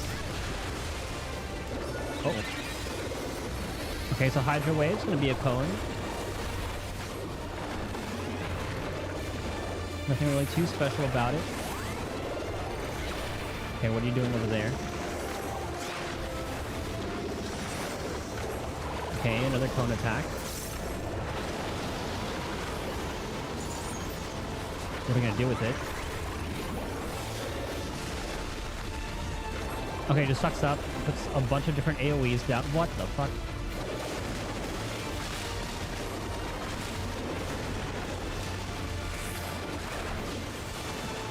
Oh, that's not the safe zone. Oh no, it's that one. I'm dead. Better not see that one there.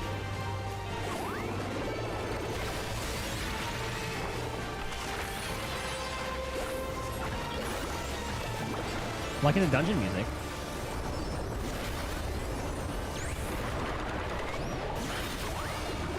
Well, like the dungeon boss music, rather. Are these ads?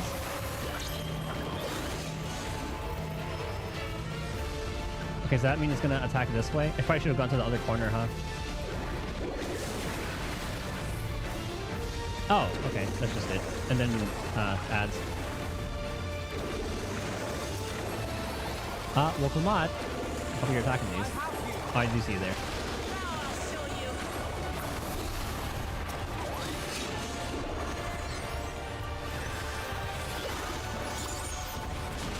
Let's wait for that to slam. Easy enough.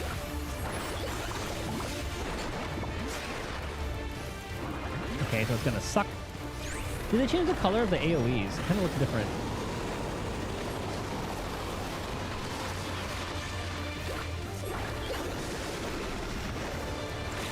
Okay, back to dodging them. No.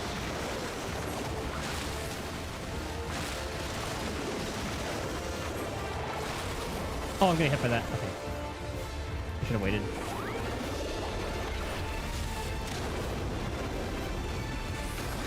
Alright, so this is pretty simple on paper. You just dodge all the markers. No real mechanics to really keep track of.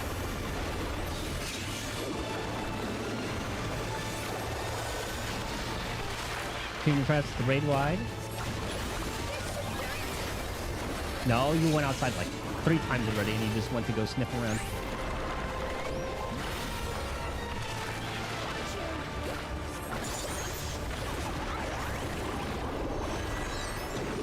I didn't realize my car was up. No. Does that mean I should go to like this one?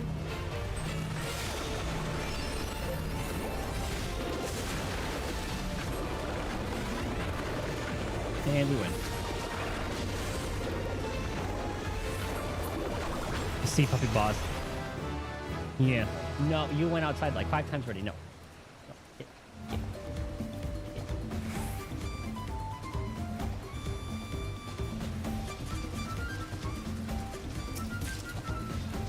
Bending set.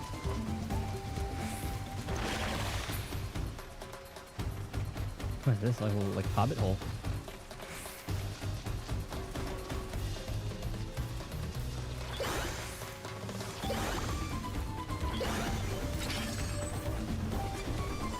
I read that it's like Widowmaker. And Chili's gonna go all the way over there.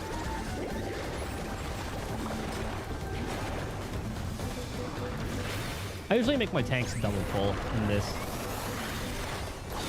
Yeah, like even during like trust. I mean, you can usually take it. But if they're like too far away, sometimes the healer stays behind and then just gets good. What's this? Oh, that's my new attack. A little rainbow blast.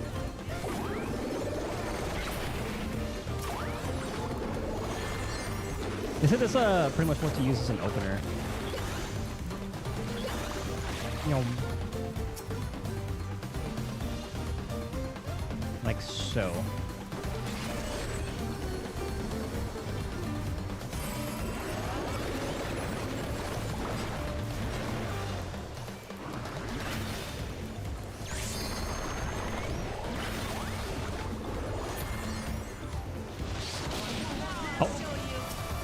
I don't know why I thought that one was dead.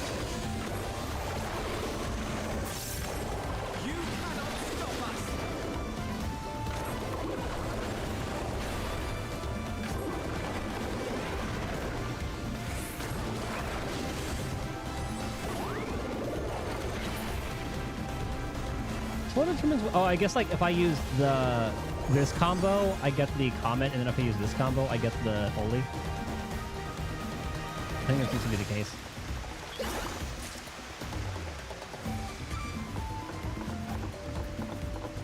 The slaying set.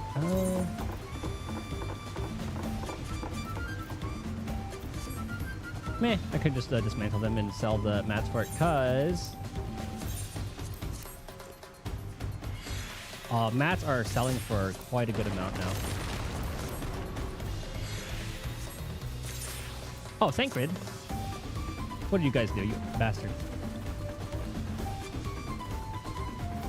Hold on, let me read this.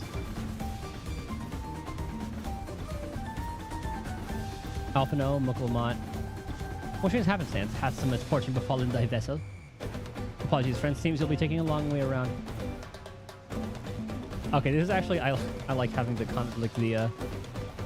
competition against Thancred and Urianger. Oh, slimes.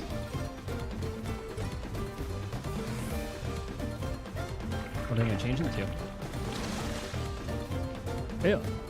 Oh god, it's us. Mimiclot.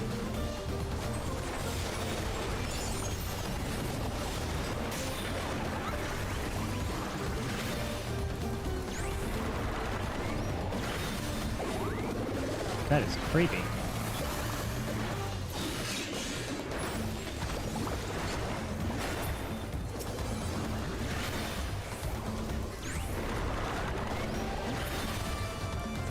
A much larger version of us, goodness.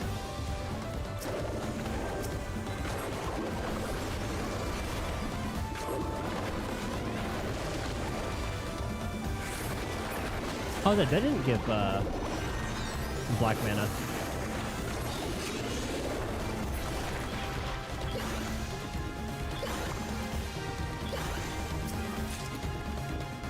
Another fending set.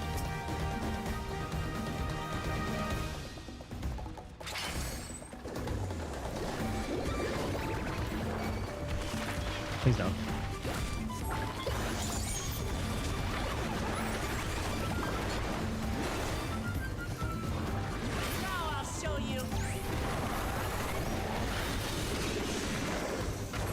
Yeah, it's been a pretty cool first dungeon. I like this. I should look at the potencies to see if it's worth going AoE on 2 enemies.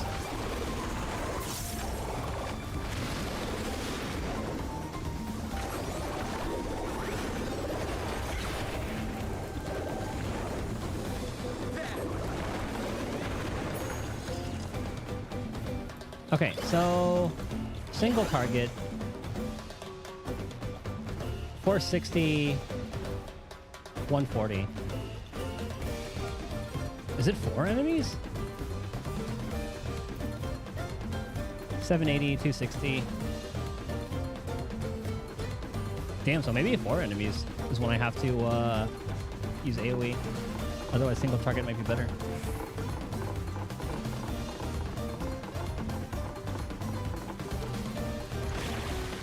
Boss 2, a big old frog. Oh, no, it's not a frog. What the hell is that? Drowsy. Yeah, try sneaking by. Drowsy's grotto.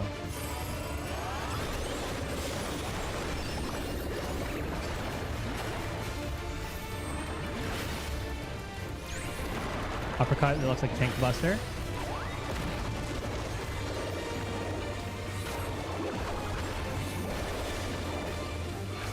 Oh, get away. So, just gonna summon ads. Okay, a bunch of plants. Oh, and that somehow turns to an instant cast. Okay, so that shows the area they're attacking. It's gonna be a line AoE.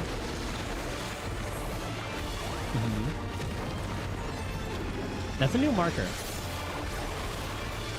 Oh, they're growing. I do not know what the safe zone is. Shut. Oh my goodness. Stop. No, you went outside. Are you hungry? Are you hungry? Oh, are you hungry? Okay, okay, well I can't feed you right now.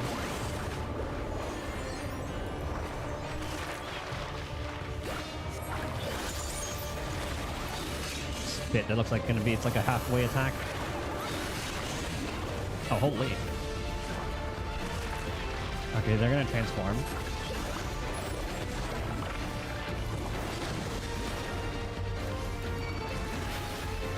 Oh, please don't kill me. Stop.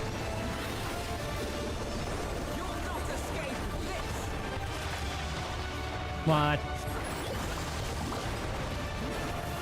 Okay, hold on. He's halfway dead. My dog is so needy today.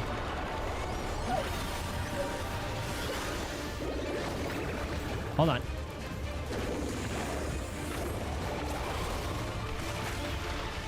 I can dodge this.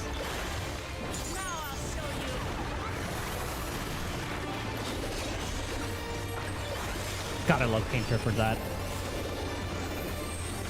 Okay, uppercut is a tank buster. Okay, for a second I thought that was gonna hit me. Shot. Hold on.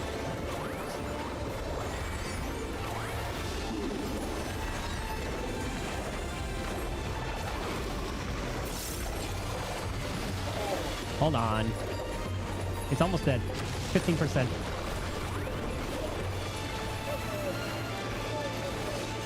Can you hear this? What, you want to go outside again?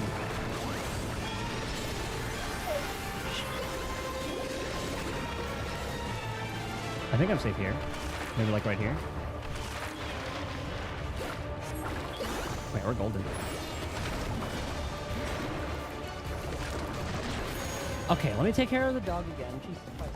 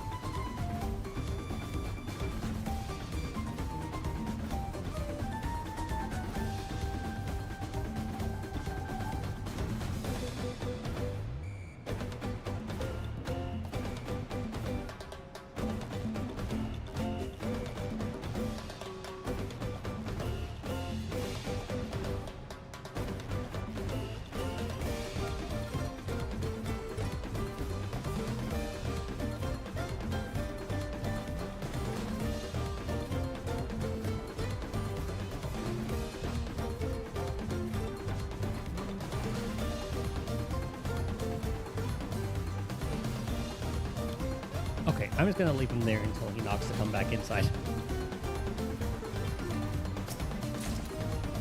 Yeah, like goes off and goes barking at something. Okay, let's get rid of all this.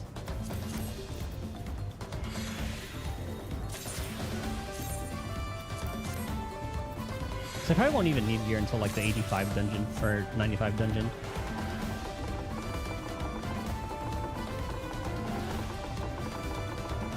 That's a cool looking rainbow.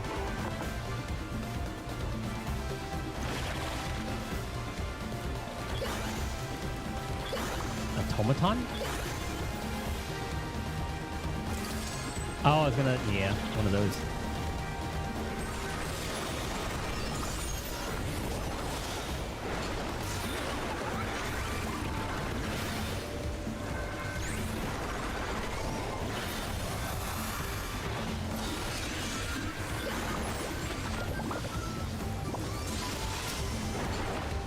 Dude, the recast time after using the hammer is pretty long.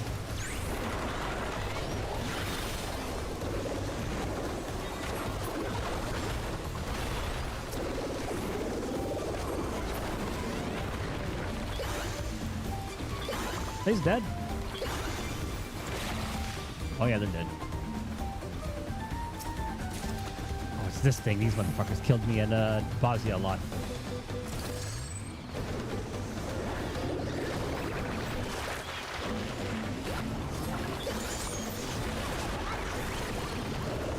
Yeah, so I guess single target's the way to go.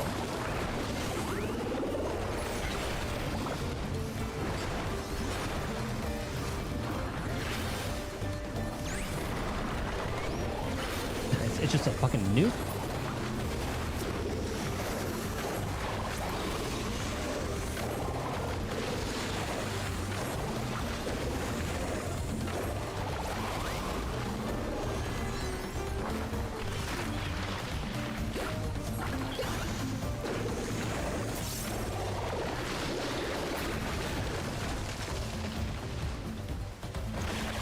The new enemies and areas are really cool.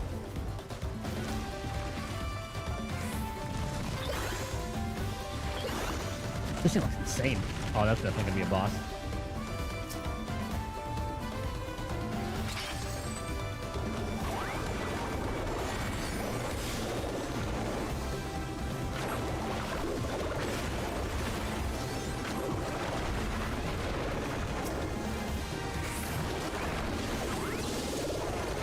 Maybe it is like 3 per.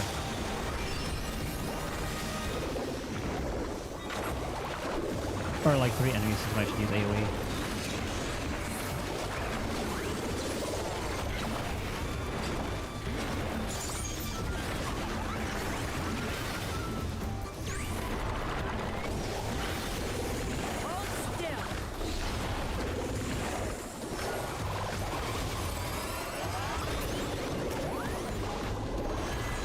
I still don't know what triggers using that on a...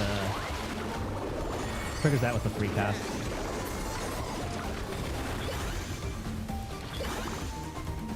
Maybe like when I have 5 of those, but I definitely did not have 5 of those.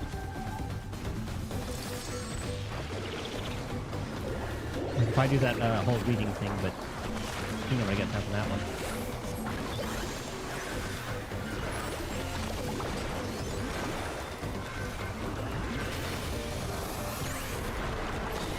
I think I saw Swift cast up? I do.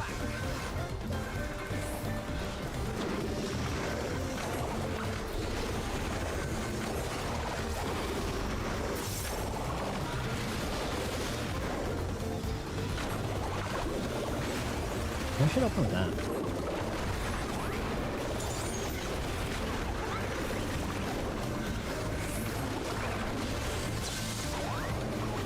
Yeah, honestly, yeah, Painter flows pretty well. I like it.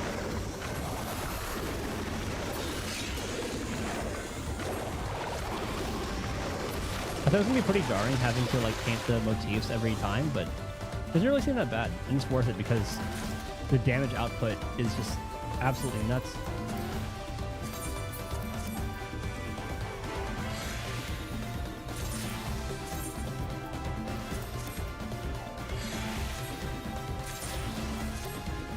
should be the boss room.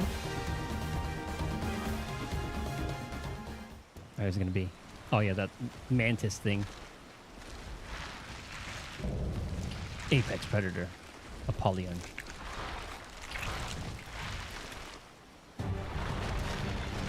I brought back like Shadowbringers memories with that the boss intro. Let's see what this one's all about.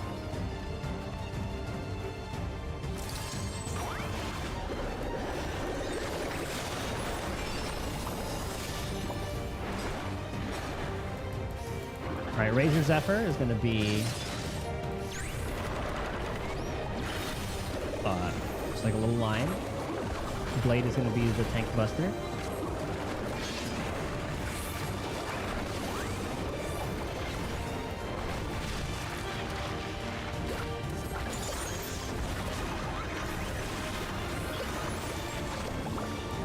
Okay, summons ads. High wind. What's it going to do? Oh, the ads are helping. Okay, high wind is the AoE. It's eating them.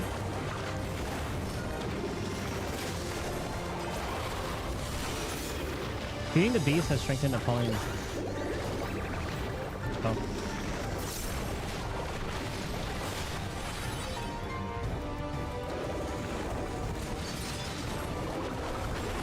Oh my god. Okay, hold on. I'm gonna eat this damage. My dog's just barking.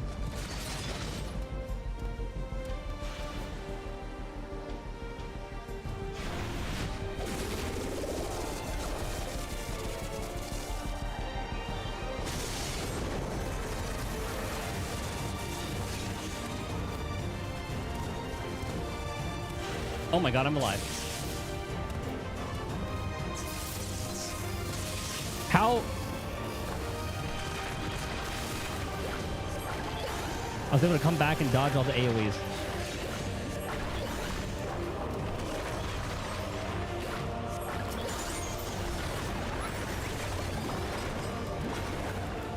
I was gonna eat them too. Alright, high wind, AoE.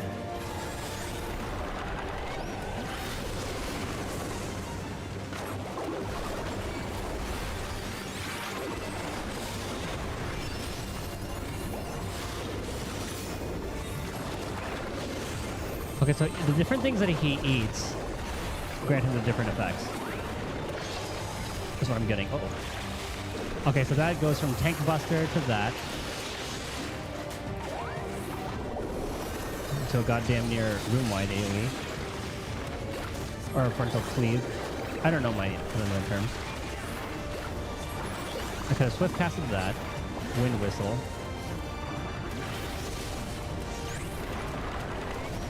Summon a whirlwind, just moving around. Where's the safe zone? Uh-oh.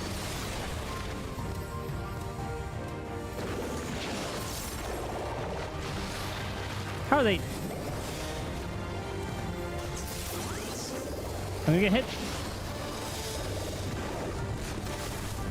I guess is the. I was gonna see if it showed on the bar here if they were gonna, if it was casting when it's gonna attack next.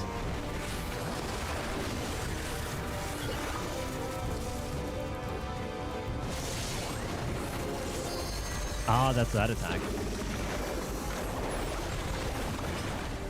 I did not see the order.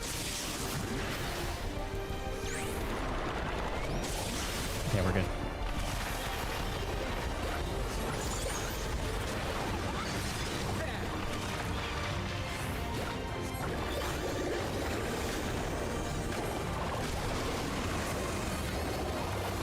Okay, this hasn't been too bad.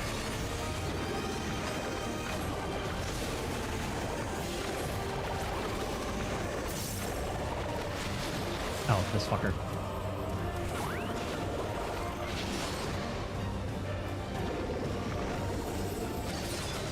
The only thing I can't tell is how long it takes for that thing to attack. So I never really know when I'm safe or even.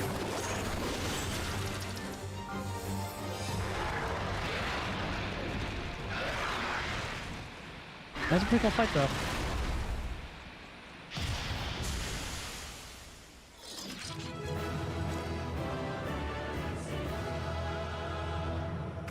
wasn't being a little shit.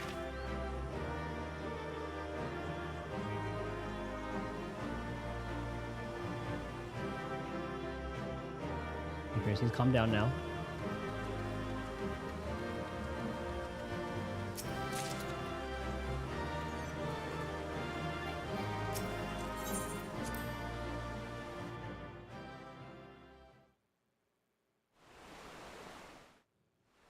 So that should have put us in a new area, yeah.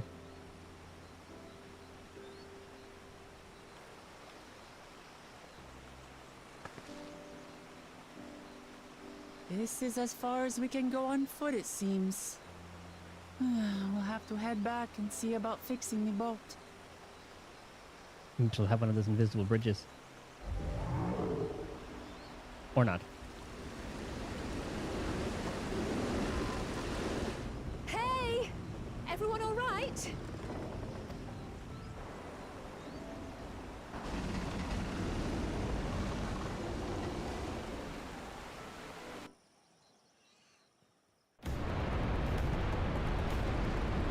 Oh, Alice, I did want to come up here.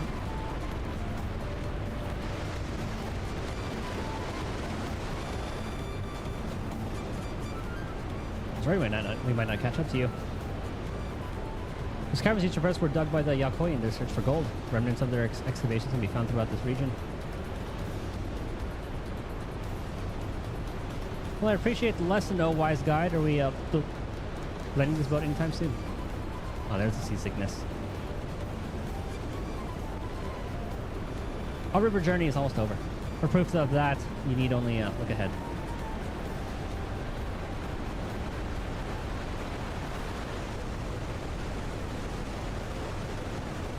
Oh yeah, you said something about like going like behind the waterfalls. It's a waterfall. You can't not go behind a waterfall. There's always something behind a waterfall. These are the falls were impressive from afar. Falls are impressive from a distance, but it all seems too much now. Yes, amazing. Now please let me go. I'm so glad this thing has like that little event tab so I can read the things in case I miss it.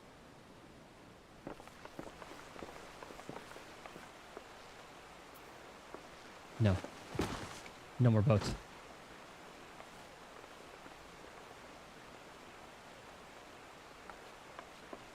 Are you... Oh, you're not all right. I should be surprised if she was. Even without the nausea, we're all spent. There's a mountain shelter nearby, a resting spot for those who've ascended the stairs. I suggest we make use of it. That'd be a welcome respite. Maybe the strength for a short walk, Woklamat. We can rest along the way too. Damn it all. Our promise is meant to lead from the front, not mule and moan like a sick kitten.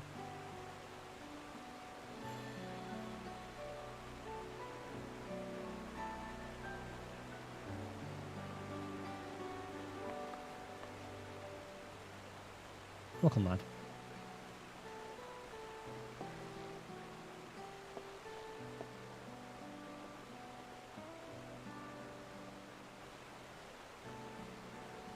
Ignore me. It's the nausea talking. I'm fine, really.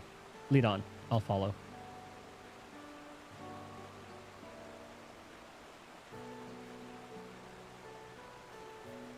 Very well. But if I might say one thing. Just because you're a promise or a claimant for the throne doesn't mean you can't be seen to struggle. You didn't bear this burden alone, so please don't hesitate to talk to us. We're always willing to lend an ear.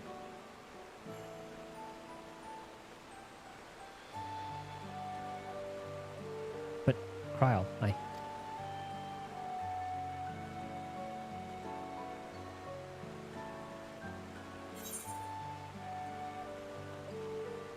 leading others is a skill all leaders require.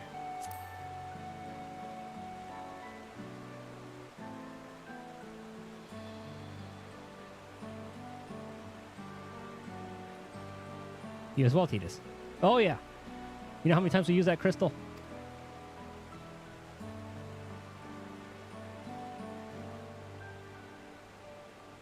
I always believe this is my problem alone, but Perhaps you have the right of it. You stole us, saved us a lot. Zero saved us.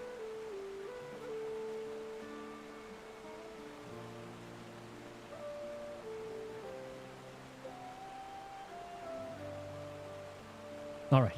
I'll talk about things. Just give me a moment to collect my thoughts. We should do that at the resting spot. Of course, as long as you need. We'll be waiting at the shelter when you're ready.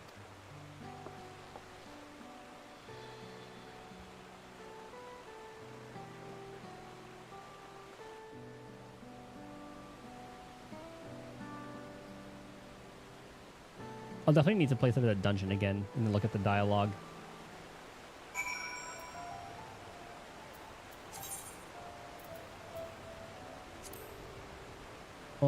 Extract that.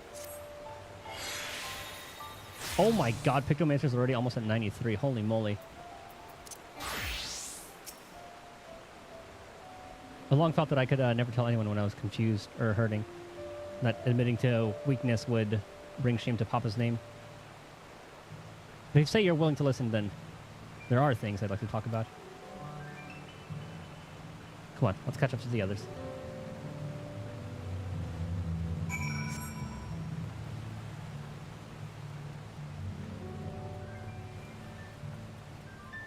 Oh, out. Look at this view.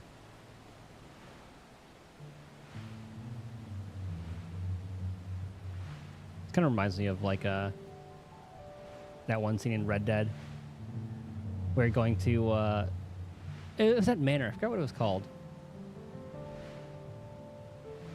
There's like that long road with the trees and the manor at the end of it. Oh, it was such a sick scene. Wait, I was having a moment.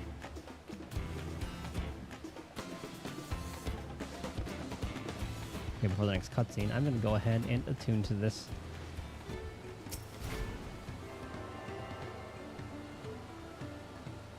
These are the moblins are.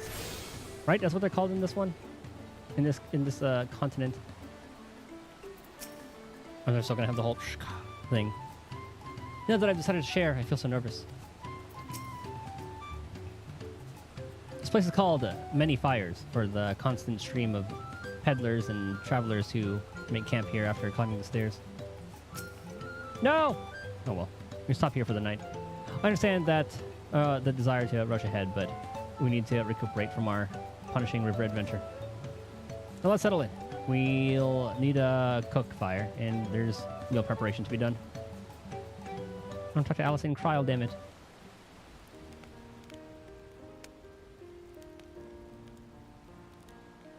I've been meaning to ask, but how does one become the adopted child of the Dawn Servant? I was but a ball of fuzz at the time, so I don't remember much.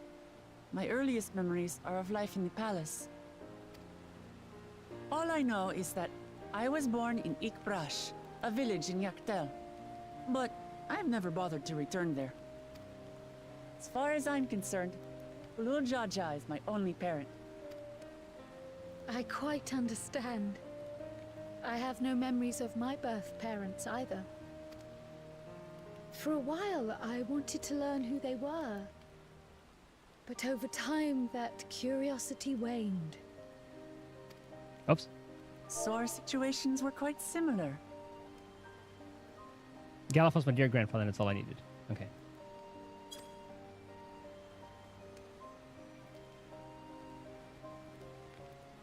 Even though Papa already had a trueborn son, he raised me and Kona with no less love. One time, I'd wandered off alone into the forest and gotten lost. Before I became a meal for some beast, Papa dropped everything and came to my rescue. I was scared and sobbing and ready for a scolding. But the head of resolve praised me for surviving the ordeal. I did get my lecture from the head of reason, though. He went on and on about the dangers of the jungle and all the horrible ways I could have died. Growing up, Papa was kind and patient, but a tyrant when it came to training. Now, of course, I realize he was preparing me for my duties as a promise. For all the good it did. There's so much I failed to learn about my own country. Whether it's alpacas or Ihihana, I hardly know anything. I've lived such a sheltered life, yet convinced myself I understood Tural and its people.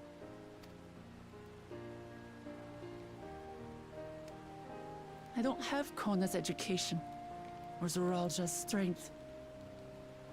I'm all bluff and bravado, not fit to bear my title. Can't measure your worth by the success of others. Is that the exact same line that we got from that other one? Why do you want the throne? Set her on the right track. Remember, the peace that you want. Why? Because my father built a nation where everyone can live in peace. And I want to keep it that way. Remember that.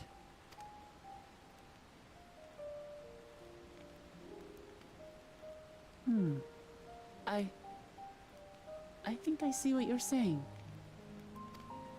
My reasons for joining the contest have nothing to do with my brothers. It's always been about the Turali and what I can do for them. You said it yourself. How important it is to properly know something.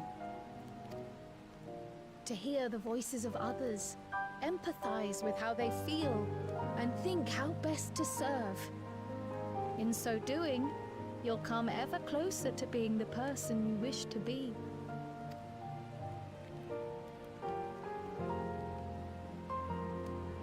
I'm sorry, everyone. I've been a fool. From this moment on, I'll stop trying to be the promise I'm not. I won't feign strength to hide my weaknesses. Step by step, I'll learn all there is to know and love about Tulihyolal and my fellow Turali. Yes, give me that lore. It might not be the smoothest path, but it'll be a path of my own making.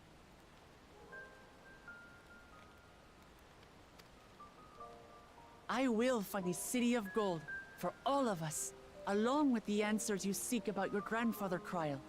I swear. I appreciate it, Wuklamat. But you needn't take on that burden as well.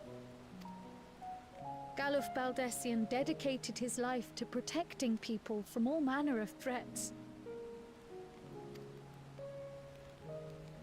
As his granddaughter, I wouldn't wish to endanger others for the sake of a personal investigation.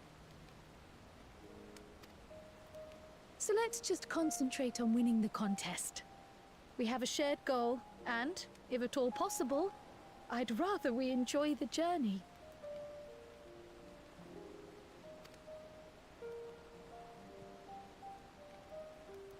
Hear, hear. We are companions on the same road, bound for the same destination.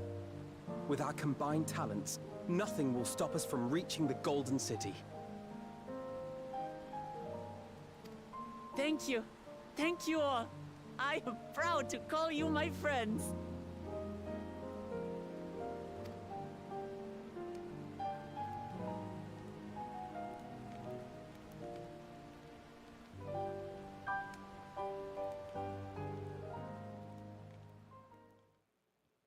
That's the first time he showed a little bit of like belief. The second promises camp. I forgot which one's which. I think is the first one's Zululja. Okay, yeah. Second promise is Thank you. Keono. Thank you all. Oh. I am proud to call you my friends. And they're there the whole time. They seem to be enjoying themselves. Are you sure you don't want to go and say a word to your sister? Nay, there is no need for that. But what of you two? Wuklamat's allies are your comrades. It must feel strange to be rivals. Honestly, I kind of welcome it. Helping you has made us rivals, aye. But we're not about to break into fisticuffs over it. Did they get a new voice actor for Thancred? Unless, of course, it is a matter of winning or losing the contest. Then I'll have no qualms about putting Alize on her rear. He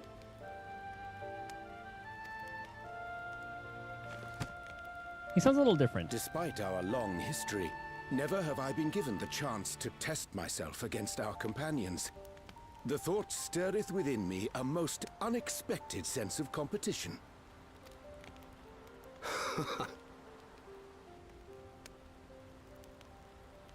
Lamachi has surrounded herself with distinguished figures indeed. One of the Studium's finest graduates, the head of the students of Bardessian. Warrior of Light. And then there's Eorzea's vaunted champion.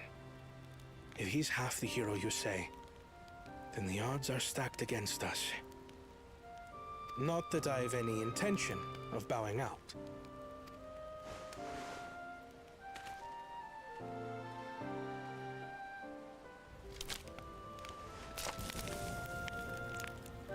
Our time in Urkelpacha only served to strengthen my resolve. We saw how a single storm cut off the alpaca roots and threw my people's lives into disarray. Such uncertainties are why I advocate for the adoption of Sharlayan innovations, that Tuli Yolal might know greater stability and prosperity.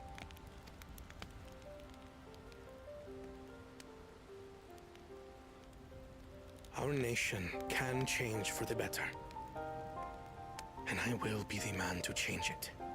I mean, who's to say you can't do that when you lose anyway? Well, it's a start. I imagine your experiences on this journey, all the things you'll hear and feel and think, will help you refine that approach.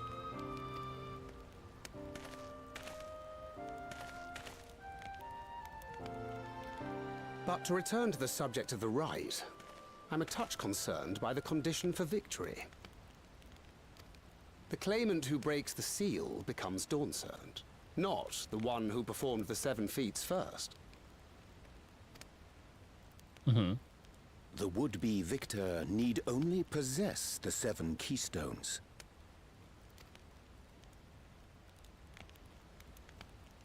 That is correct. As the contest wears on, we must brace ourselves for greater conflict.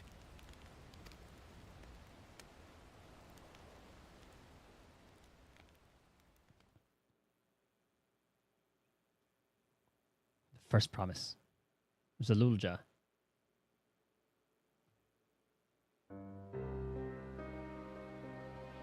Oh, this place looks cool. This looks like something from DBZ. Your rivals still lag behind. The second and third promise may have recruited competent lackeys, but none compared to you. The glazing. How can they hope to compete with the resilient sun? The only child ever sired by a two-head. Only the ignorant or foolish could fail to see that you were born to be Dawnservant. Such titles mean nothing.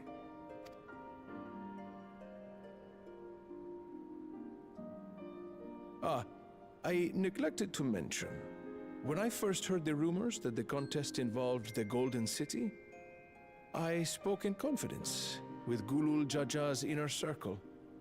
They all agreed on one thing. Whoever reaches the City of Gold will attain a power so great, it can dictate the course of history. Power, you say? If this power truly exists, then I humbly beg a fair share of it. What are your plans, Zalulja? Time is passing, and I would put my plans in motion without delay. The useless tool is cast aside after all. And just so there is no misunderstanding, you consent to this course, no matter who is made to suffer. What are they planning?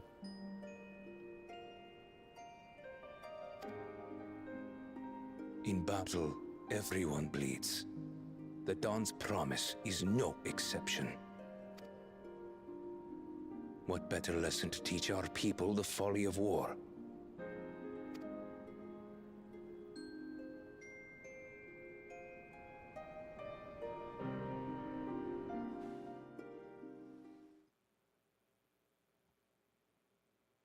Earlier with Bakul Jaja.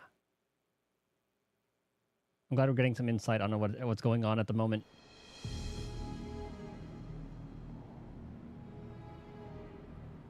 I was hoping for a good scrap, but this bloated sack of bile was no challenge at all. Oh yeah, I'd fight one of them too. I wonder if the house cat is dead yet. Be ashamed to lose a plaything, but we'd still have 2 more.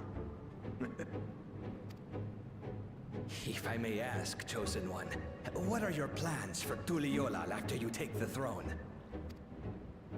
Plans? What makes you think we care about all that? We care only about the contest and proving our superiority. That would surely please Mother and Father. Yes, and when we become Dawn's servant, we'll drive out the weakling masses and invite our kin to live in the city. Fine idea! Our family deserves better than that rotten jungle. I wonder what they're holed up in. But do it then. We must catch up to that one-headed pretender and remind him of the natural order. Okay, so these guys are all about, yeah, lizard people, superior race, and then, so you have the Lulja, who's just, like, talking about, like, war. Like, these people have been, dealing with peace too long, blah, blah, blah. Then you have, like, Kawana, innovate, like, going for all the technological approach. And then, of course, we have our cat. I made it. You are weak, he's gonna kill him. I thought we were missing someone. Where have you been? Oh, I feared I was done for when I fell from the boat. Yet, somehow I made it. Oh, my arms, I can barely lift them. If I could just rest a moment. Rest? That sounds like weakness. You expect You are not us fit. to wait for you? Those who can't keep up will be left behind. My brother has spoken. March, or be fodder for the beasts. But I followed the teachings. Everything I've done, everything I've sacrificed. Is that lip all I hear? has been for the blessed seedlings. Wait. Don't leave me behind. I'm begging you. Okay. Well, I thought he was gonna kill him himself. I'll just let nature run its course.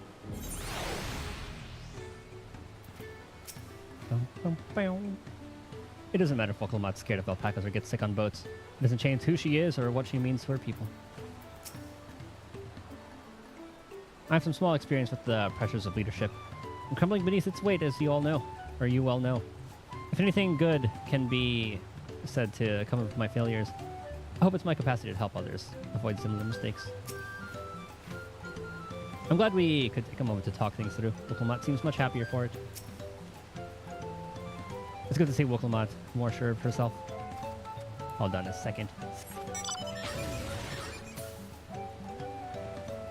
Oh, that's a different one. See, look, I love how it like leans left and right when you're using like the mouse controls. I didn't notice that was a thing until I saw like a video on it. Being able to say those things has brought me such relief. It's like a stone has been lifted off my chest. I can take a full breath at last. I don't want to encumber myself like that again. I want to be better. Will be better for myself and for my people.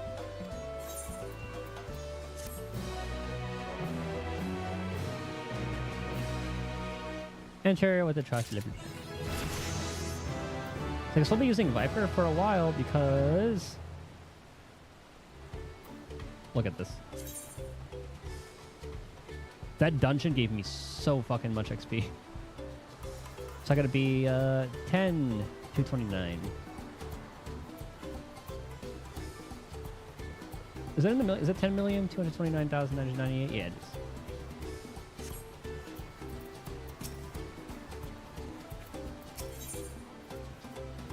Gabriel is concerned about the dangers on the road. 655 eye level. Okay, still not as good. So maybe like the 93 dungeons when I start getting better stuff. The Malvern settlement of Earthenshire is not far from here. But be warned, the road we'll be taking is a favorite hunting ground for bandits. With the stairs currently impassable, there'll be fewer travelers, meaning the brigands will be desperate for victims to ambush. Although considering present company, I suppose my concern is unwarranted. Bandits on the road? What have Zralja and the Landsguard been doing? It seems up to me to restore order to the area. And off she goes again. For now, we'll head west and aim for the bank of the second river.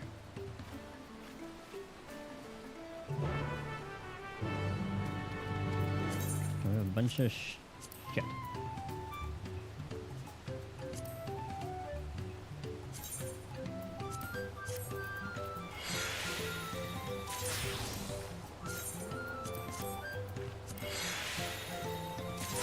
Use that.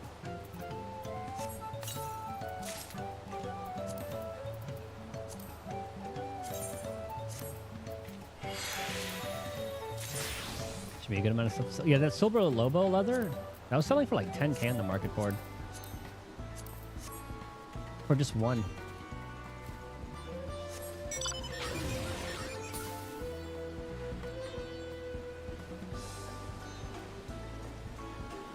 Oh, the alpaca keep. Might as well talk to you. And I'm probably never going to use you, but still.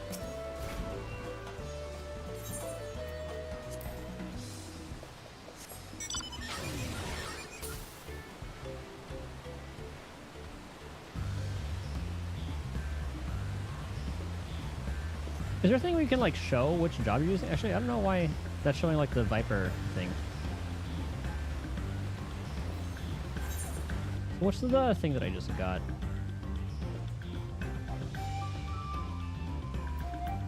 Oh, traits. Uncoiled Fangs. So, execution of Uncoiled Twin Fang or Uncoiled Twin Blood after successfully landing Uncoiled Fury. Oh, it's just a new thing, I guess? New part of the combo?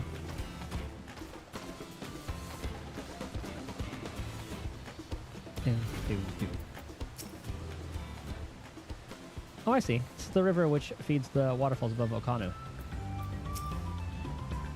Again and again, I'm struck by the majesty of the falls. It's difficult to comprehend the sheer volume of water this natural wonder produces. I felt eyes on us several times as we made our way here, though they soon seemed to lose interest. The bandit's lair is said to be somewhere near here, so I'd prefer we avoid seeking out trouble. Well, where are the bandits? Apparently they're not foolish enough to attack a party of this size. Earthenshire is just a little further ahead, on the opposite bank of Miyakabek Zoma. But let's remain vigilant all the same.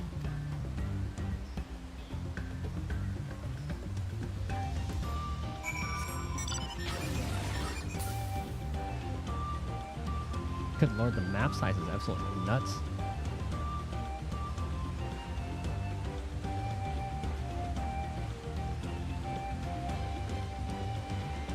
The place is so pretty.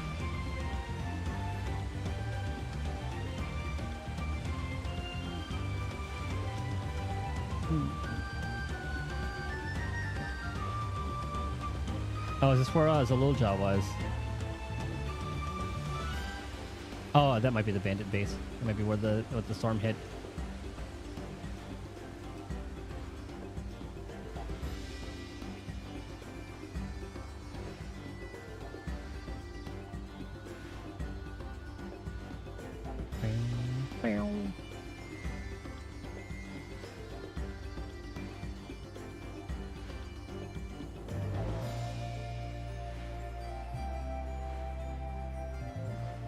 This is cool.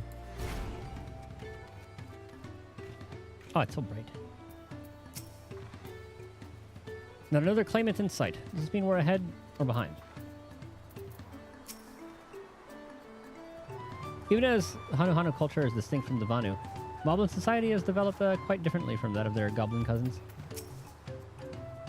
Goodness me, it's like the entire village is made of pottery. So this is Earthenshire.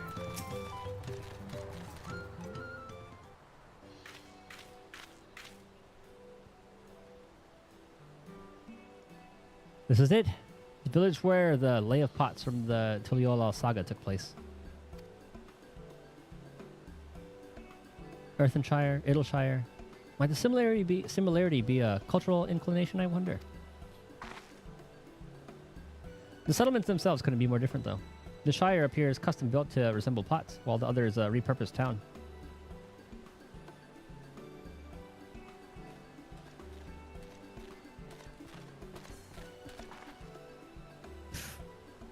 Welcome to Earthenshire. I have the pleasure of happy greeting the third promise and her retinue.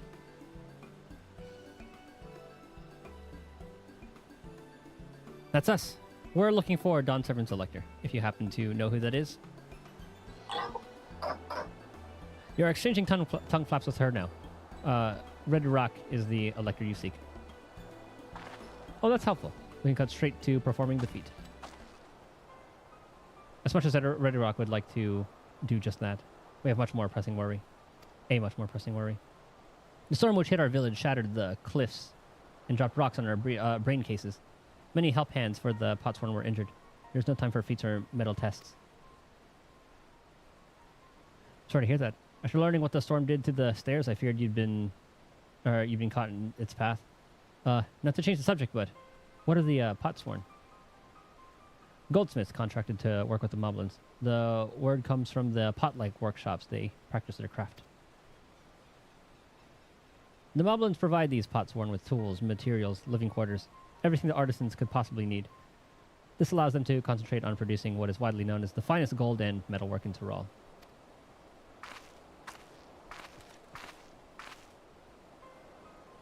This is unacceptable. I was promised no distractions.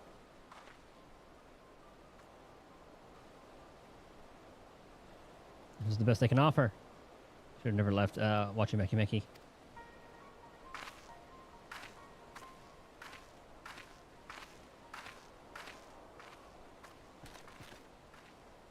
You see, the pots won't desert us.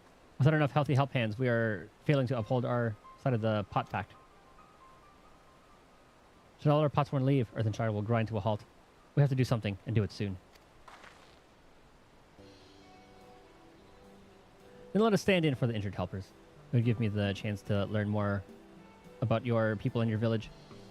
And if it brings us closer to beginning the feat, then all the better. This isn't strictly part of the contest, so don't feel obligated to join in. Take a rest while you can. Of course I'll help.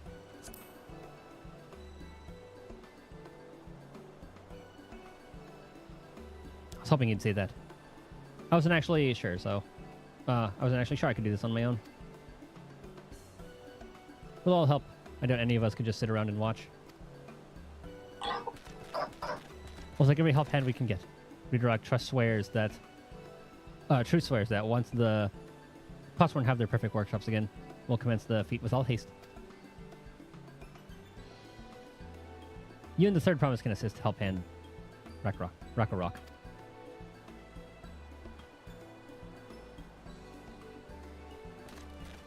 These guys have potential to be the crafters as well. Well, they hire the crafters, so we'll see. Oh, wait, then again, yeah, there you go. The hire the crafters, it's us. You are the four. Follow Red Rock. We're help hands in need of hand lending.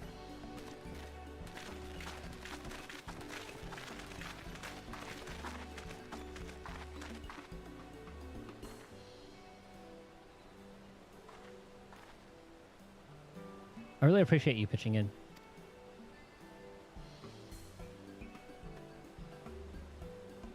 I meant what I said at many fires. There'll be no feigning strength. No more playing at being an invincible promise. There's one thing I've learned on this journey. It's how practiced you are at aiding those in need. And I mean to make the most of having such an incredible mentor at my side. Now, let's find this Rock fellow and see what we can do for him.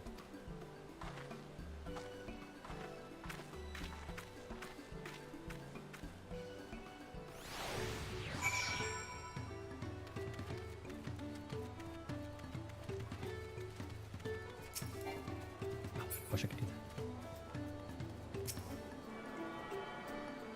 Let's make sure I attune.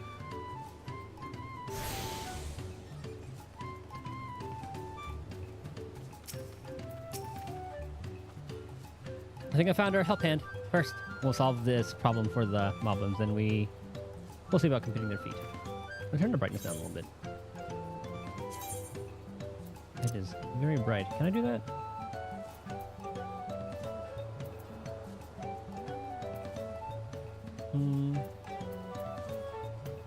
Display settings, maybe?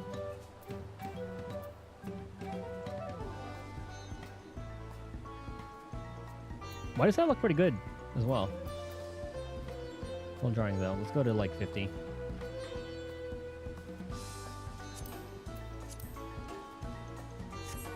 Okay, I like that. Rock can't meet his obligations without more help hands. The pot back is broken and the pots are emptying.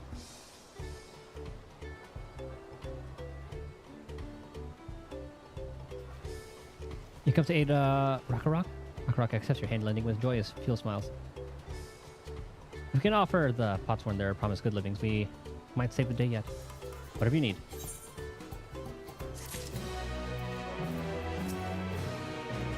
Solve this problem for the moblins, and we'll see about completing their feat.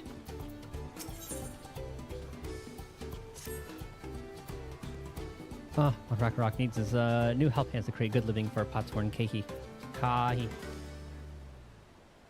The help hand assigned to Kai was hurt during the rock rain, so Rock took over, but he knows nothing of Kahi.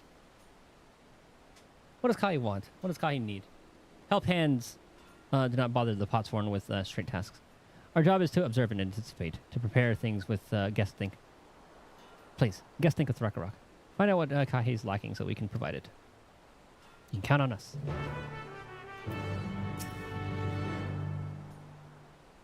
Only one of many Potsworn in need of caretaking. It works through the night with no sleep and no rest. But there are too few of us to go around.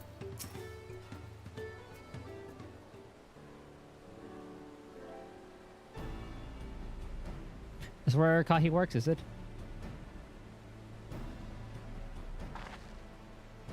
Let's take a peek inside then.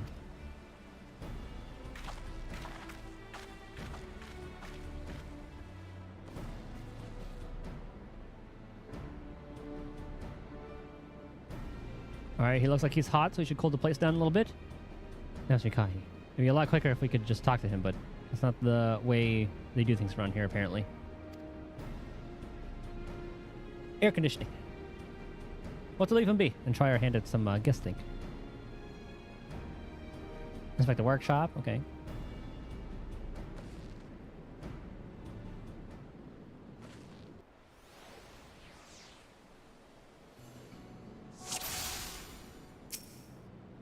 A ledger? Well, he has no shortage of crafting materials, and there must be something else he's missing.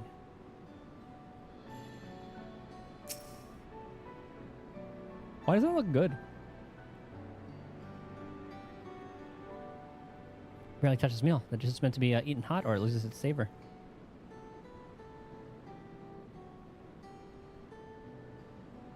I got mats, I got all that stuff. Lighting's good. Kai himself, he looks hot.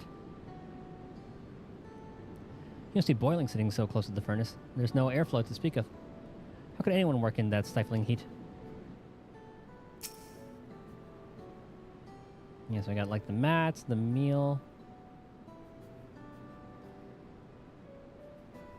The furnace itself? No. Alright, we'll do the tried and true method of just scanning. Let's look for all like points of interest.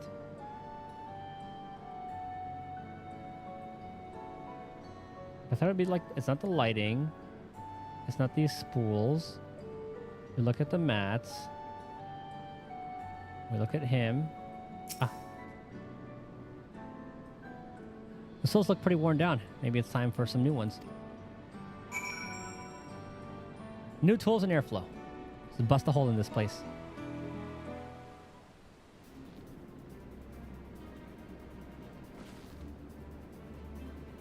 Alright, after taking a look, I think I have an idea of what things Kai might want to improve his working conditions. Let's head back outside and talk to Rock.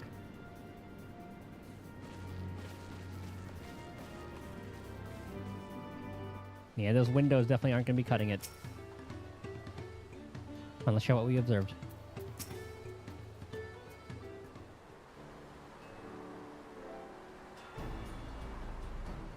You made your observation? What did you guess think? First off, I noticed Kai hasn't touched his food, and an empty belly can't be good for his concentration. Maybe the cooking isn't to his liking? But our food is very mouth-pleasing. Why wouldn't he want to eat it? Ah, but Rock is sure of nothing when it comes to Kahi's tastes. I can help you with that. My brother Kwan is also at Sorrow. And while everyone has their personal preferences, there are some they tend to share. Like an aversion to piping hot dishes. If it was brought to him like that, Kahi probably wouldn't have been able to eat it until it cooled down. And by the time he came back to it, he might have found it cold and unappetizing. The simple solution to serve dishes that taste good, no matter the temperature. Rockard never would have thought of that. What the third promise in explaining these things to our cook? Or mine explaining these things to our cook? Not at all. I don't think that that was the only reason Kai couldn't concentrate. The Tara Holman is hot and dry, but even Kai seemed to be suffering in front of that furnace. Is there any way you could cool down the workshop? Oh, you could try a drafty shard. They make a lovely breeze. You know where you can get one of those? You can gather them from the shoals of no return. That sounds promising. There are many old boats there, abandoned by those who gave up their search for the Golden City. So I salvaged them from the wreck. Could you handle that for us, Titus?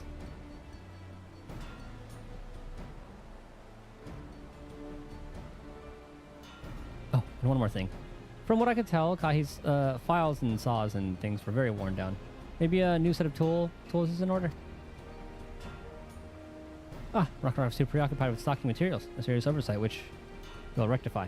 Supplying good tools for good living is Help Hand's responsibility. Then we have all the work to do. We can meet back here when our tasks are done. The shoals of no return are past the crags, through a tunnel southeast of here. You should be able to spot the passage from just outside the village.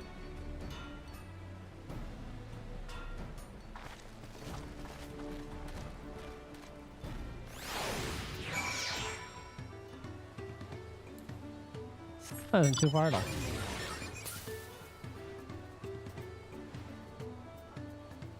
Right through here.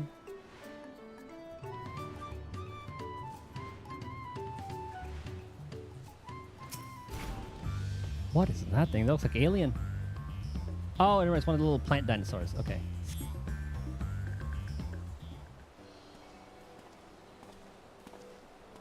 Well, well, well. You're Titus, aren't you? What brings you here?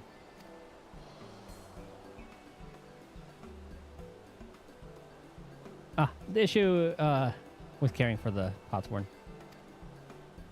When they approached me with that same problem, I suggested they commission artisans in Charlene instead. The quality of craftsmanship would be guaranteed after all. However, the moblins did not care for the idea. Surely, it would be more effective to engage uniformly trained collective. I cannot understand their fixation on individual contracts. That's their culture. That's the way they are. Perhaps the custom will make more sense once we begin the feat of pots. Until then, we've been deemed unfit to assist in the matter of help hands, and are instead tasked with tending the injured. We're on our way back from procuring herbs for Urianji, in fact.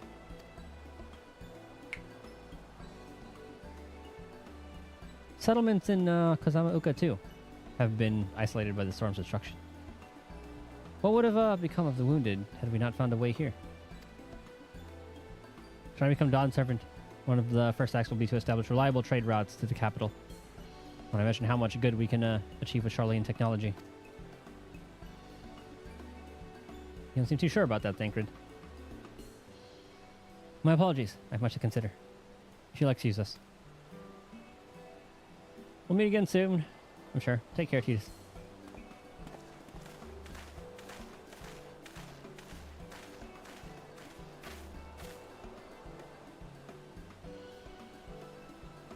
That looks like the place.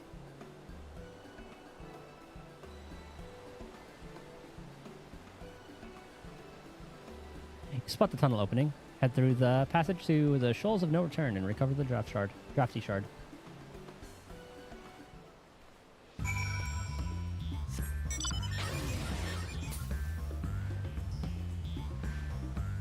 can actually see so many of these becoming like the tribe quests. Oh, this could be the custom deliveries too. There's a lot of potential. It could be anyone.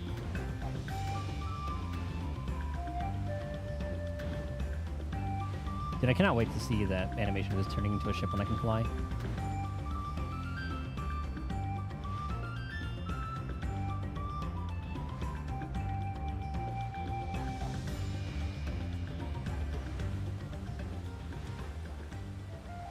Oh god, the Malboros. Oh, I will grab you. So I might actually have to bust out that compass at some point.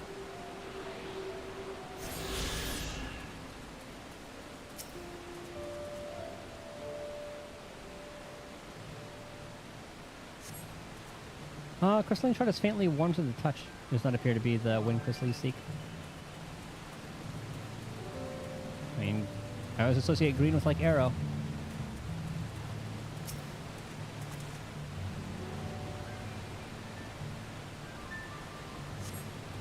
Crystalline shard emanates a soothing whisper of wind. Seems you found the crystal.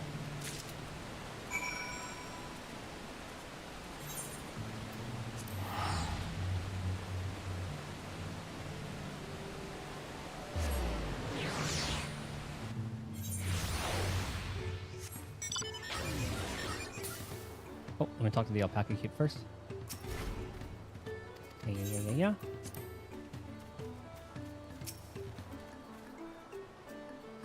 Is that a cool breeze?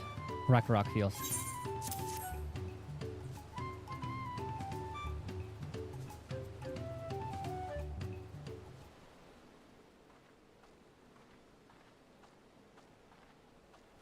Save that. She told the cook.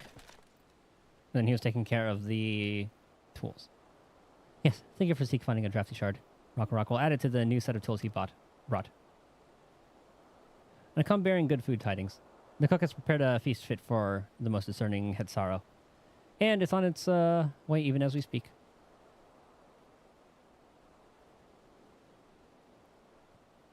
Let's go in and see what Kai thinks of our efforts. There's a lot of like bust in there and just be like, hey, how you doing? No knock?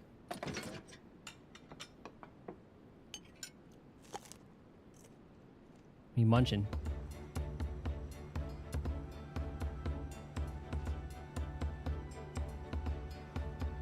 Sounds much better.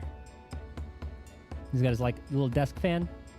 I was wondering what occasion called for me to receive so many visitors.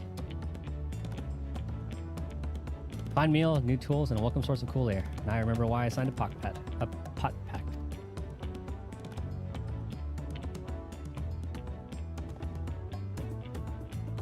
I'm grateful for your kind considerations. Allow me a moment or two, and I'll reciprocate with a piece worthy of Potsworn.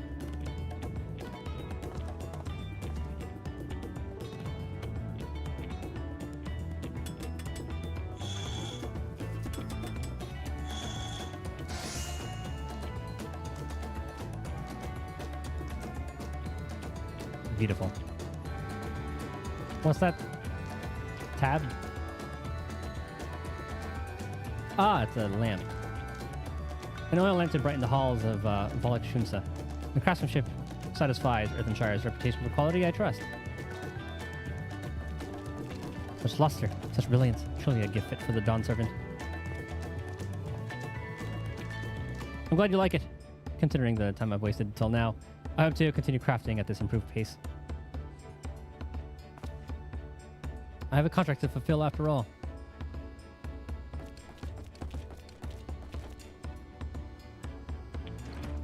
After this quest, I'm going to rest my voice a bit.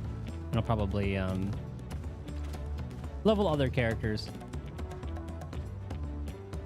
And just chill. And get some food. Forgive my interruption. Lamachi. I'm told the Elector has deemed the crisis past and is prepared to task us with defeat. It's great news. Thank you for letting me know.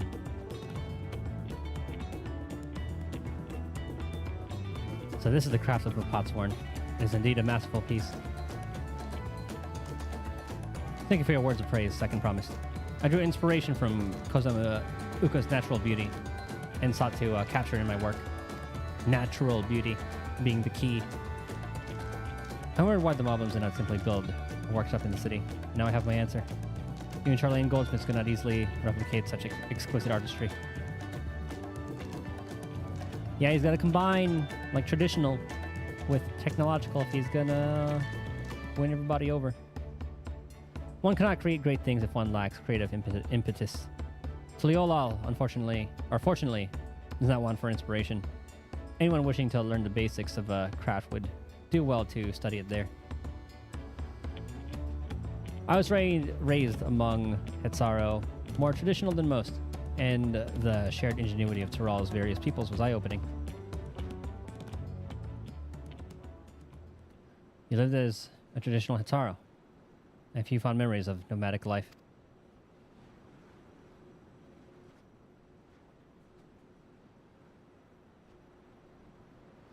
Ah. That was a cool little way to set up a little bit of his backstory.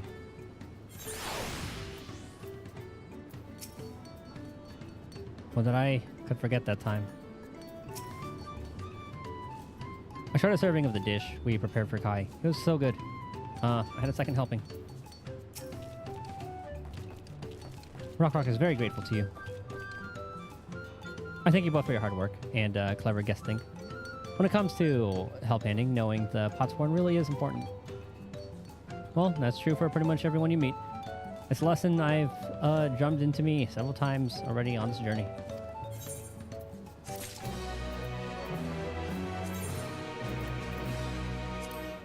Let's use those, and you can sell it. Or desynthesize it. Ooh, I do need a better weapon, though. Oh, never mind. No, I don't. I did buy the weapon for that, too. I am going to bring that over. Hold on, let me talk to everyone here real quick. Now my workplace is just the way I like it. I have inspiration oozing from every pore. I think that lantern was nice. Just wait till my next masterpiece. Rock will see the Potsworn Kai. His lustrous oil lamp is delivered to the palace at once. Oh yeah. Serving. What's this going to be about? Details concerning the forthcoming Feast of Pots. Okay, that's a good time to end it, actually. We'll go on to the next thing tomorrow. Thank you guys for hanging out, chilling, chatting, lurking. I'm going to go rest my voice. And get some food, chill out. Thank you guys for hanging out, chilling, chatting, lurking, doing all that. Catch you guys next time. Later.